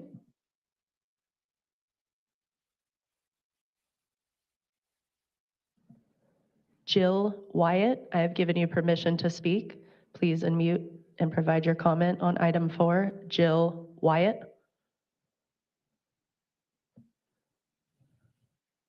All right, we will come back to you. Kyle Denucio. Kyle, please unmute and begin. Can you hear me? We can hear you. Please proceed. Okay. Hi, I'm a journalist who's covered housing policy, and I see serious issues not identified in the IBA assessment of this tax bill that will destroy progress toward the ultimate goal of creating more affordable housing in San Diego. So City Council is proposing a flat tax system when it's already been proven that progressive tax systems are more beneficial to all citizens and raise more revenue than flat tax systems. Anyone who studied basic housing policy understands this. So I'm confused that the city leadership would propose a tax structure that is not in the best interest of citizens.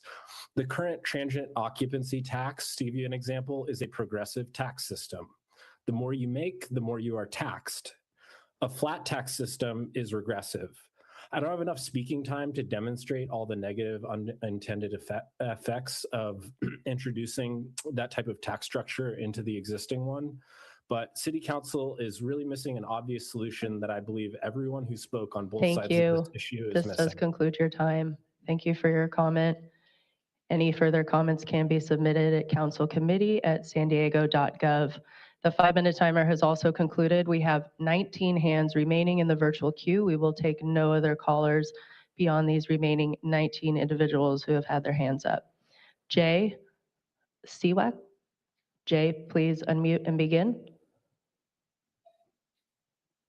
My name is Jay Swiak. I own a home along with my siblings in Alley Gardens. My dad came to San Diego about 70 years ago with nothing in his pocket. So we totally understand, and we built my life the same way. Totally understand the young residents trying to struggle and find residency. But he labored for over 50 years in the community, laying the foundation in San Diego with all the work that he did. And was able to afford a small 1,300 square foot home that he left to us in our trust with one direction: don't sell the house, don't rent it out, and bring the families there to enjoy San Diego. And we've been doing that. We've been bringing money from our communities in other states to there to visit all the businesses and support everything. And we've been making upgrades. We've been good neighbors and all that kind of stuff. So I think we're getting caught in the middle between what everybody's trying to go after with the Airbnbs and the housing. We're not trying to do anything wrong. We're just trying to be our good residents and live according to the wishes of our parents. Thank you. Thank you for that concluding remark. Giving Jill Wyatt another opportunity to unmute and provide her comment. Jill Wyatt.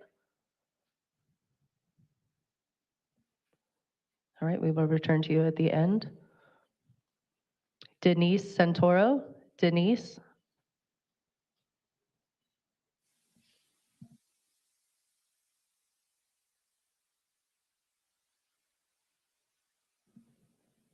Denise, I see you have unmuted, but we cannot hear you.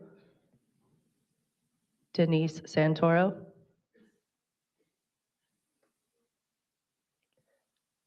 All right, Denise, I will come back to you. We cannot hear you. I see you have unmuted, but we cannot hear you here in chambers. Gary. Gary, please unmute and begin.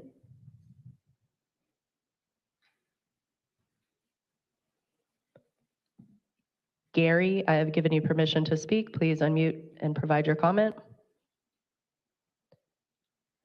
Gary, we will come back to you.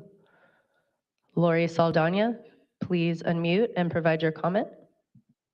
Thank you. Can you hear me? We can hear you. Please proceed. Thank you.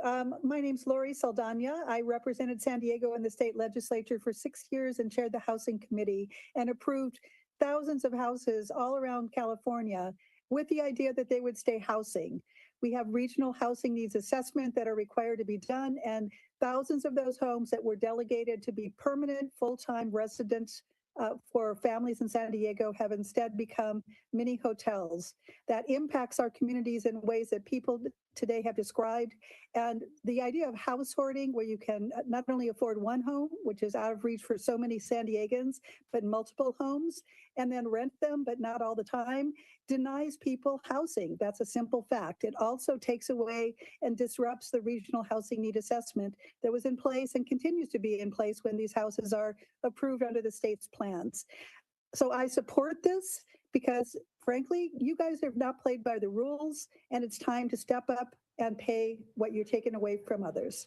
Thank you. Our next speaker is Al Del Mastro. Al, please unmute and provide your comment. Hi, my name's Al Del Mastro. I'm a small landlord in the community. I've never owned a short-term rental. I'm a senior, I'm a disabled veteran, and I think most people are afraid this is going to be just like the trash tax. I heard Sean put this into place where he said this is to affect Texas billionaires. Why should they have a home? Well, another home. I have a second home. We bought a two-bedroom condominium in Borrego Springs. We have bought a fiveplex here 24 years ago. We never bought a house ever before, and we lived there. Why would I have to pay $8,000 a year? Why would I have to pay the same amount of money to the city that somebody that owns 25 mansion? The idea is that you have this confluted a little bit here. You need to separate second homes from short-term rentals. You couldn't get short-term Thank you. rentals. This does conclude your time. Thank you for your comment. Our next speaker, Test. Test, please unmute and provide your comment. Oh, sorry, I don't know what this test. Hi, my name is Belen Hernandez. I live in District 7. The proposed measure has a noble goal. It wants more funding for city services and more homes for long-term lease. And I'm usually at City Hall speaking in support of these things because they're very important. What I see is that the tax hits different populations. The tax on empty homes targets the wealthier 1% type, and those people didn't show up today, maybe because they're not in San Diego or because they can afford it. But many showed up to speak on STRs because it's more nuanced. I dare to speak outside my usual areas today because the Airbnb owners that I know are seniors relying on STRs for retirement income. And the tax STRs is more like a tax on the middle class employing working class. I have family and friends, many are immigrants that work as independent contractors who provide maintenance services for STRs. First, I'd ask you to consider an exemption for unique educational, employment, or medical circumstances. Some owners have to move away temporarily for longer than 6 months at a time to attend graduate school, temporary job relocation, or to receive medical care. Thank you. This does conclude your time. Thank you for your comment. Our next speaker is Christopher Kennison. Christopher Kennison, please unmute and provide your testimony. Hello, everybody. My name is Chris. I'm with Alliance San Diego. You know, we all dislike paying taxes, but when it comes to big corporations and making them pay, we love protecting them from paying their fair share. San Diego ranks number 2 in inflation. Inflation drives housing prices up by increasing construction costs and overall demand, while also pushing mortgage rates and rent prices up. This alone squeezes buyers' affordability. I feel for small mom and pop owners and hope there's more protections for them. But at the same time, I believe this item is an opportunity for San Diegans to level the playing field by supporting a proposed ballot measure that would tax big corporations and wealthy investors who are keeping homes off the market to further perpetuate this ever-growing housing crisis. We're short 134,000 homes in San Diego, and we'll need 130 more thousand units by 2030. For small owners of the 11,000 properties affected, would you be willing to open up your homes for Section 8 or long-term rentals? At the end of the day, I believe that this decision should be made up to the people. Thank you. This does conclude your time. Thank you for your comment. Our next speaker, Paul Becker. Paul, please unmute and provide your comment.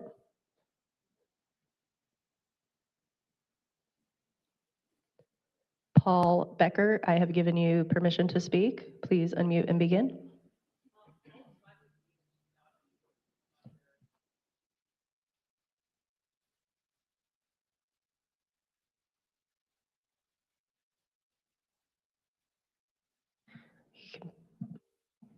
Paul Becker, if you can please press *6 if you are on your phone. If you are on Zoom, I will come back to you. I've given you permission to speak. I cannot hear you. We will come back to you. Oh, I'm here. Can you hear me now? We can hear you now. Great. Thanks. Please Sorry begin. about that. Okay, again, Paul Becker. Good afternoon, Chair, members of the Rules Committee. I'm native San Diegan. I've been managing short-term rentals for a little over 17 years here. I urge caution on the proposal for this empty second home and vacation rental tax. This is being rushed through. I don't know why. It seems regressive and punitive. It just doesn't make sense. I want to know how much study and time has been applied to the economic and legal consequences of this proposal. Now we're all back in here spending hours and hours and hours of our time and lost productivity. I predict the law of unintended consequences will be in full effect here. How much more money can we expect this proposal to generate beyond what is going to be lost? We still haven't even hit the 1% of San Diego homes for this ordinance. Guess why? If it's the huge money maker everybody thinks it is, those licenses would have been gone a long time ago.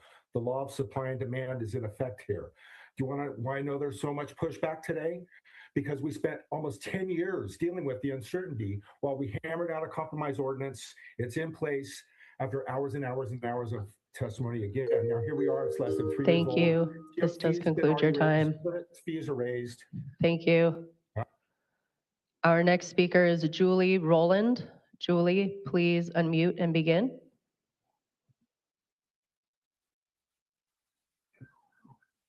Hi, my name is Julie Rowland, and as a U.S. Navy veteran, a graduate of University of San Diego School of Law, and a San Diego homeowner, I stand in support of this tax.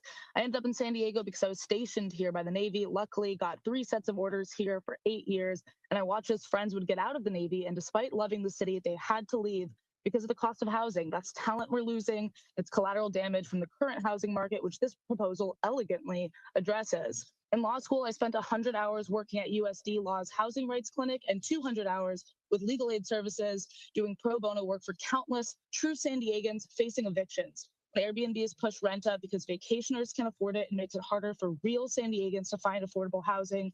Building more housing takes time, and to circulate currently vacant vacation homes is a clever and fair way to support the city. Lastly, I own my house in District 1 with the pride and privilege of getting to own a home in San Diego. If that ever did come with the tax that went to improve equity in the city, I'd welcome the opportunity to give back to the city. And thank you very much.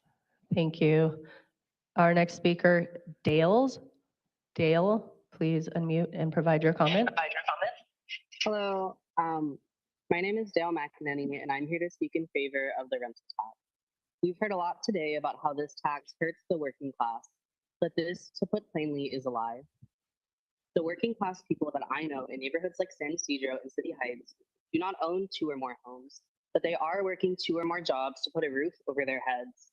This tax still allows landlords a stream of income, but it prevents greed from keeping homes away from the people that live in our region.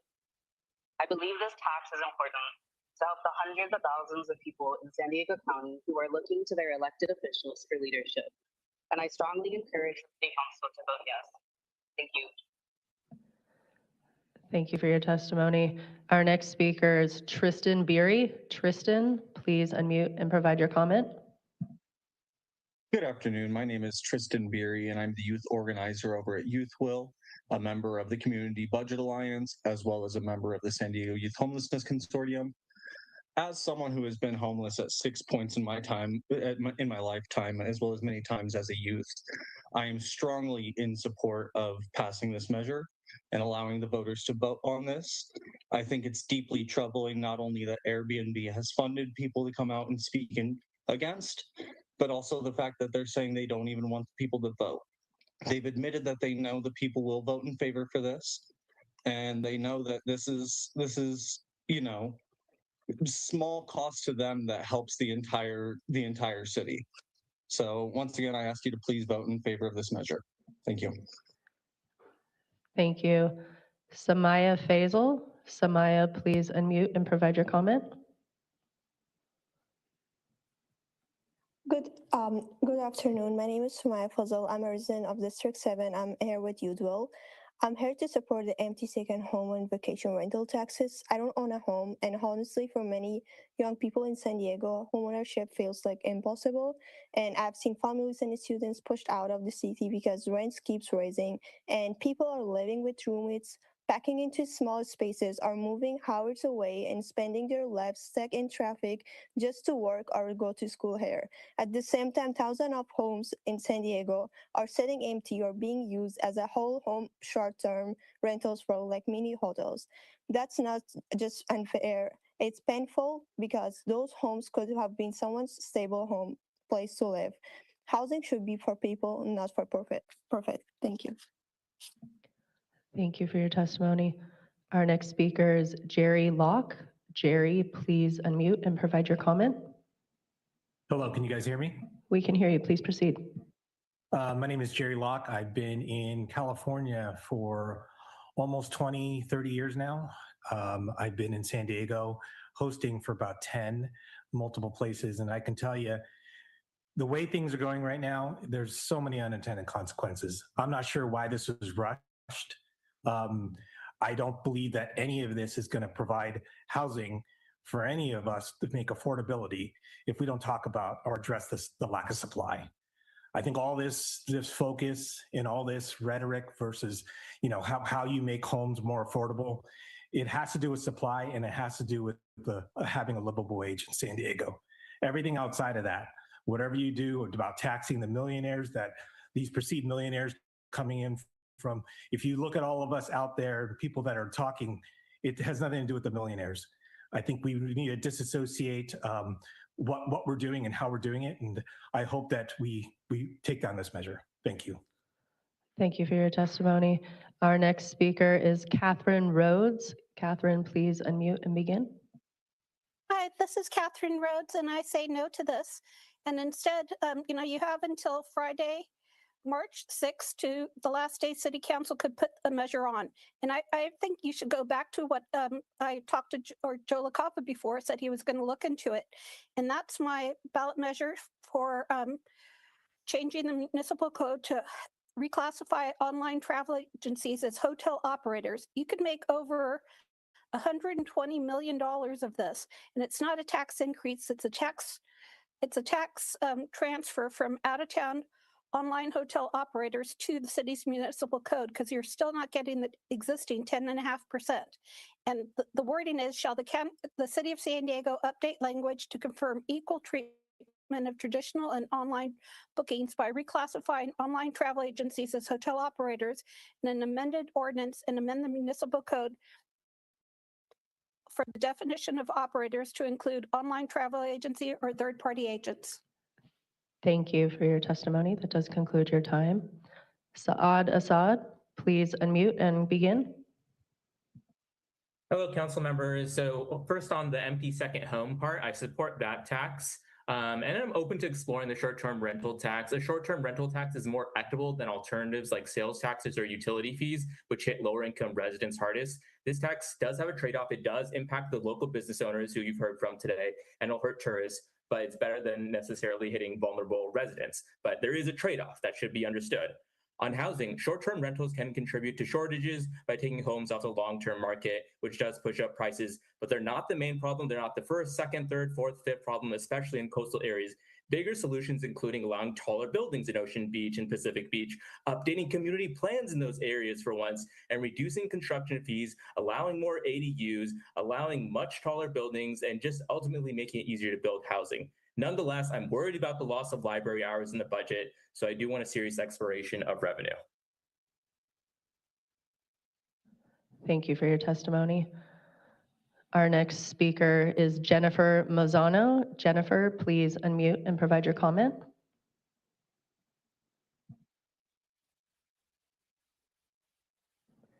Jennifer Mazzano, please unmute and begin. Can you hear me? We can hear you. Please proceed. Excellent. Yes, I just would like to urge the council members to reconsider this. There are a lot of assumptions being made that STR owners are making enormous profits, and that's just not true for the vast majority of us. There are assumptions that these are corporations and out-of-town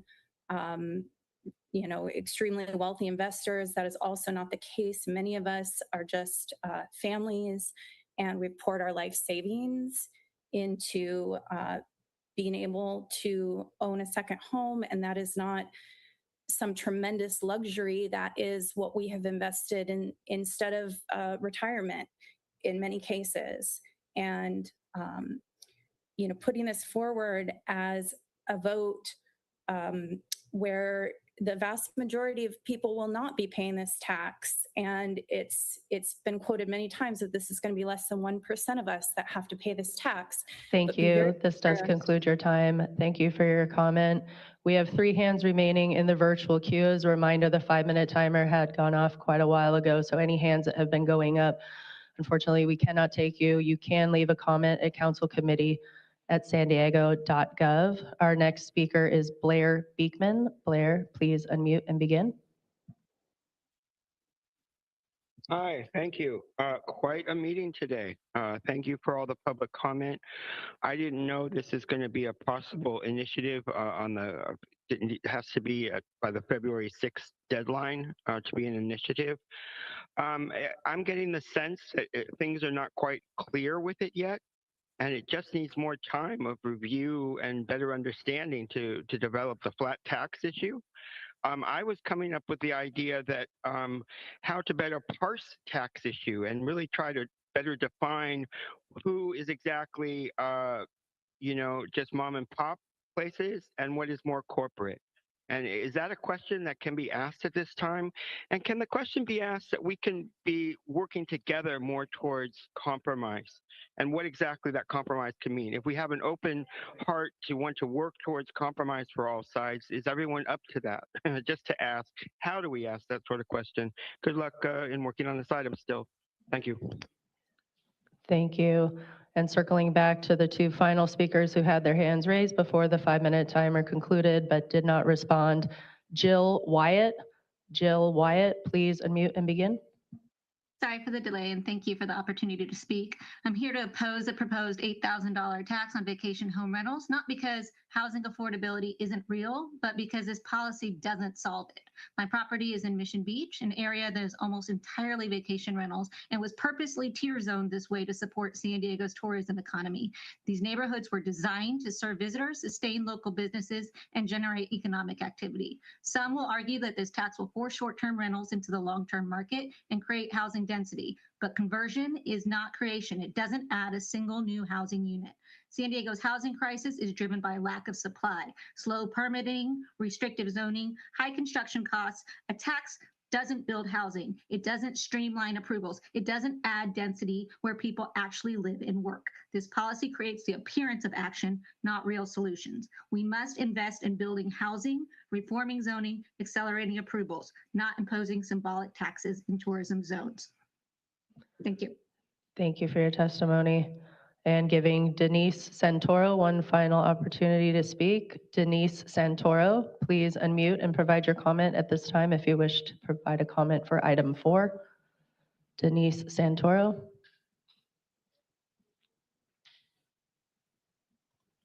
Okay, Chair, then this concludes comment on item 4, and any hands that have gone up in the virtual queue beyond the 5 minutes can submit comment to councilcommittee@sandiego.gov.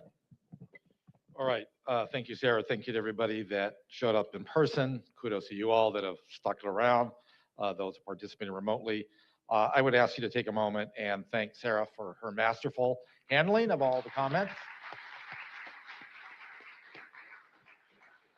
It is not an easy job. Well done. With that, we will now turn it over to committee members for questions, comments, and entertain a motion. And we will start with Council Member Elo-Rivera. Thank you, Council President. Just for the sake of the committee liaisons and city attorneys, is there just making sure they don't need a short break before we dive into this? You guys good? Okay. All right. Troopers. Well, to that point, thank you, Sarah and team, for your work on today. Thank you, Maya and Molly, for the months and months and months of work and research on this. This is an effort that began in July and has required just an incredible amount of research and effort. To that point, thank you to the City Attorney's Office for your partnership and work on this.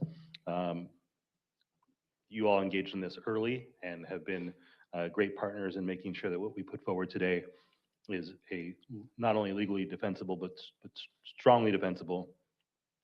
And well-reasoned proposal. Similarly, the Treasurer's Office for being so helpful in working with us to ensure that this could be enforceable.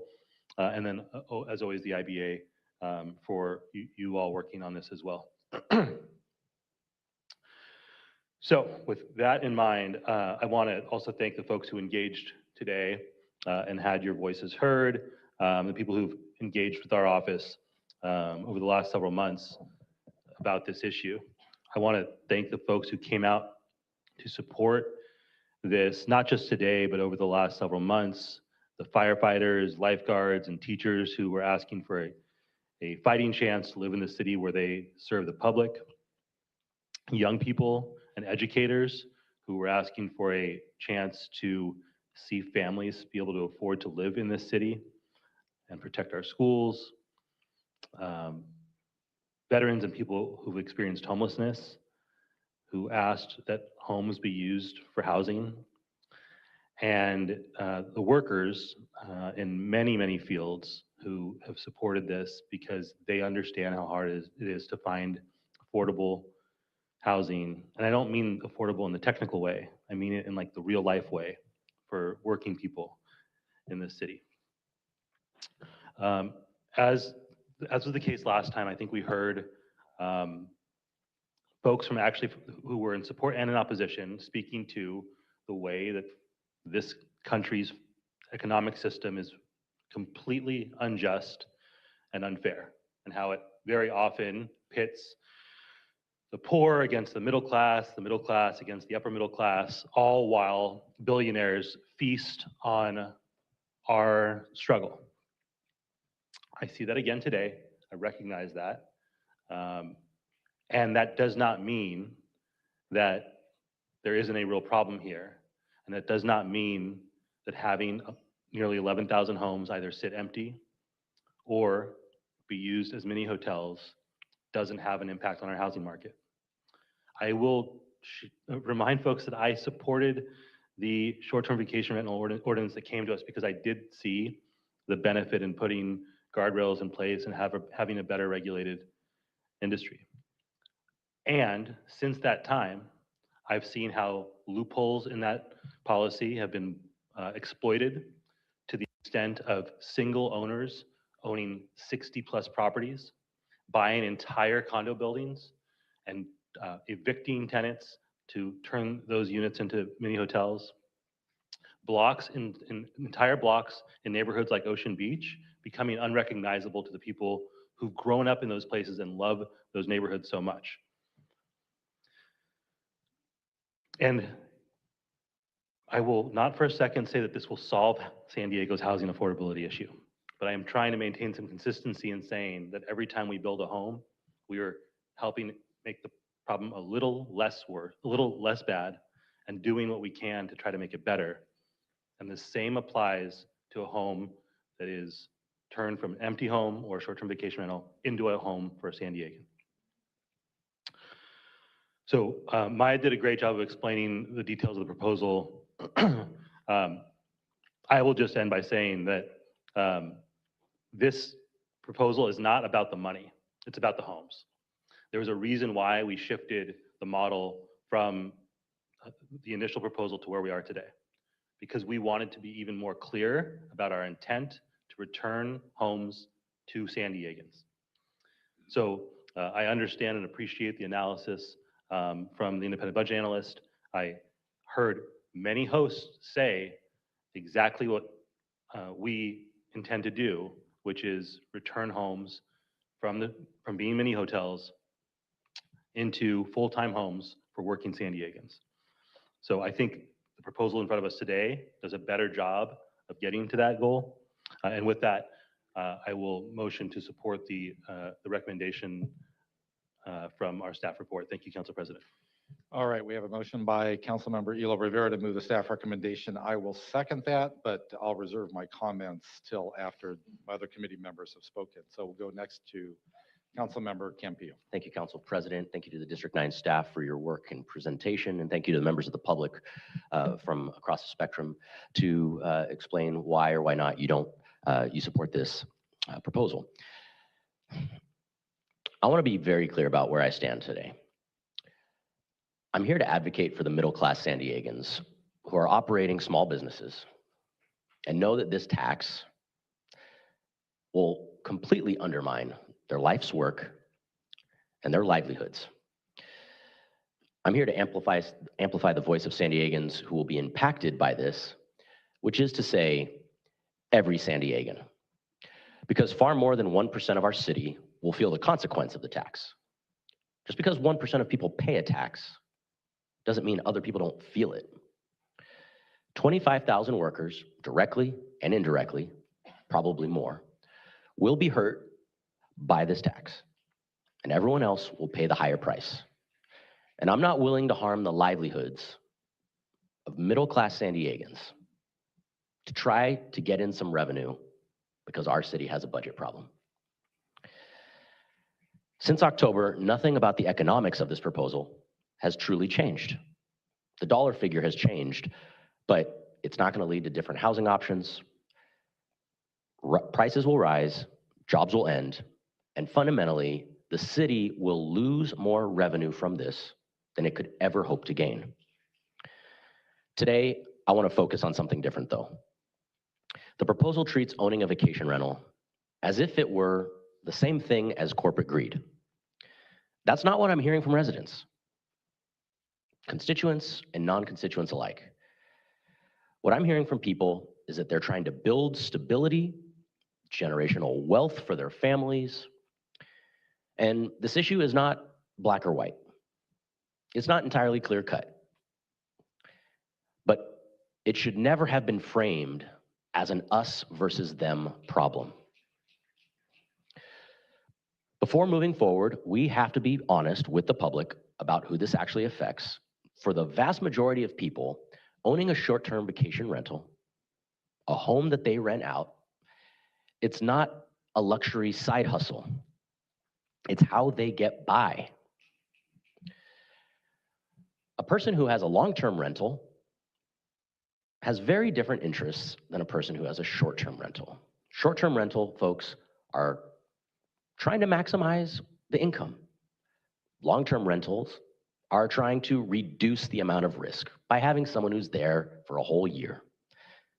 I bet a bunch of people here who have short-term vacation rentals have at one time been long-term rental owners, had a really bad tenant, lost a lot of money in some way, shape, or form, and decided that's not their business model.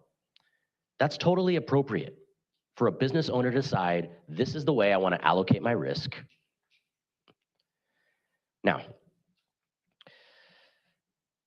small business owners and public sector employees and families who have worked hard to buy a home in Mira Mesa or Mission Beach or the college area or San Carlos in my district, these are people who are using that income to send their kids to college, or a student who's working to pay his own way. Thank you for being here. Maybe they're caring for an aging parent as well, helping the next generation stay in San Diego by passing that home on. Maybe they had the foresight 20 years ago to say, I see this rental market or the housing market in San Diego is going to be out of control. I'm going to buy something now, operate it for 20 to 30 years, and when my son or daughter starts a family, I'm going to have something for them. I appreciate those people. So if we pass something that harms these families without understanding the consequences, we fail on transparency. Now I want to talk about the legal problems with how the proposal is actually written. It treats individual homeowners differently than corporate owners, which on its face sounds good. A person is different from a corporation. But many people have brought up today that they use single-member LLCs as a basic legal protection. They are not multinational corporations. They are people who got good legal advice, paid a couple $1,000 to a lawyer to file some forms so that they could shield their other home from a potential bad lawsuit. But they're going to be charged thousands more each year without a clear legal basis about how them forming an LLC is actually harmful compared to a sole proprietor. What is more harmful about forming an LLC than keeping a sole proprietorship such that it costs $4,000 more? There's no rational basis to show why having an LLC is more harmful than being a sole proprietor. Without that rational basis, Differentiating between the two is a violation of longstanding legal principles. One sentence in the intent and findings at the beginning of the resolution doesn't negate that, and a court is not going to accept that. Additionally, let's talk about the flat amount that raises red flags. $8,000 per year or $12,000 if you're deemed a corporate owner, regardless of the property itself or the impacts from that property, means that the tax amount, again, is untethered to the demonstrated harm of that type of ownership. That invites legal challenges of due process and equal protection.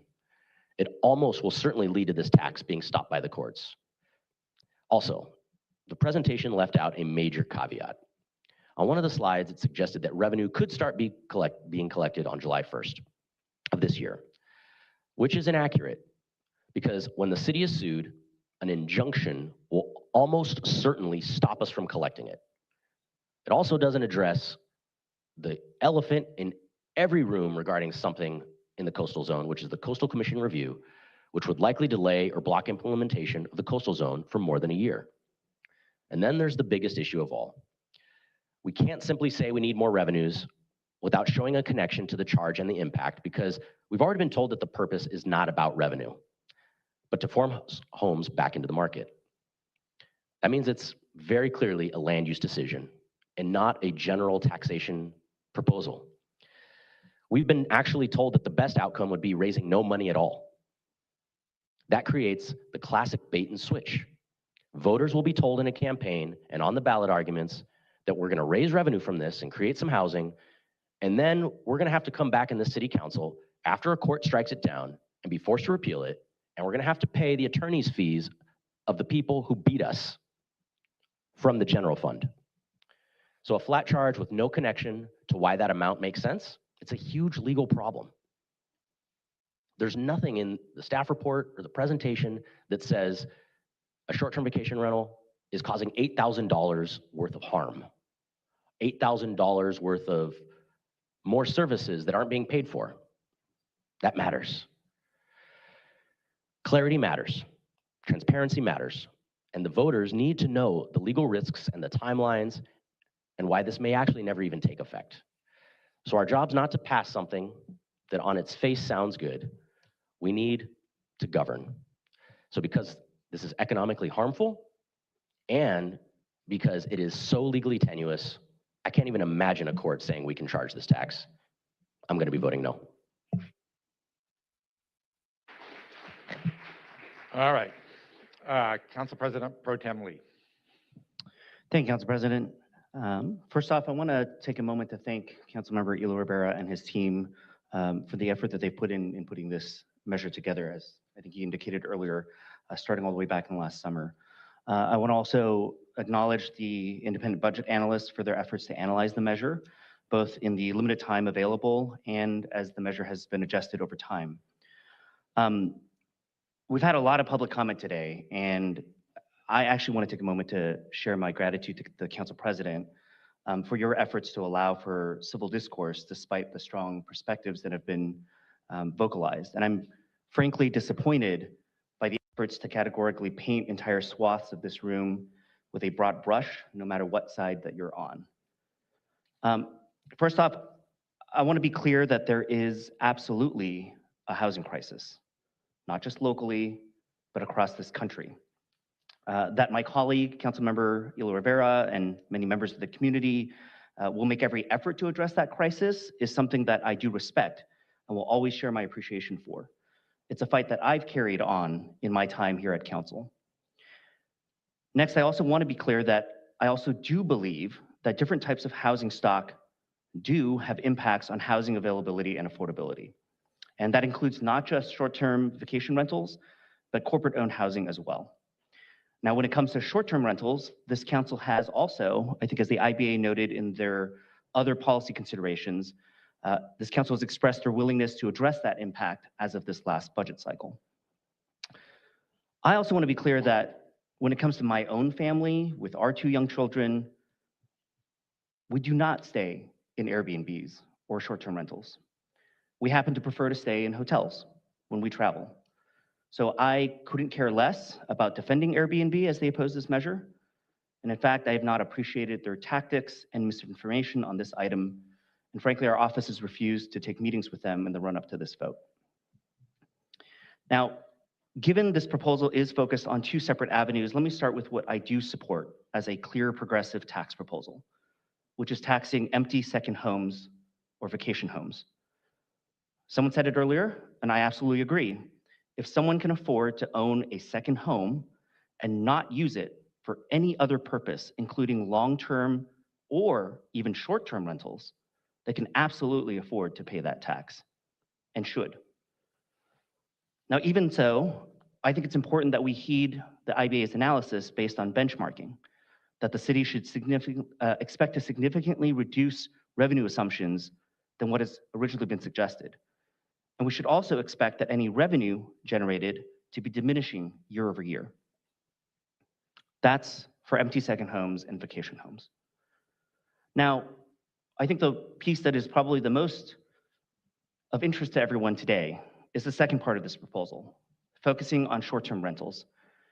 And that's where I have raised numerous concerns and questions at the previous committee hearing regarding potential behavior change, revenue and cost assumptions, and more. When this measure was first brought forward, I was under a strong impression that the objective was to generate revenue in light of the significant budget shortfalls that the city faces.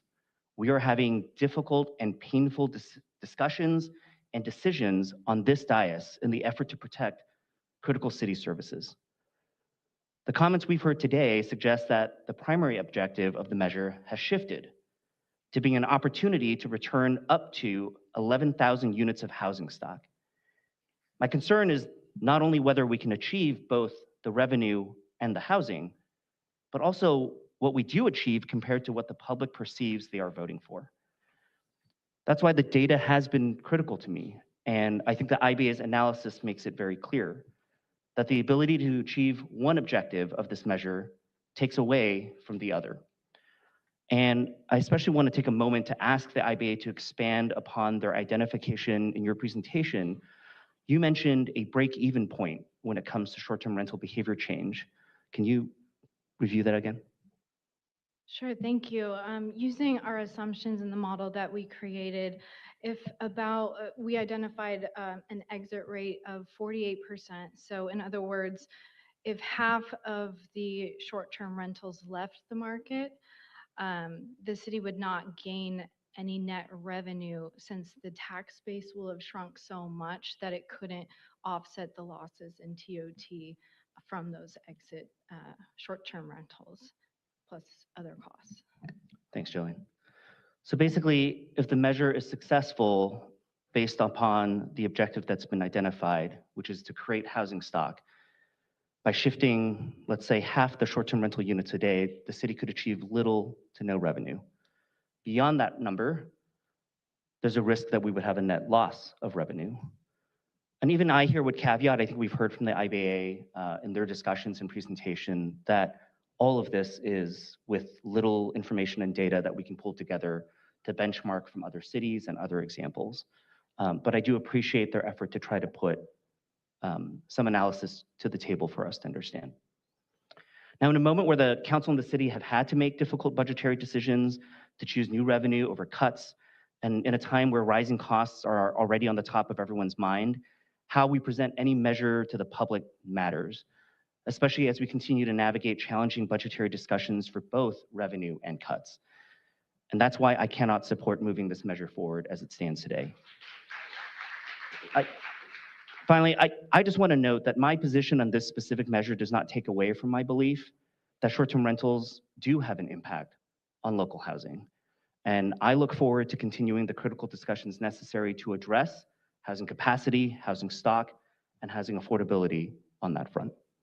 That concludes my comments. Thank you, Council President. All right, thank you, Council President Pro Tem Lee. We'll go next to Council Member Moreno.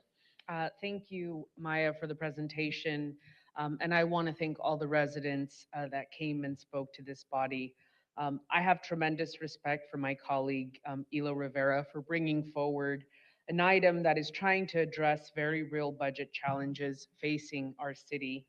Now, while I do understand the fiscal intent behind this proposal, I also view this issue through lived experience. Since elected in 2018, I've been very clear about my position on short-term vacation rentals. When my family and I travel, we stay in short-term vacation rentals. We can't afford staying at a hotel all the time. Most recently, while staying in Colombia, my daughter experienced a medical emergency. Without hesitation, the local host, Omar, personally drove us to the nearest hospital at 4:45 in the morning. In that moment, we weren't guests checking into a hotel in the front desk. We were a family in crisis, and it was this kind of situation where human connection matters more than a reservation number. The conversation before us today is fundamentally about the city's need to fund the general fund, and I agree that this is critical. However, before we commit to increasing costs that ultimately get passed on to residents and visitors, we also need to demonstrate strong fiscal responsibility in the city of San Diego. That includes looking inward.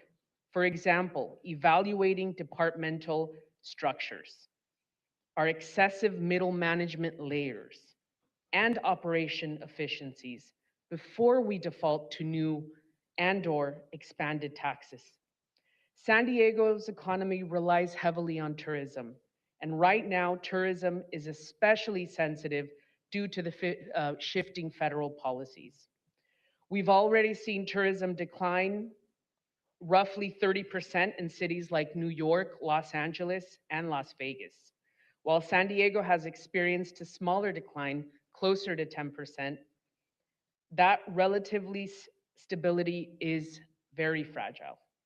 Adding a new local tax on top of broader federal pressures risks becoming a tipping point that erodes the buffer we currently have. I am also concerned that increasing the cost of participation in the short-term rental program will disproportionately impact local hosts. If we make it too expensive for the average San Diegan to participate, we effectively hand the market over to large corporate operators, which runs counter to our goal of supporting local residents and neighborhood-based economic activities. That said, I do support moving forward with the second empty home or vacancy tax that is narrowly tailored to focus on the 5,115 homes that currently receive the city's vacation home, second home exemption from the rental unit business tax. But that is not what is before us today. So therefore, I will not be supporting the motion before us. And that concludes my comments. Thank you. All right, thank you, Councilmember Moreno. We'll go back to Councilmember Elo-Rivera. Council President, I'm definitely happy to wait to hear your comment. No, why don't you go ahead? Okay. I'll give you an opportunity. I first wanted to start by giving our city attorney an opportunity, if they'd like, to respond to some of the points made and concerns raised about the legality of what's in front of us. Yeah, I can opine to the legal standard that we'd be subject to under judicial review here. So as a council member Campillo did point out that this tax would be subject to a plausible rational basis for imposing the tax, which is the most lenient standard of judicial review, requiring only that the law be reasonably related to a legitimate government purpose. So we would need to ensure that the record supports the tax. And our office has worked closely with D9 to make sure that the tax language is as legally defensible as possible. However, it's important to note that this is currently in draft form and subject to further change and legal review by our office. So I suspect there may be changes potentially and in working with D9 as well moving forward should this pass here at committee today. Thank you, David. And I appreciate that. And my understanding is that from that rational basis standpoint, the corporate ownership is a reasonable way to distinguish the commercial use of housing from residential uses, and that corporate-owned short-term vacation rentals are more likely to operate at scale, function more like a business than homes, and remove housing from the long-term market, which I think speaks very plainly to getting to the intent of this, which is to preserve housing for San Diegans. And I just want to say thank you again. Worth noting that precedent was looked at closely. We didn't just rely on the expertise of the city attorney's office. They were so gracious as to seek guidance from outside counsel as well, who are experts in election law and helped make sure that this was as solid legally as possible. All that being said, I hear what my colleagues are saying. I respect where 3 of the 5 members of this committee are. And so I want to kind of pull out what I think I heard and see if there's a place where we can land in agreement.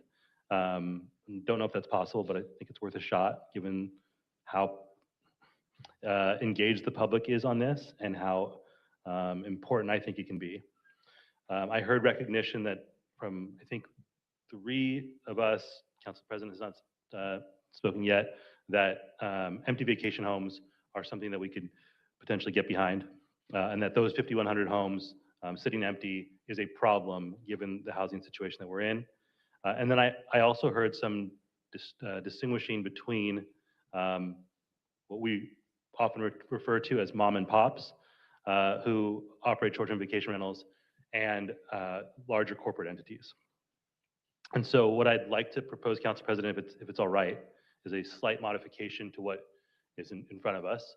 And that would be continuing forward with the empty second home tax and applying the vacation rental tax only to corporate-owned short-term vacation rentals with time between here at committee and full council to sharpen that definition so that we don't inadvertently sweep in folks who that is clearly not intended to sweep in.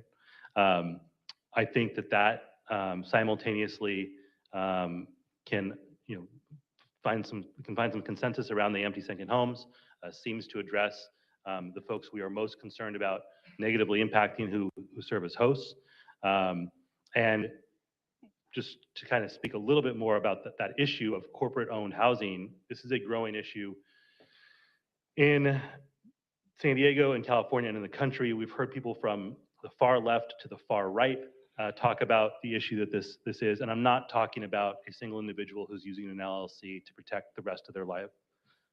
We're talking about corporations in like the way that most of us think of corporations. Folks who make it impossible for a first-time home buyer to compete on a level playing field when they're using a 1% interest rate or pursuing a loan with a 1% interest rate, when they're able to pay cash above asking price. And I think the intent here is to continue to start to address that. I personally would be supportive of either a ban on allowing corporations to buy single family homes and condos here in the city of San Diego, and or at minimum a 90-day waiting period where regular ordinary folks have an opportunity to buy a home before they get pitted in competition against multi-billion-dollar corporations. But that's not what's in front of us today. I hope that we have an opportunity to get that in front of us sometime in the future.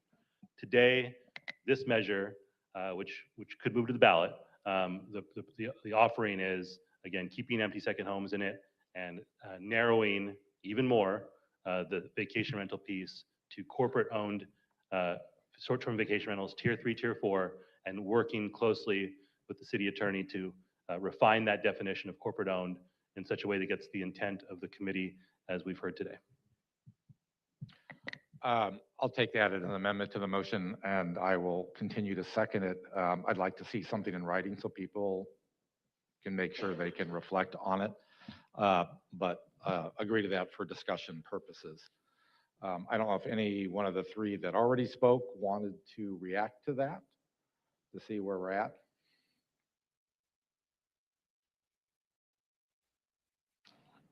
Okay, so we do have a motion on the floor. It's been amended. We need to get it in writing so that we can, in the meantime, not see anybody else in the lights. I'll offer a few thoughts, and you'll see why I kind of waited to the end.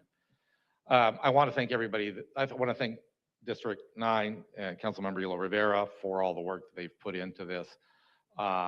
Thank you to the Office of the IBA for the preliminary work that you did based on the information you had at your disposal. And something that we often forget to thank the city attorney's office for the good work to get it to this point, realizing their work is only preliminary, and there would be perhaps a lot of legal fine tuning on this. I want to be respectful of and have always worked under the assumption that the city attorney's office would never allow something to be brought forward that was patently undefensible. So I'll leave it at that. I'm not going to ask you any questions. You know, when I listen to all the testimony, and we all know there was a lot of testimony, and I separated the rhetoric because both sides are going to throw everything against the wall to try to influence how the committee would vote. There was really and I hope other people will do this, but rather an extraordinary insight of who we are as a city and the diversity, perhaps economic diversity of who we are as a city. You have people that have good skills, smarts, or work very hard to be successful. But a key thing I heard over and over again was that intergenerational wealth that comes from a predecessor that purchased a home and then moved it along when they passed. That's an extraordinary part of the economic engine of the city that some people get to benefit from.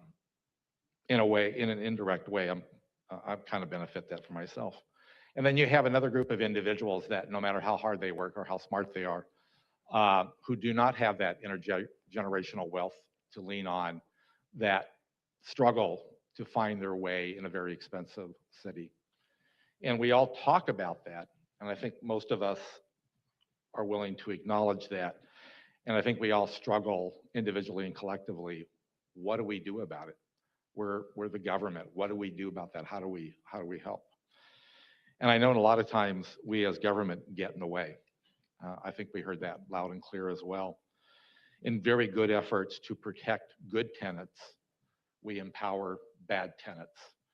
And as my colleague mentioned, it turns folks who say, yeah, long-term rentals, I'm not going there because it's too painful to deal with that bad tenant and expensive to evict them. I think it's still a challenge in front of all of us as we protect good tenants. And there's other things we do. But I also want to put a fine point for those that were dismissive of what do you think 11,000 homes or 5,000 homes or some fraction of that. For those of you who don't watch what the city does on a regular basis, and God, I hope you don't, you get on with your lives. But when we take a motel of 40 rooms and convert it to permanent supportive housing, we celebrate. When we open a 100-unit project that is income restricted, we celebrate. We tackle that housing bit by bit by bit. And for the market rate housing, we try to clear every obstacle out of the way so that market rate builders can deliver more housing under the theory of trickle down. Does someone buying a $1 million, $2 million, $3 million condo help the housing conversation? Many believe it does because it allows people who can afford it to move up and maybe take something that is more moderately priced or naturally affordable, takes them out of that and opens up the door of housing. We celebrate those too. So does 11,000 or 5,000 or 2,500 units going to make a difference? Every bit does. Is this the way to get there? That can be debated. We have larger issues in this city, despite to be no better place to live in this country. And I'm very grateful for everybody that contributes to that. To some of the issues of that I don't want to leave unsaid. There is a lot of gaslighting in this conversation. There is a lot of effort to scare the average San Diegan who isn't paying attention to what's going on at City Hall. And I know this because we are the recipient of these postcards based on some anonymous entity sending these mailers to households. And when we get those postcards, we call those people who sent that in. And we said, why did you do this? Do you know who put this together? What is it you're voting against? And maybe 95% of them are very, very angry and feel like they've been duped by, as some people call it, bait and switch. It is the nature of how we do our politics and swaying the electorate on measures going forward. And I guess we're kind of stuck with that. But it comes and goes from all sides. I guess the last thing I'll say, just to kind of put a fine point, when I heard everybody talk about the tax, I pay this tax, yeah, you're right, you do. Nobody talked about the platform tax and how much the platforms extract. I did a back of the envelope calculation from the one person that kind of shared some numbers. And if I did it correctly, and I could be wrong, I think the platform made as much money as that individual netted out of their short-term vacation rental. That money was no doubt very important to her, that what she did net. But let's not also realize that the platforms are making a lot of money on that. I guess I'll say one more thing, because I think some of you have been around enough to know my participation in the short-term vacation rental conversation. I remember the efforts of Councilmember Leitner. I remember the efforts of Councilmember Bree, both of which got squashed because of the real corporate entities who managed to kill what were, I thought, reasonable regulations. To those of you that managed to benefit from running illegal short-term vacation rentals until they were legalized in 2021, good for you. You made a good business. You converted Mission Beach to a vacation rental community, which is why it's treated differently as a tier 4. It has been legalized. I fought the good fight. I lost. I am no longer going after short-term vacation rentals going forward. And I'll actually end on a positive note. For the first couple of years of my terms in office representing District 1, constant complaints about short-term vacation rentals. And I will say the platforms, and I'll give kudos to this, they bore down on the hosts. I don't get any more complaints anymore. Now, whether people have given up because they think it's hopeless, whether people have moved on, I don't know. But I do want to acknowledge that. And if you take a drink every time I say one more thing, no, I shouldn't have said that because now I'm going to forget. One of the reasons that I did second it is, as you saw in the numbers from both the presentation and from the IBA, the big numbers are in districts 1, 2, and 3. I'm District 1. I thought this item deserved to go to the full council so that my colleagues, without knowing necessarily what their position is in districts 2 and district 3, ought to have a chance to weigh in. And I thought that was part of the role of the committee, which is why I supported it. So with that, we have a slide, so we're going to put it up there. That is a motion by Councilmember Elo-Rivera and a second by myself.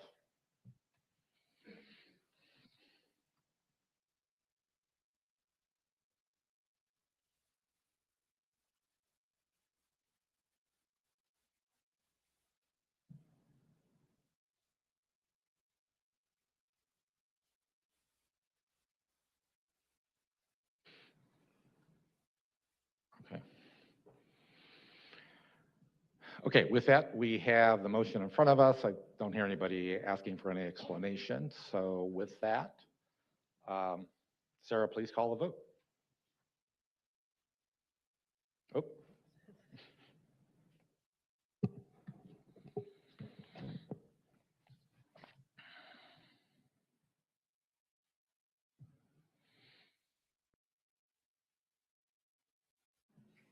All right, that motion fails. So as it stands now, there is no action on the floor. I'm not seeing anybody with coming on the lights to propose an alternative motion. So with that, we are done with item 4. Thank you for everybody that participated and those of you that stuck around. So I see Mr. Harris is in the audience, so we're going to take up item 2. And Mr. Harris, because you were interrupted last time, we're going to treat you as completely de novo. So I'm going to do some opening remarks as I did back in December.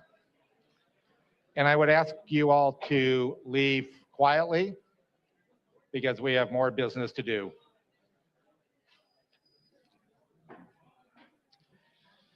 So,